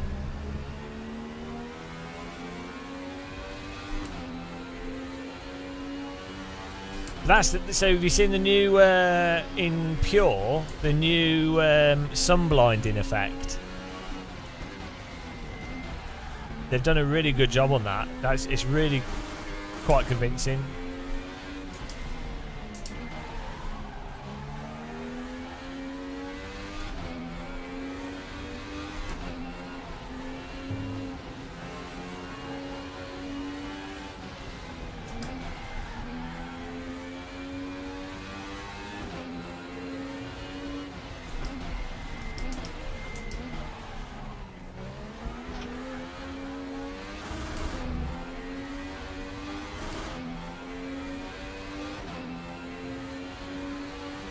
I wonder if I've got my wheel damper set on. The thing is, thanks for subscribing, Vladimir. The thing with Race Room is since they updated the force feedback about 8 months ago, it's got a lot of damping on the built-in damper which I think they've gone too far with it. I know it's in a sense accurate, but it unfortunately it means you lose a lot of detail. It's like, well, you could argue why the cars handle more naturally, but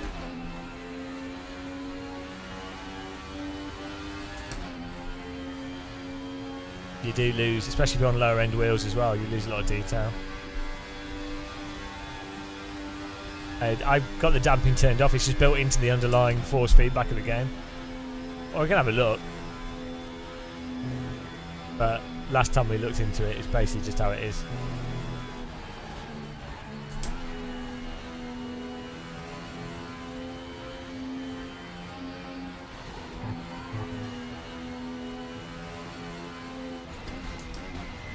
Now, I would really like to drive this sort of car around this track in real life, or like a Radical or something around the Nordschleife, and that's something I'd like to do once. Like five laps at least, so 3 laps taking it easy. Well, so I would like 20 laps. I would like 10 laps in a GT4 car. So something pretty slow. And just that would be just sighting, you know, getting a feel for it. And then I'd like 5 or 6 laps in a Radical. And then I'll be like, done. That's it. I'm done. That's good enough. That'll do me. Thanks for subscribing. Missed your name there. Appreciate it. Oz of Road Films, hello.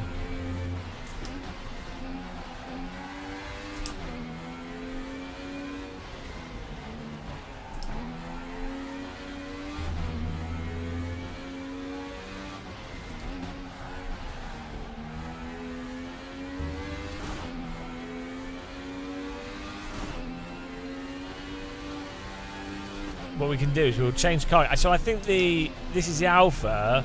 The Mercedes is more agile than the Alpha.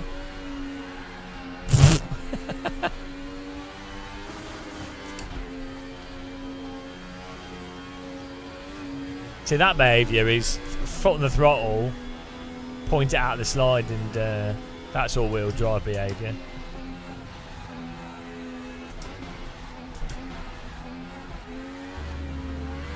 Okay, too much. Right, let's. So what I was going to do? Change it. We're going to change the time of day. We'll go for the other car. I think the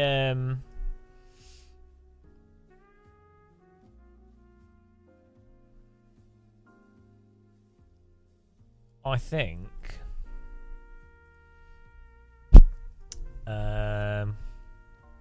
that was the Alfa Romeo. I think this Mercedes is more. So is this Mercedes not all-wheel drive? Which two were all-wheel drive?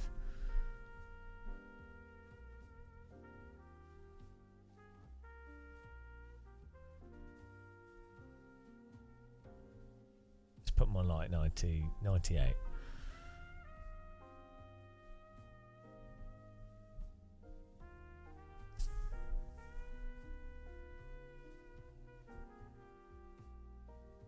Okay, so that maybe that all-wheel drive system is making the cars understeery.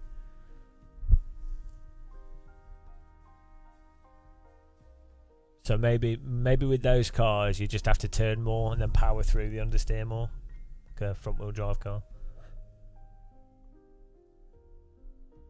Hang on, is that Lime Rock Park? But they've actually got the hill grassy. That'd be interesting if they've done that. Lime Rock Park's normally too sandy in driving simulators. Like, if you fly over Laguna Seca. If you fly over Laguna Seca most times of year in flight sim, or like you look at photos, it's quite grassy. it's not sand dunes everywhere. Yeah, it's quite a good update, SimSlim. I mean, I really like the cars. Well, I'll do a rundown video talking about it. We're just testing stuff out here. This is how we do things now. We live stream, and then I don't do my review in the live stream.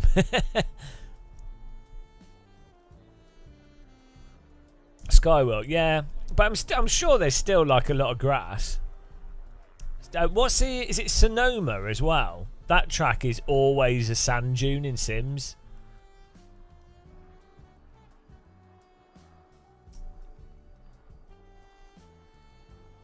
I mean, obviously developers probably just go with like, oh, what's an average situation for them. So I get why it is how it is, but it is, you know, it's like Silverstone is like lush green, but actually nowadays, when Formula One takes place, Silverstone can often be completely like straw coloured. Like the times I've been to Silverstone in real life has always been when there's been a heat wave. So it's, for me, Silverstone's always not green. It's like straw colour.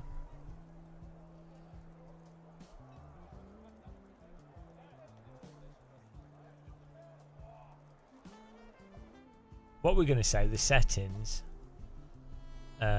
force feedback.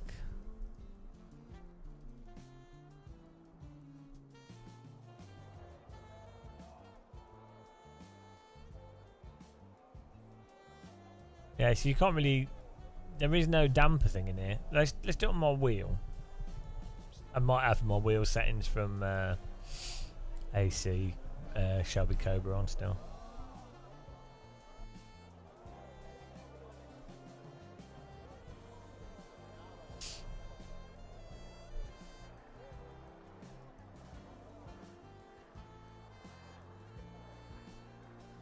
Oh, we have 17,700 followers on Twitch. The dream. Why is Moser Pit House being done? Come on.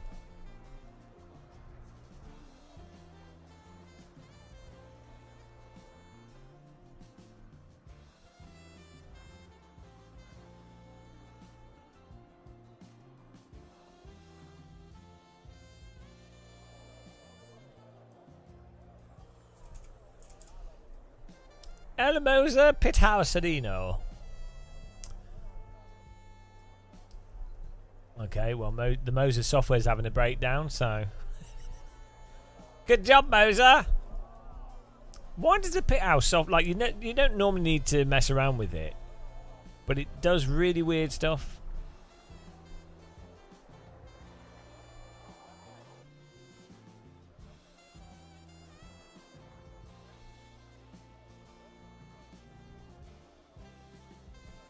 Like it doesn't load up sometimes.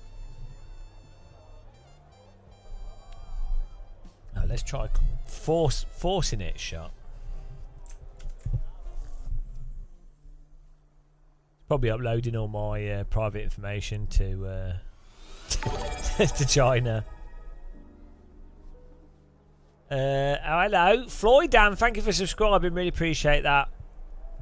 Floyd Dan throwing us a sub for 9 months. Beg buy still a new hardware at Gamescom. No, I mean, I don't really want anything new. I want the software to be better.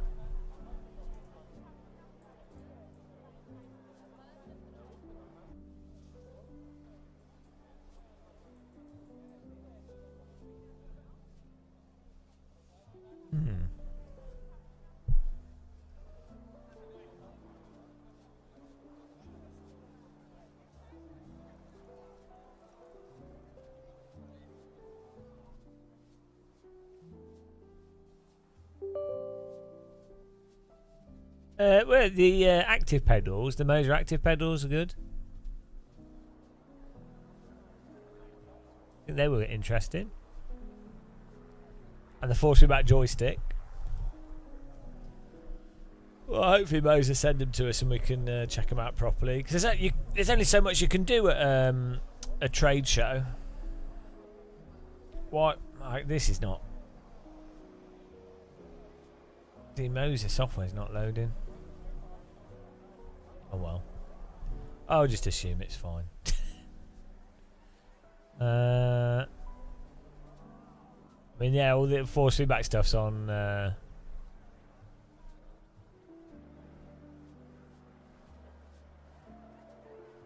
Was it satisfying? It's all right. We're just.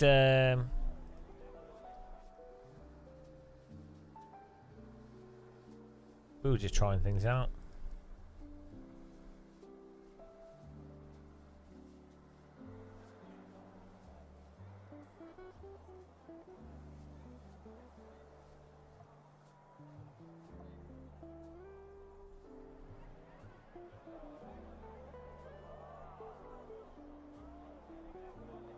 Morton, yeah.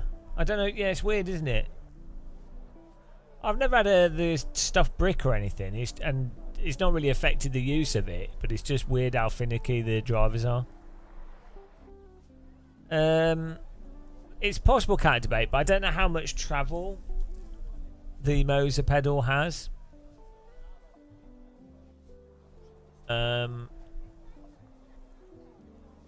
So for it to work as a rudder pedal, you probably want more travel. The Moser brake pedal seems to work differently from the Simagic one. So the Simagic one has like a worm gear or helical gear, and that rotates, and the pedal can move up and down on that. Whereas I think the Moser one, the pedal goes into the the motor is around the pedal shaft. So basically, you could argue that the Moser pedal is direct drive. Now I'm using Heusinkveld Ultimates at the moment.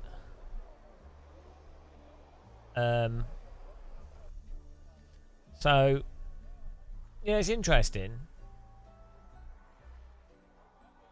But then hopefully, I think Simagic might have some active pedals at Sim Racing Expo as well. So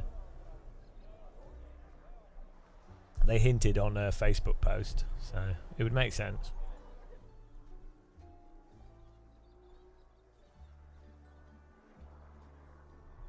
Right, let's try this. Oh, let's just go for the race.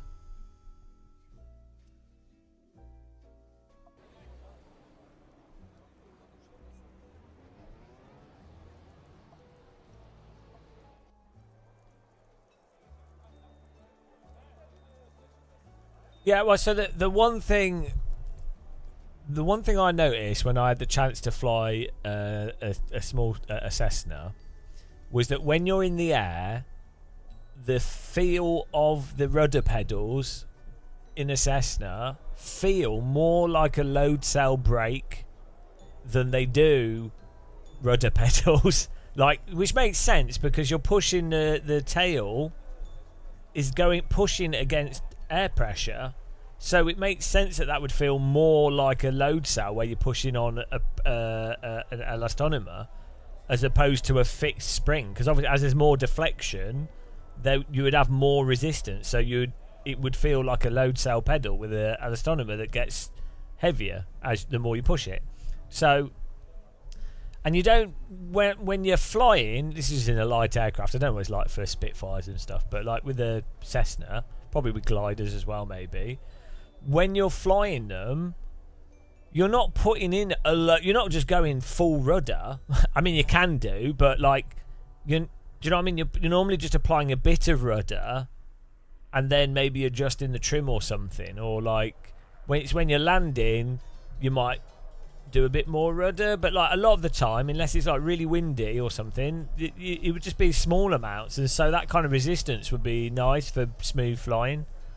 So yeah, I do think active pedals could really be quite nice, but I don't think Moser or Simucube are that interested in doing the flight sim thing with it, because it'd be cool that they could link the pedals up through software as well. But then it's a whole thing for them to develop, and how many people are actually going to use them for flight sims, you know. It's really funny when you're talking to hardware manufacturers and you're like, oh, what about using active pedals or these pedals for rudders and stuff. And they will politely say, yeah, no, our priorities priorities driving sims or something. Do you know what I mean? Like, because obviously the people in the company have thought about it. It's like a pretty obvious thing to think about. And so what they're probably wanting to say is like, yeah, it's not really worth it, mate. Bit of a waste of time. You know, we don't, you know, it's a bit of a, I don't think we... What they're probably thinking is, don't you think... Do you not think we thought of that, you idiot? But they can't say that because that'd be rude. But I would like them to say that because I'd find it funny. But we have so many conventions in communication where people have to be polite and go, oh, yeah, well, you know, but we've got other priorities. Wouldn't it be great if people just directly said, like, if I say something dumb to someone, if they just turn around and say, oh, I think that's a really stupid idea because of X, Y, Z. I'd be like, oh, yeah, fair enough. I wish that was a little more normal way of communicating.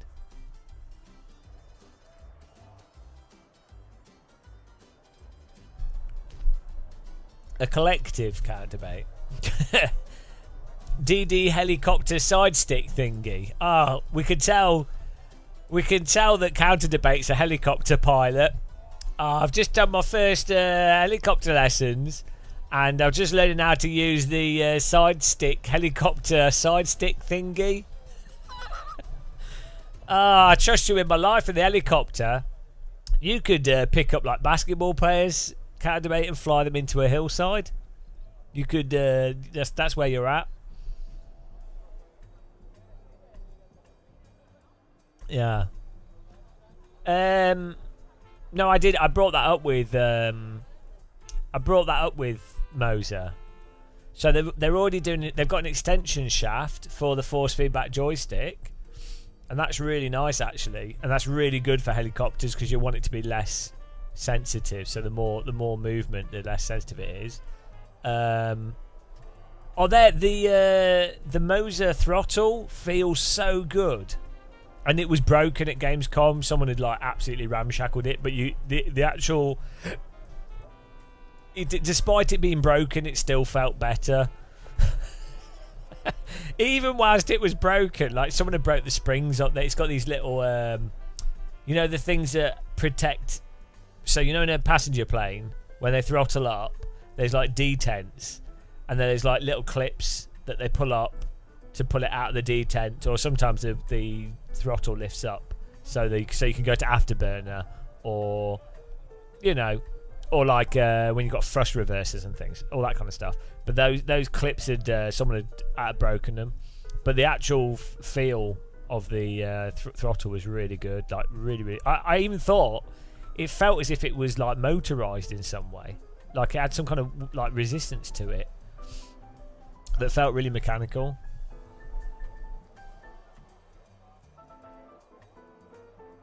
He's a tiger in the videos, but a kitty in real life. Any news? The update.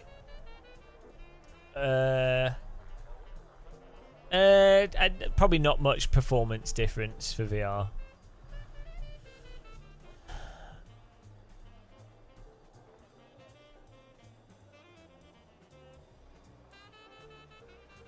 But it looks nicer. They've done some adjustments, tweaked things. They've improved shadows and reflections and things.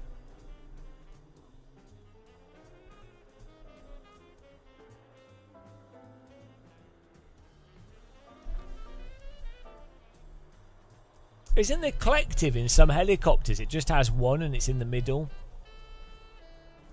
so that both people could use it.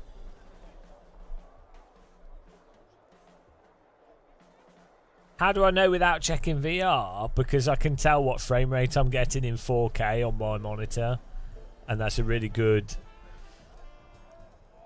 It's a really good metric for VR. Weirdly, 4K on this screen at 120 hertz. It lines up very well with like Quest 3.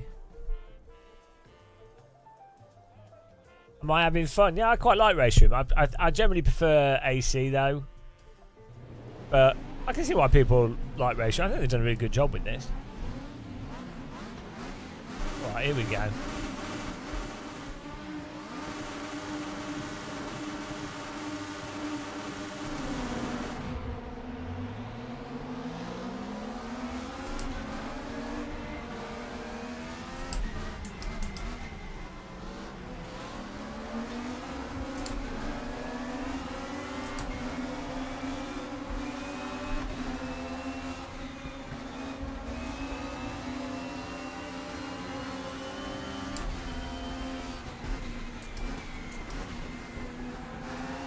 Yeah, this car handles way better. This doesn't have as much mid to late understeer. So maybe it's that all-wheel drive system causes it.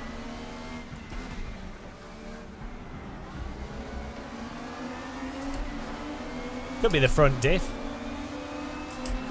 Could be the front diff on the all-wheel drive system. And then you can't change that and that causes the understeer. Whoa! That was close.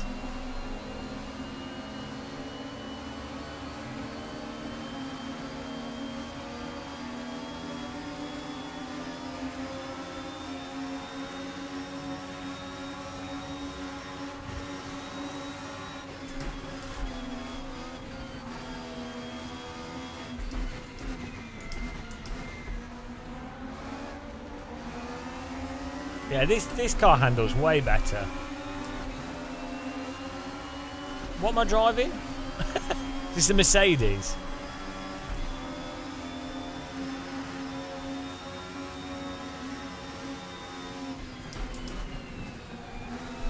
Bloody hell.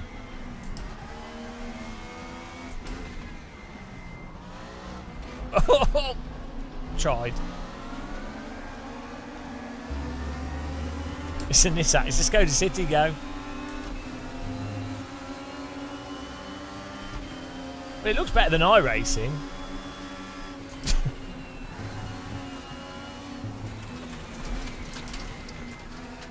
That's actually the entry into that corner. I've done my Joker lap.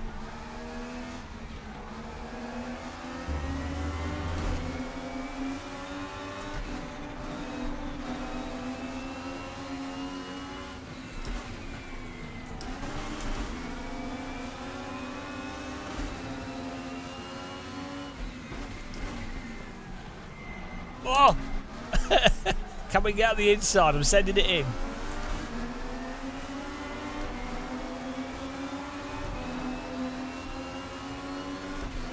This hillside is mental in real life. That big group, like that huge hillside of trees. It must be a super steep hill, but somehow trees have grown all over it. Such a weird, like, Eifel region of Germany has such weird landscape. So he's starting to get to like Swiss geography.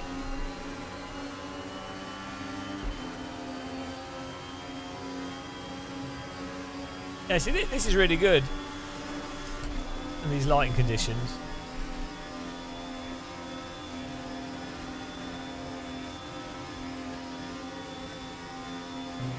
Well, you wouldn't be able to see through the trees, Jimmy. The trees would block your view. They're so thick. You probably could. You probably could find a space, though, to be honest. I don't know if you could get into that group of trees there. Yeah, they're not those kind of trees, are they? They're the really thin trees with pokey branches. Like, they're not... You need... you know that thing that you can shimmy up a tree with? Like pegs and stuff. They're not like an oak.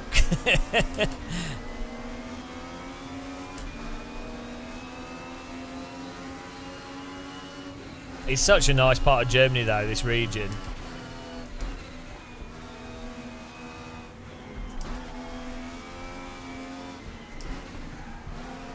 Bloody hell.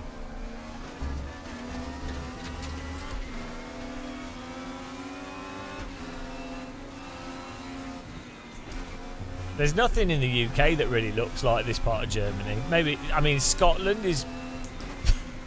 But that's not really the same at all, is it? Like, Scotland's more like Canada. You don't have, like, random huge vertical hillsides and random vertical valleys.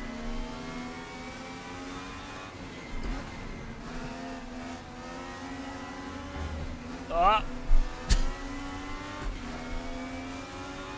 Yeah, but no, Wales, it's still, they're not these type of hills. So Wales is quite hilly, but you don't, in the valleys, they're not as vertical. Like, I think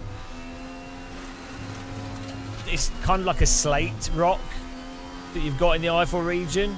So you end up with like really vertical, almost like Norwegian type cliff faces. Whereas the hills in the UK tend to be more rounded. Even like the Peak District and the moors. Oh my god, the AI's just killed me. Murder!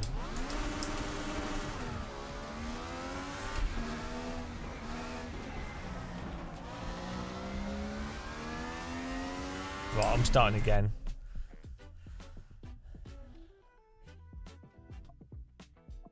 But we also need to...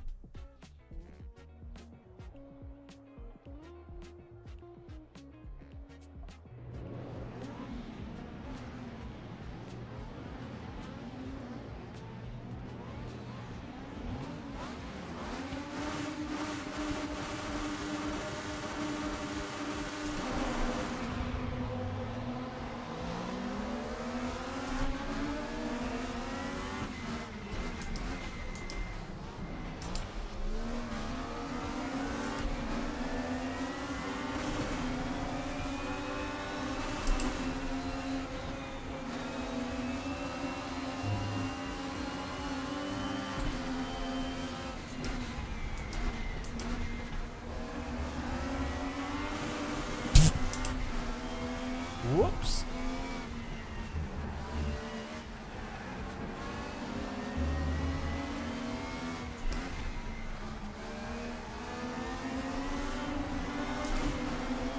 I think the Merc handles the best.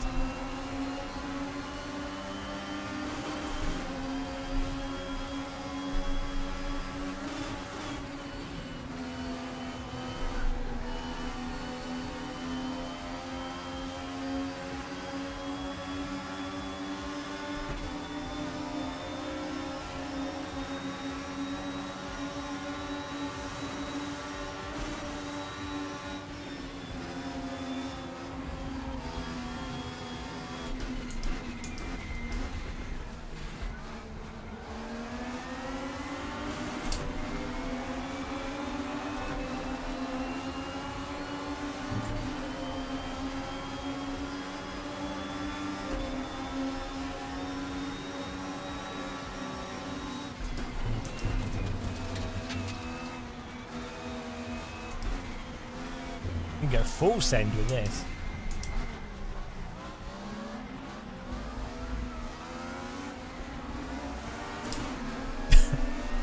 Driving this like a 90s BTCC driver.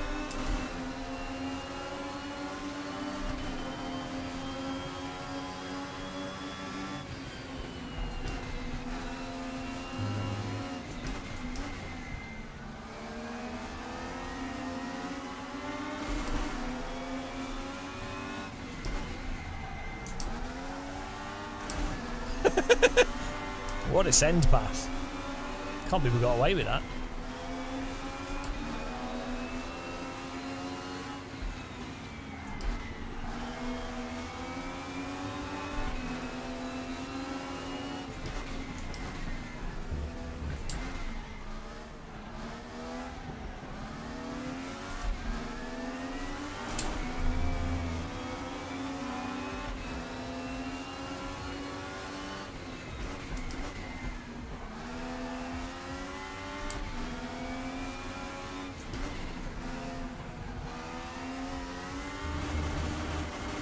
Bloody hell. Ah, why take your foot off the accelerator? Just counter steer.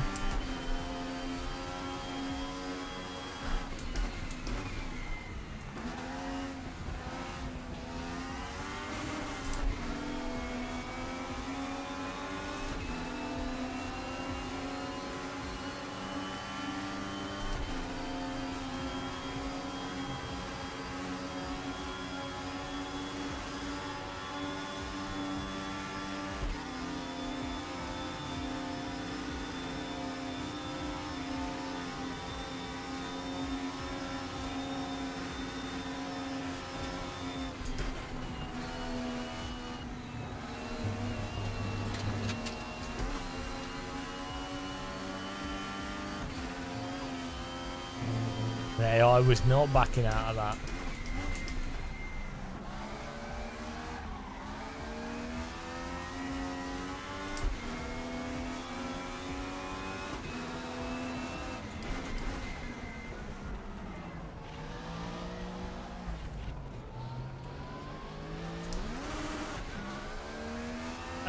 What's my first opinion?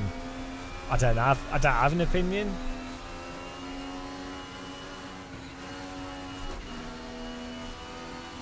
It's a nice update. Some nice cars. They're nice and easy to drive.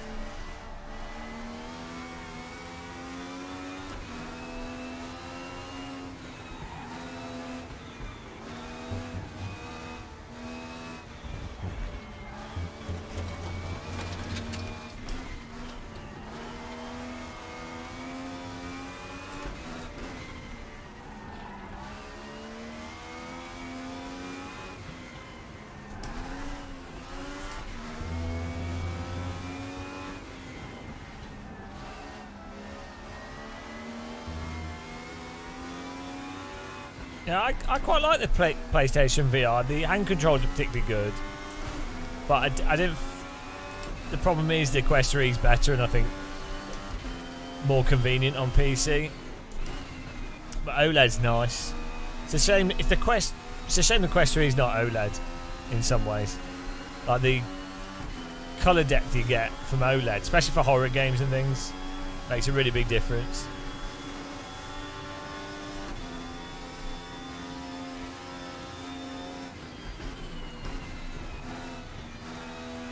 Out of the box, the comfort of the PlayStation VR is better, but when you get like a Bobo VR or a decent head strap for the Quest 3, it's really good.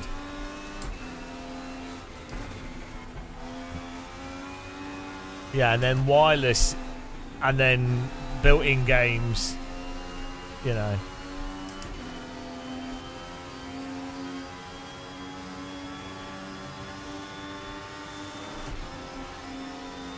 So the PlayStation VR is great. If someone's got a PlayStation, they play PlayStation VR games, they're like, oh, I can use it with PC, then that's great. But if you didn't have a PlayStation, the Quest 3 is generally a better headset, I think. For me, it's the sweet spot thing. I'd compromise most stuff just to have a really large sweet spot. Because I really hate stuff being blurry.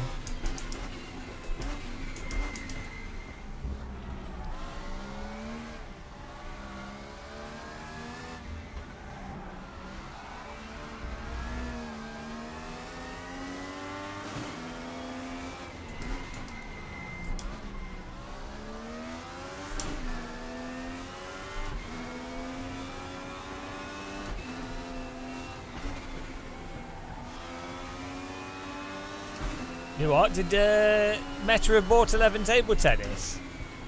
Ow! That's your fault. Got punted? I didn't know they bought 11 table tennis.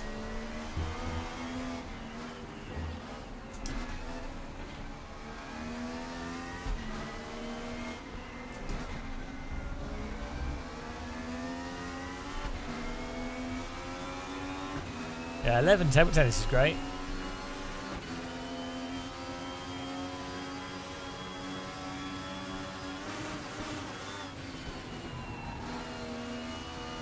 Or is Candidate typing like a drunk as usual?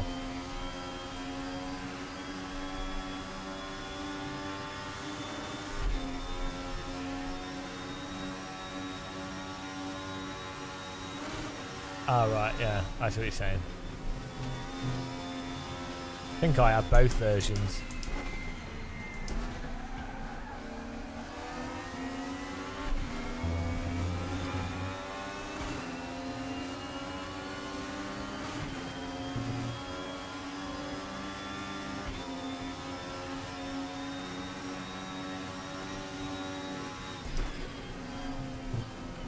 Bloody hell. You cannot clip that in this. Got away with that.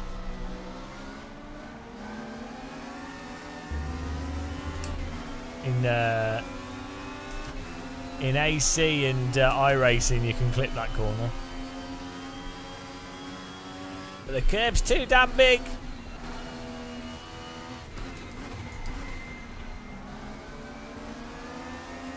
I know. That's what I play walkabout golf all the time. It's basically my Quest 3 is a walkabout golf device.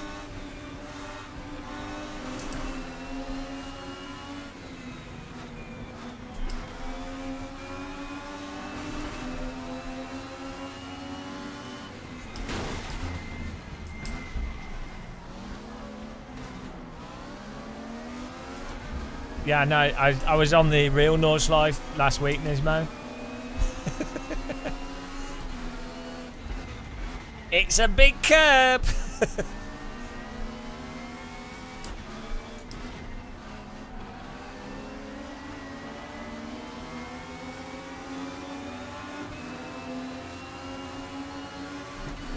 Yeah, no.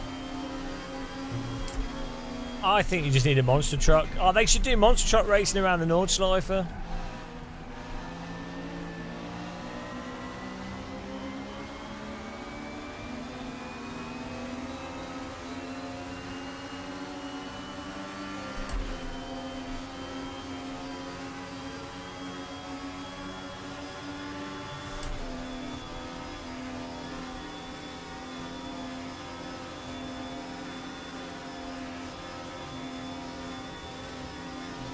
You can mount your seat lower.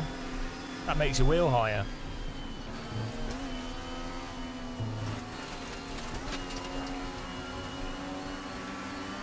Oh, hello. Bloody psychopath AI. It's just like iRacing. Oh, I've done it. Too much. 360 no scope.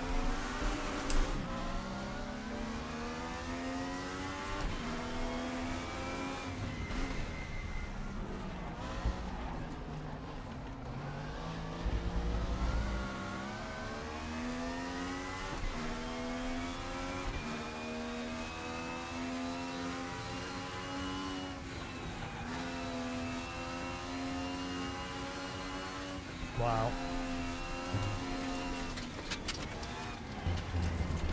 Oh, I'll try and do some track cuts, see what we can get away with. Ready.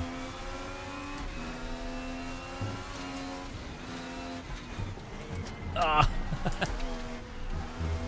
The rallycross line. Oh, jeez.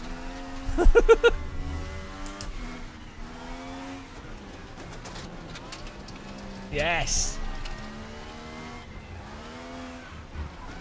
Oh.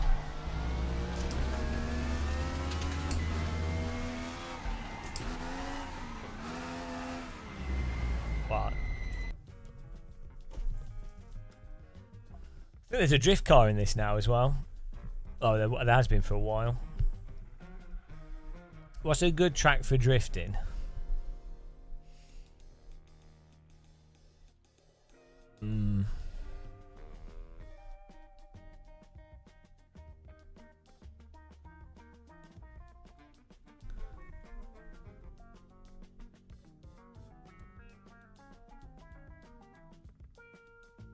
Donington's rubbish for drifting. Let's do Brands Hatch. And then...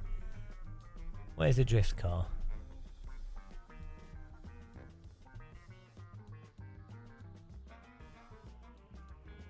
Oh. Don't know where it is. They had a drift car. Is it only in their beta version? Oh, that's terrible.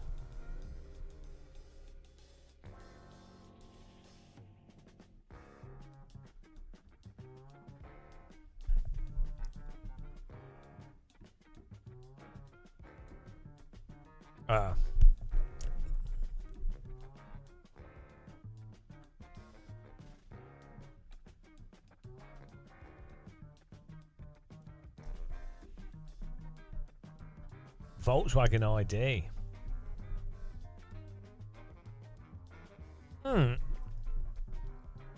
Didn't the Porsche basically replace this car?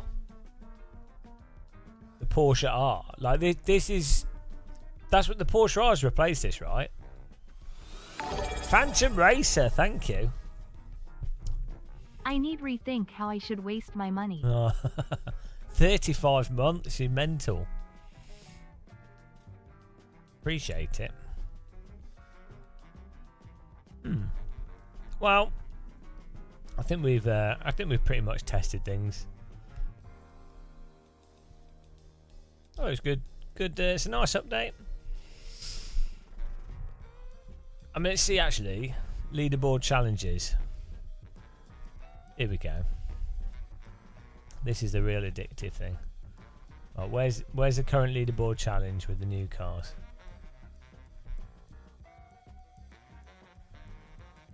Can we set the fastest time at Brands Hatch? This is where Race Room shines.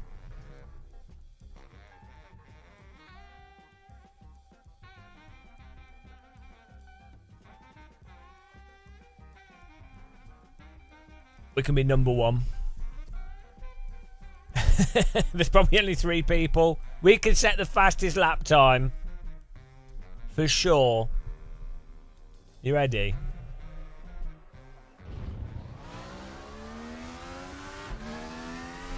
Hang on, we need to do some setup.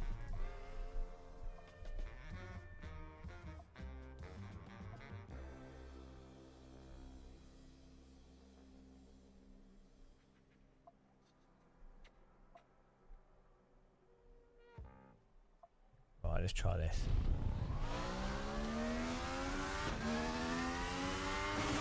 Right, can we set the fastest lap time at Brands Hatch?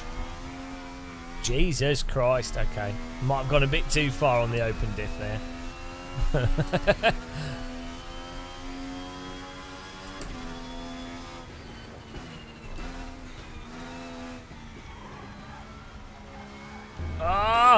Oh, come on.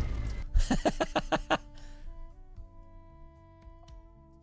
bit floaty, this.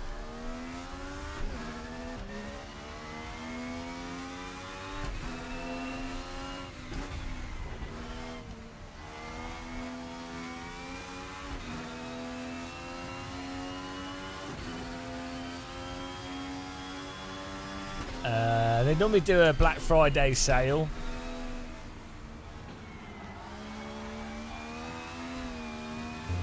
Yeah, we might have got the diff power a bit too high. Yeah, they normally do like a Black Friday sale for like 50 or something.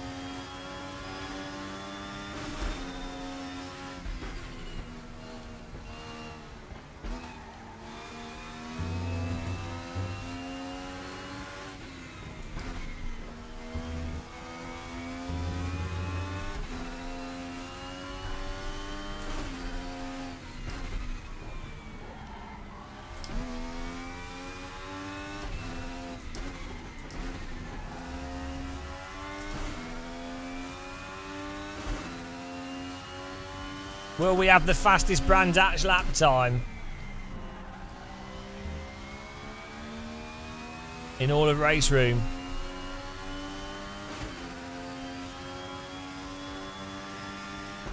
Ah, we're 7th. Of course we're 7th. Of course. As foretold in the great prophecies. Ah! We went off the track. Why is it always 7th? Yeah, it's just one written badly.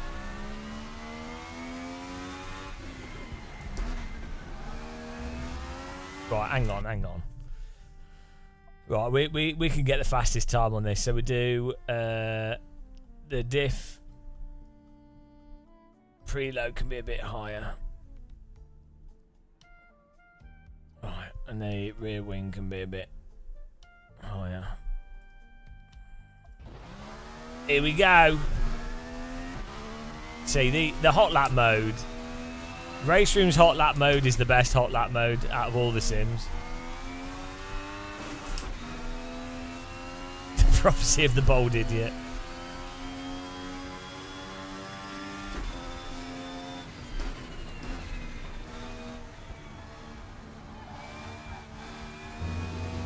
Ah, that... Shit.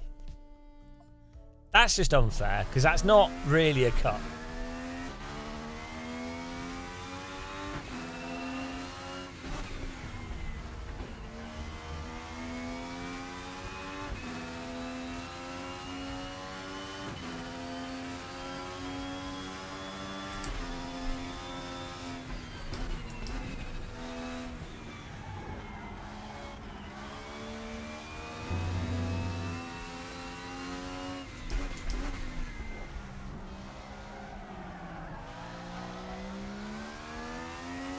Are you ready, guys?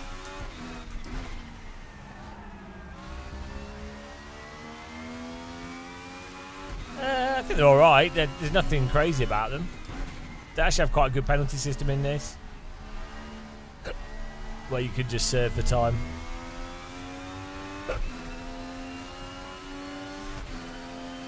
Yeah, it's the white line, not the curbing.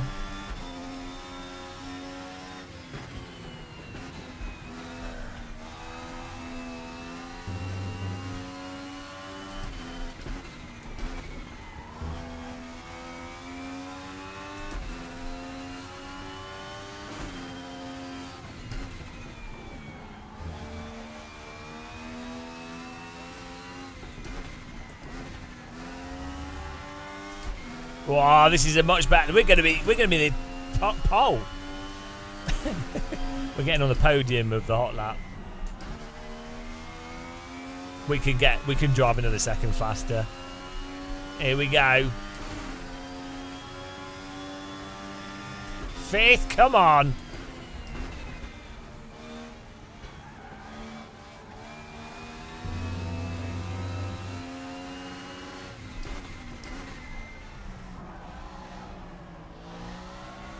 Okay, let's go.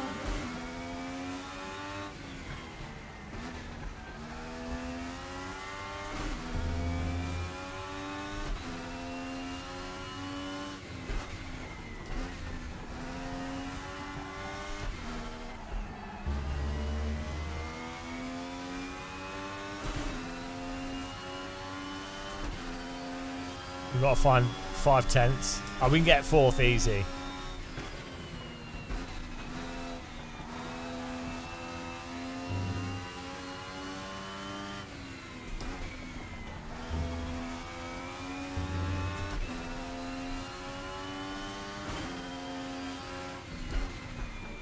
Ah!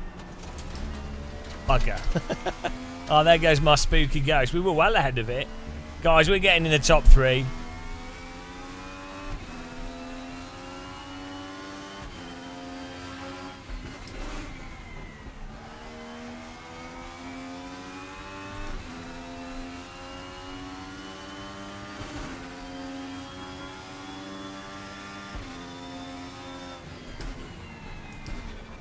Well, imagine how good it would be if the Codemasters Formula 1 games drove as well as Race Room. We're not allowed good things though, are we?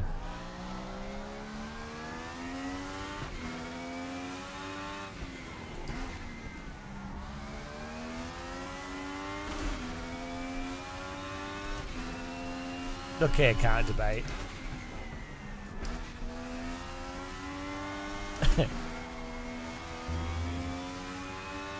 Oh, come on. Fastest Brands Hatch time is happening. I believe.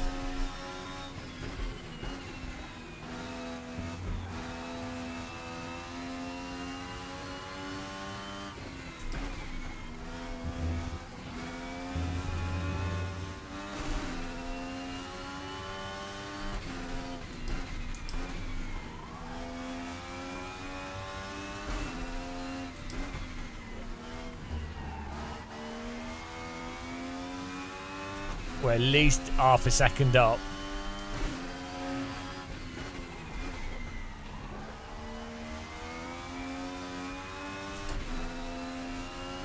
Whoa, where are we? Come on. Fourth.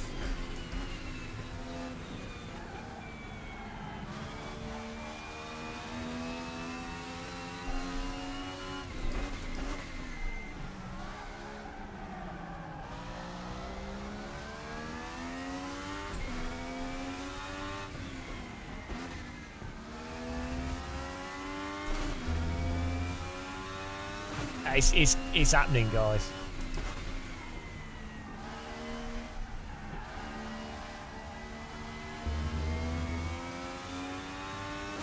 Two 2.8 tenths.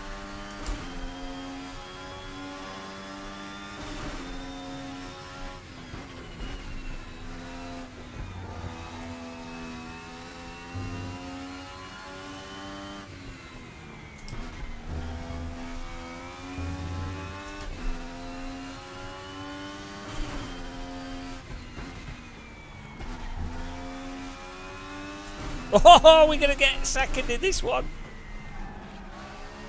Oh, we're like 2 tenths up. Third, we could get on the podium.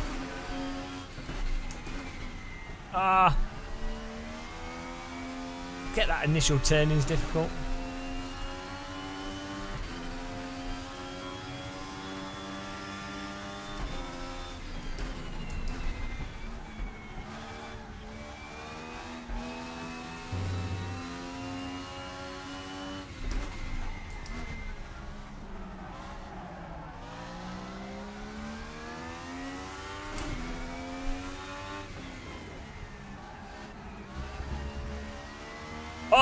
Oh, this is well up there. Come on.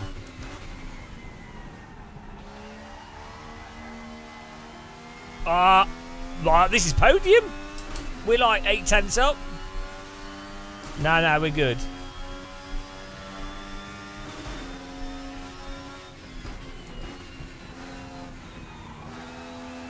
These laps are hot.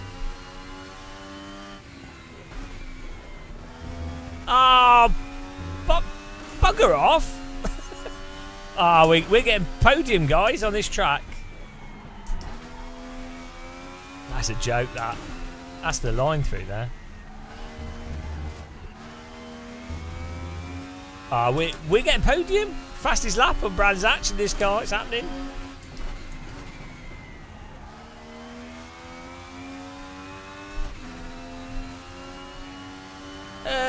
It depends, like, I don't know if it's worth a reinstall. The hot lap mode's always really good fun. Time trial.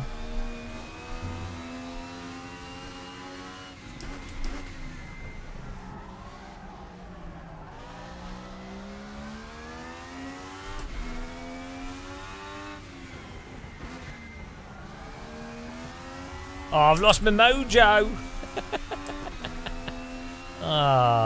We were up like a second out of that.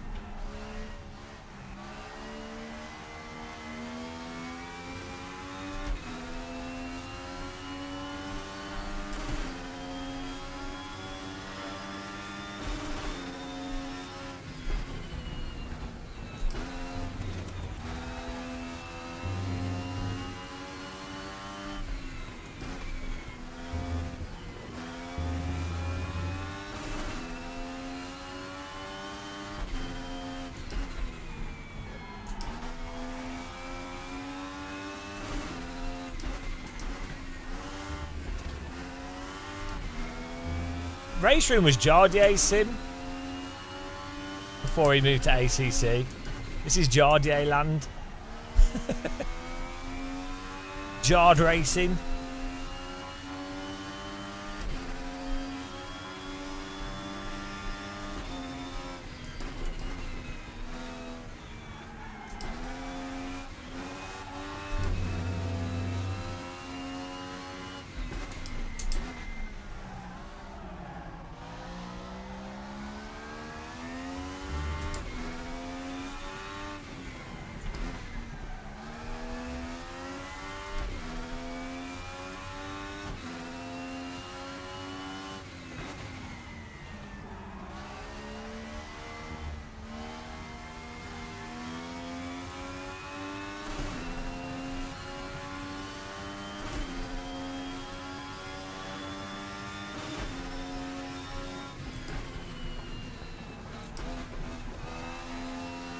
Oh.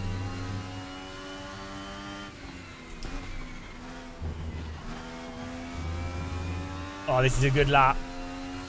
Well, it's not a good lap, but it's much better than the previous one. Are you joking? The difference between this and AC is that the brakes don't hook up as much as AC. So you have to brake sooner, and it's less responsive to the braking. That's why I keep missing those corners, because I'm trying to brake later and I need to brake sooner.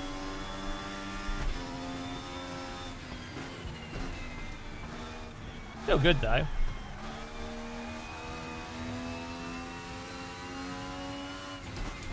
Guys, we're getting this. Podium inbound. Bloody hell, that was a bog down.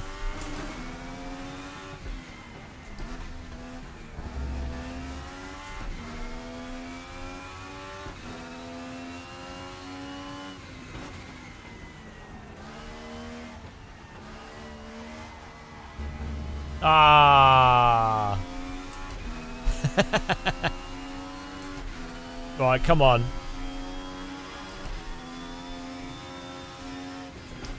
No, the brakes are on 100%. It's the physics. I know race. We've got hundreds of hours in Race Room. I know what it's like.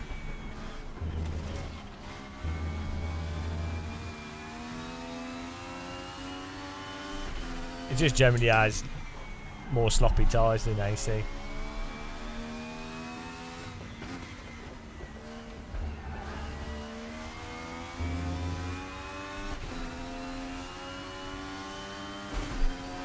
We got this.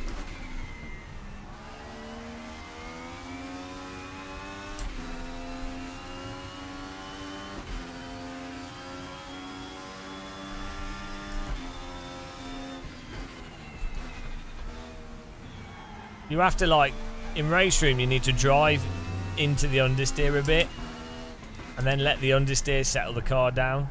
A bit like a rental go-kart.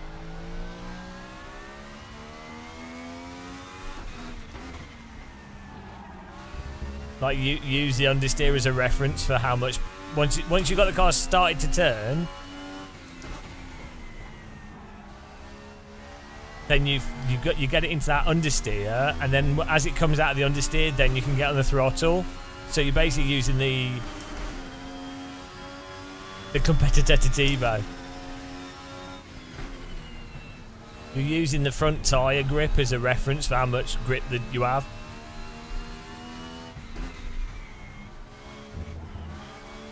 Sort of let the sim do all the work.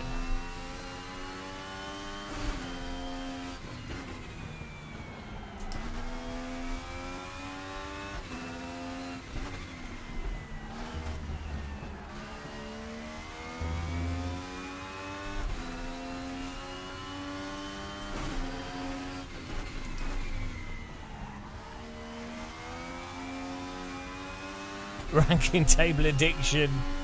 Now we can get. Oh, hang on. Have we just been moved to 5th? Someone watching the live stream and trying to ruin my day. Joke.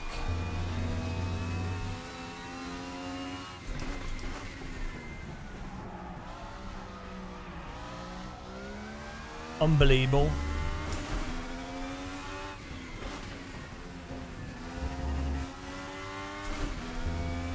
stream sniped.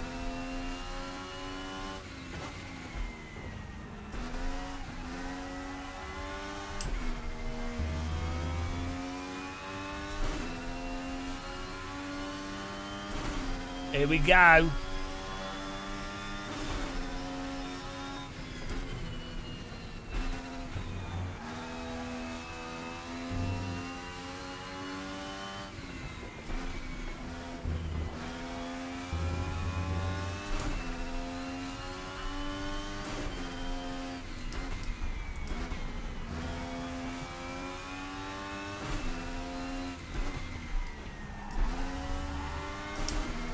Whoa!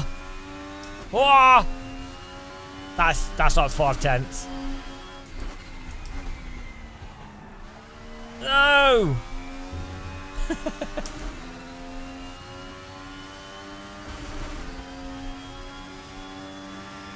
Ah! Ah! 0.001. A mosquito farts are back, guys. Mosquito farts are back. Joke. 0.001. Bloody hell.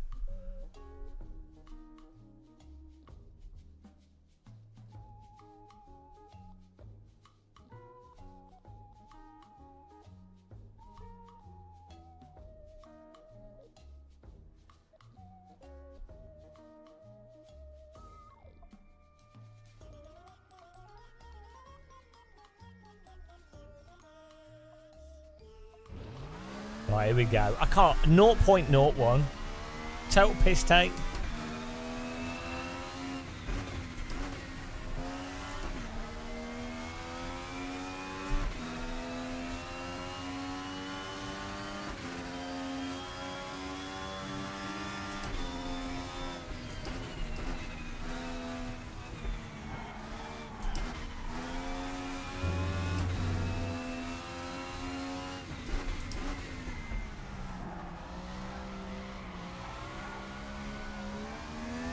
Maybe give it 1 on the TC.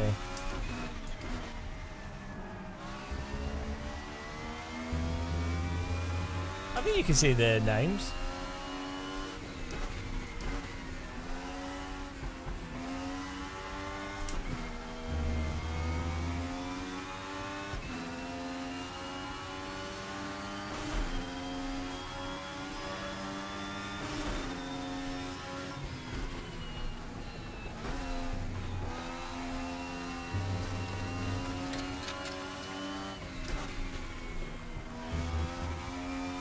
Oh yeah, we can get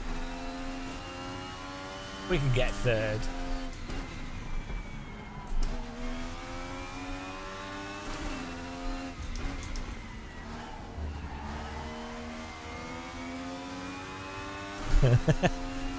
Anyone have an addiction issue? I never do. I don't get addicted to pointless stuff. Oh bloody hell.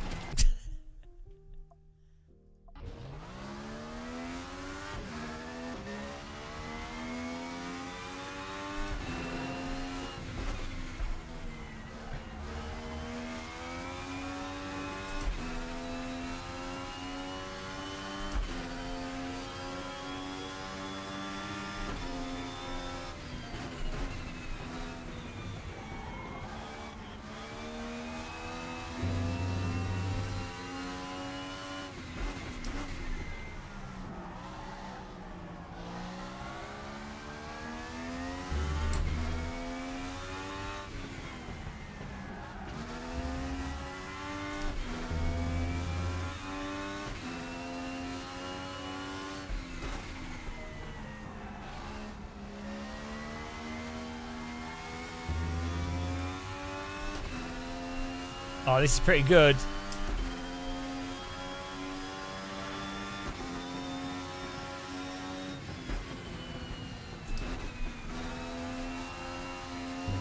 Oh!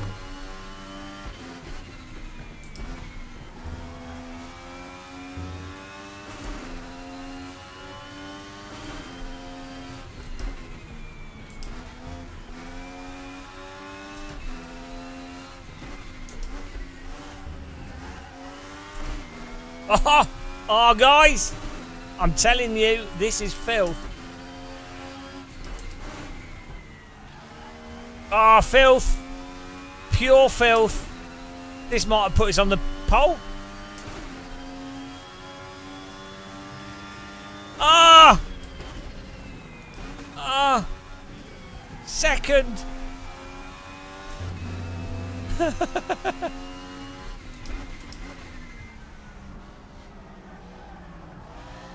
Just have to find 5/10.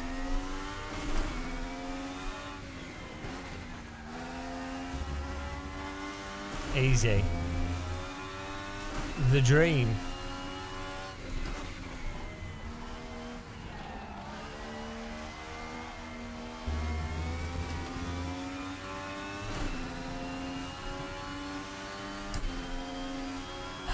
We beat the hunger.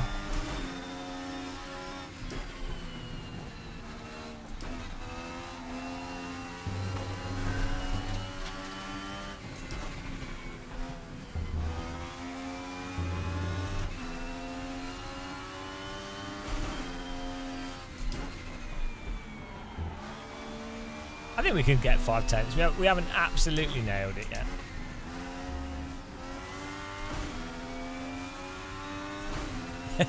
We found a loophole. I mean, I could say I am the world's second fastest sim racer. Sure, it's in 1995 DTM in one of the less well-known sims, but I wouldn't be lying. How do you guys feel being in the presence of the world's second fastest sim racer? Oh, I see people are already becoming members from the excitement. Hi Daddy Muscle. It's my birthday soon, so please may I have a video of you sitting on a birthday cake with no pants on. Oh, I only need to see your face. Ah. Thanks, Daddy. Jesus Christ. Thank you, Edward Dog. What on earth? Oh, bloody hell. Thanks for the sub. Bloody hell. I'd eat the cake. I'm not sitting on a cake. It's a waste of a good cake. I don't do coaching because I don't think anyone's worthy of my knowledge.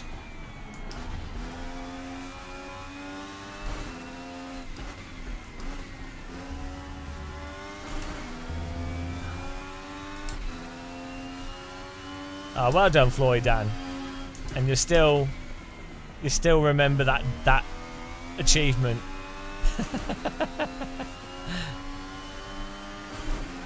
Exactly, Nismo. It's just futile.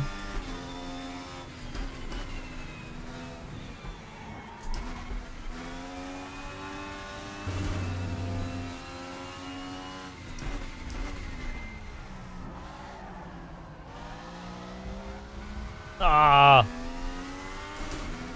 Got stuck on the curbs.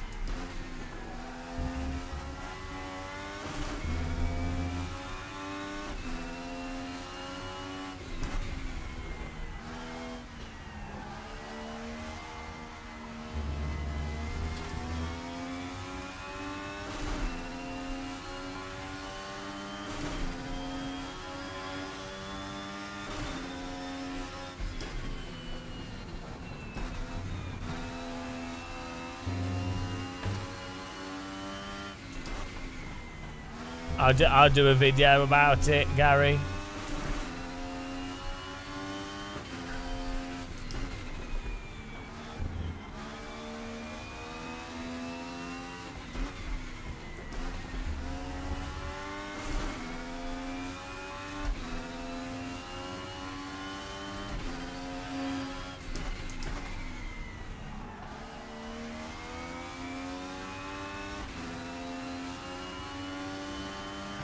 There we go.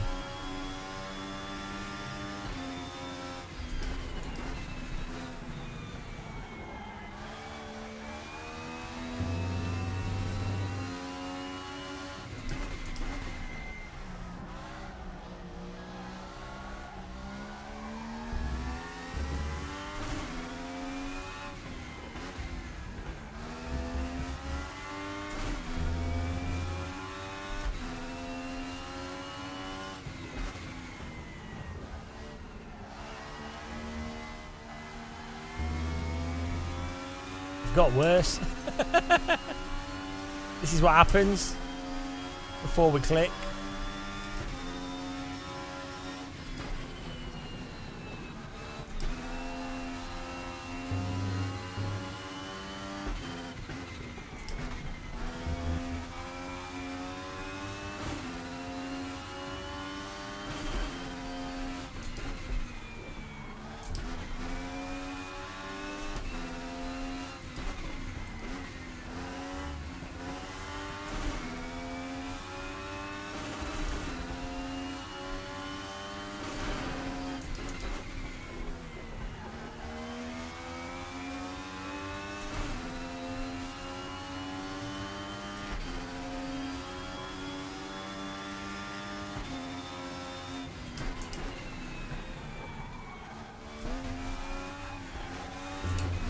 Oh my goodness.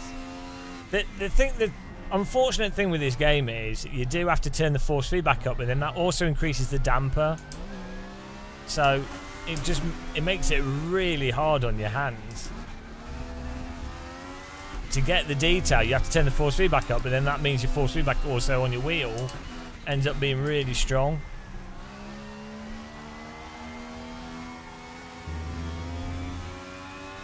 Now they reset every lap. What are the 3 main rules to be as fast as me? Drink lots of tea.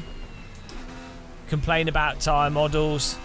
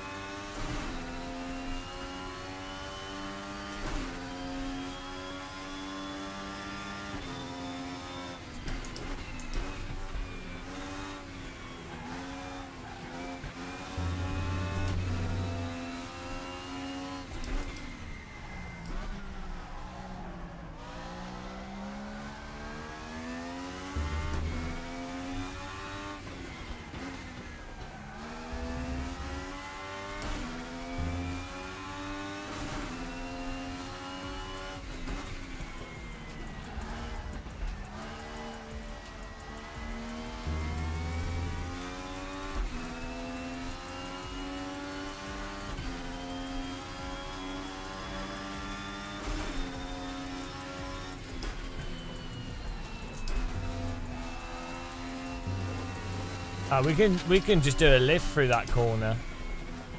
See, I always do this in Race Room. You need to lean on the front tyres so much more than other simulators, and I forget to do it because I always think, oh, it'll understeer, but it doesn't.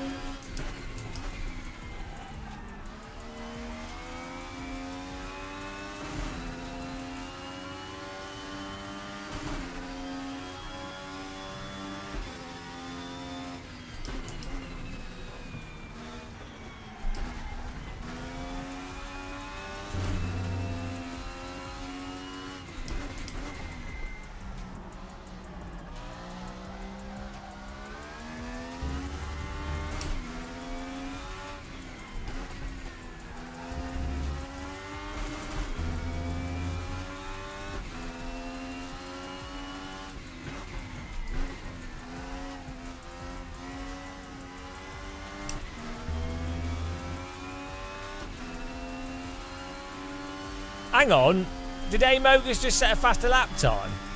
This guy. He knows his time's under threat.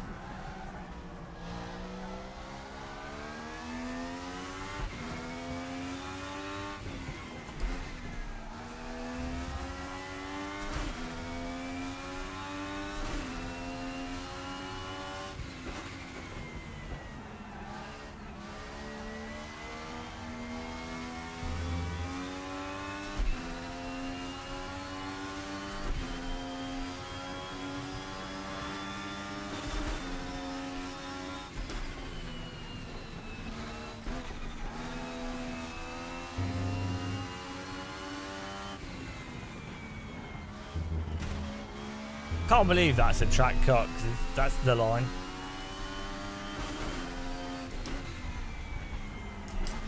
Well, my force feedback needs to be weaker. It's on like 10 Newton meters and it's really dampened. Well, second place. I'll take it. Right. Yeah, but the hot lapping thing's really good in this. Oh, my shoulder's killing me.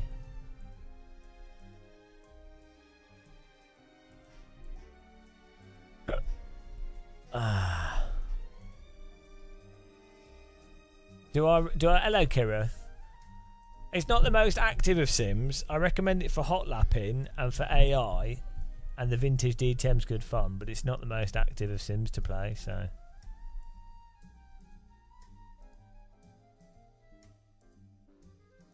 Hello. Right, I'm now wrecked. Why did I decide to do that? That's really dumb. That was good fun. That's raced. The room has been raced.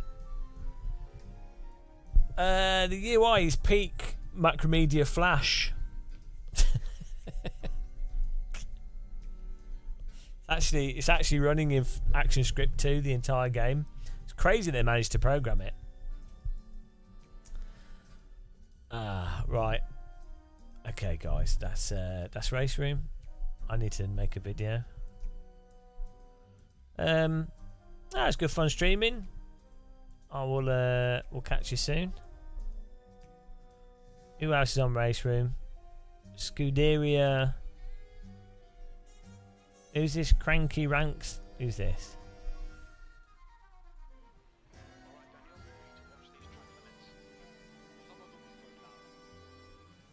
Who's cracky Rancid? He's a German streamer. How about let's stream the German. Let's raid the German. Right.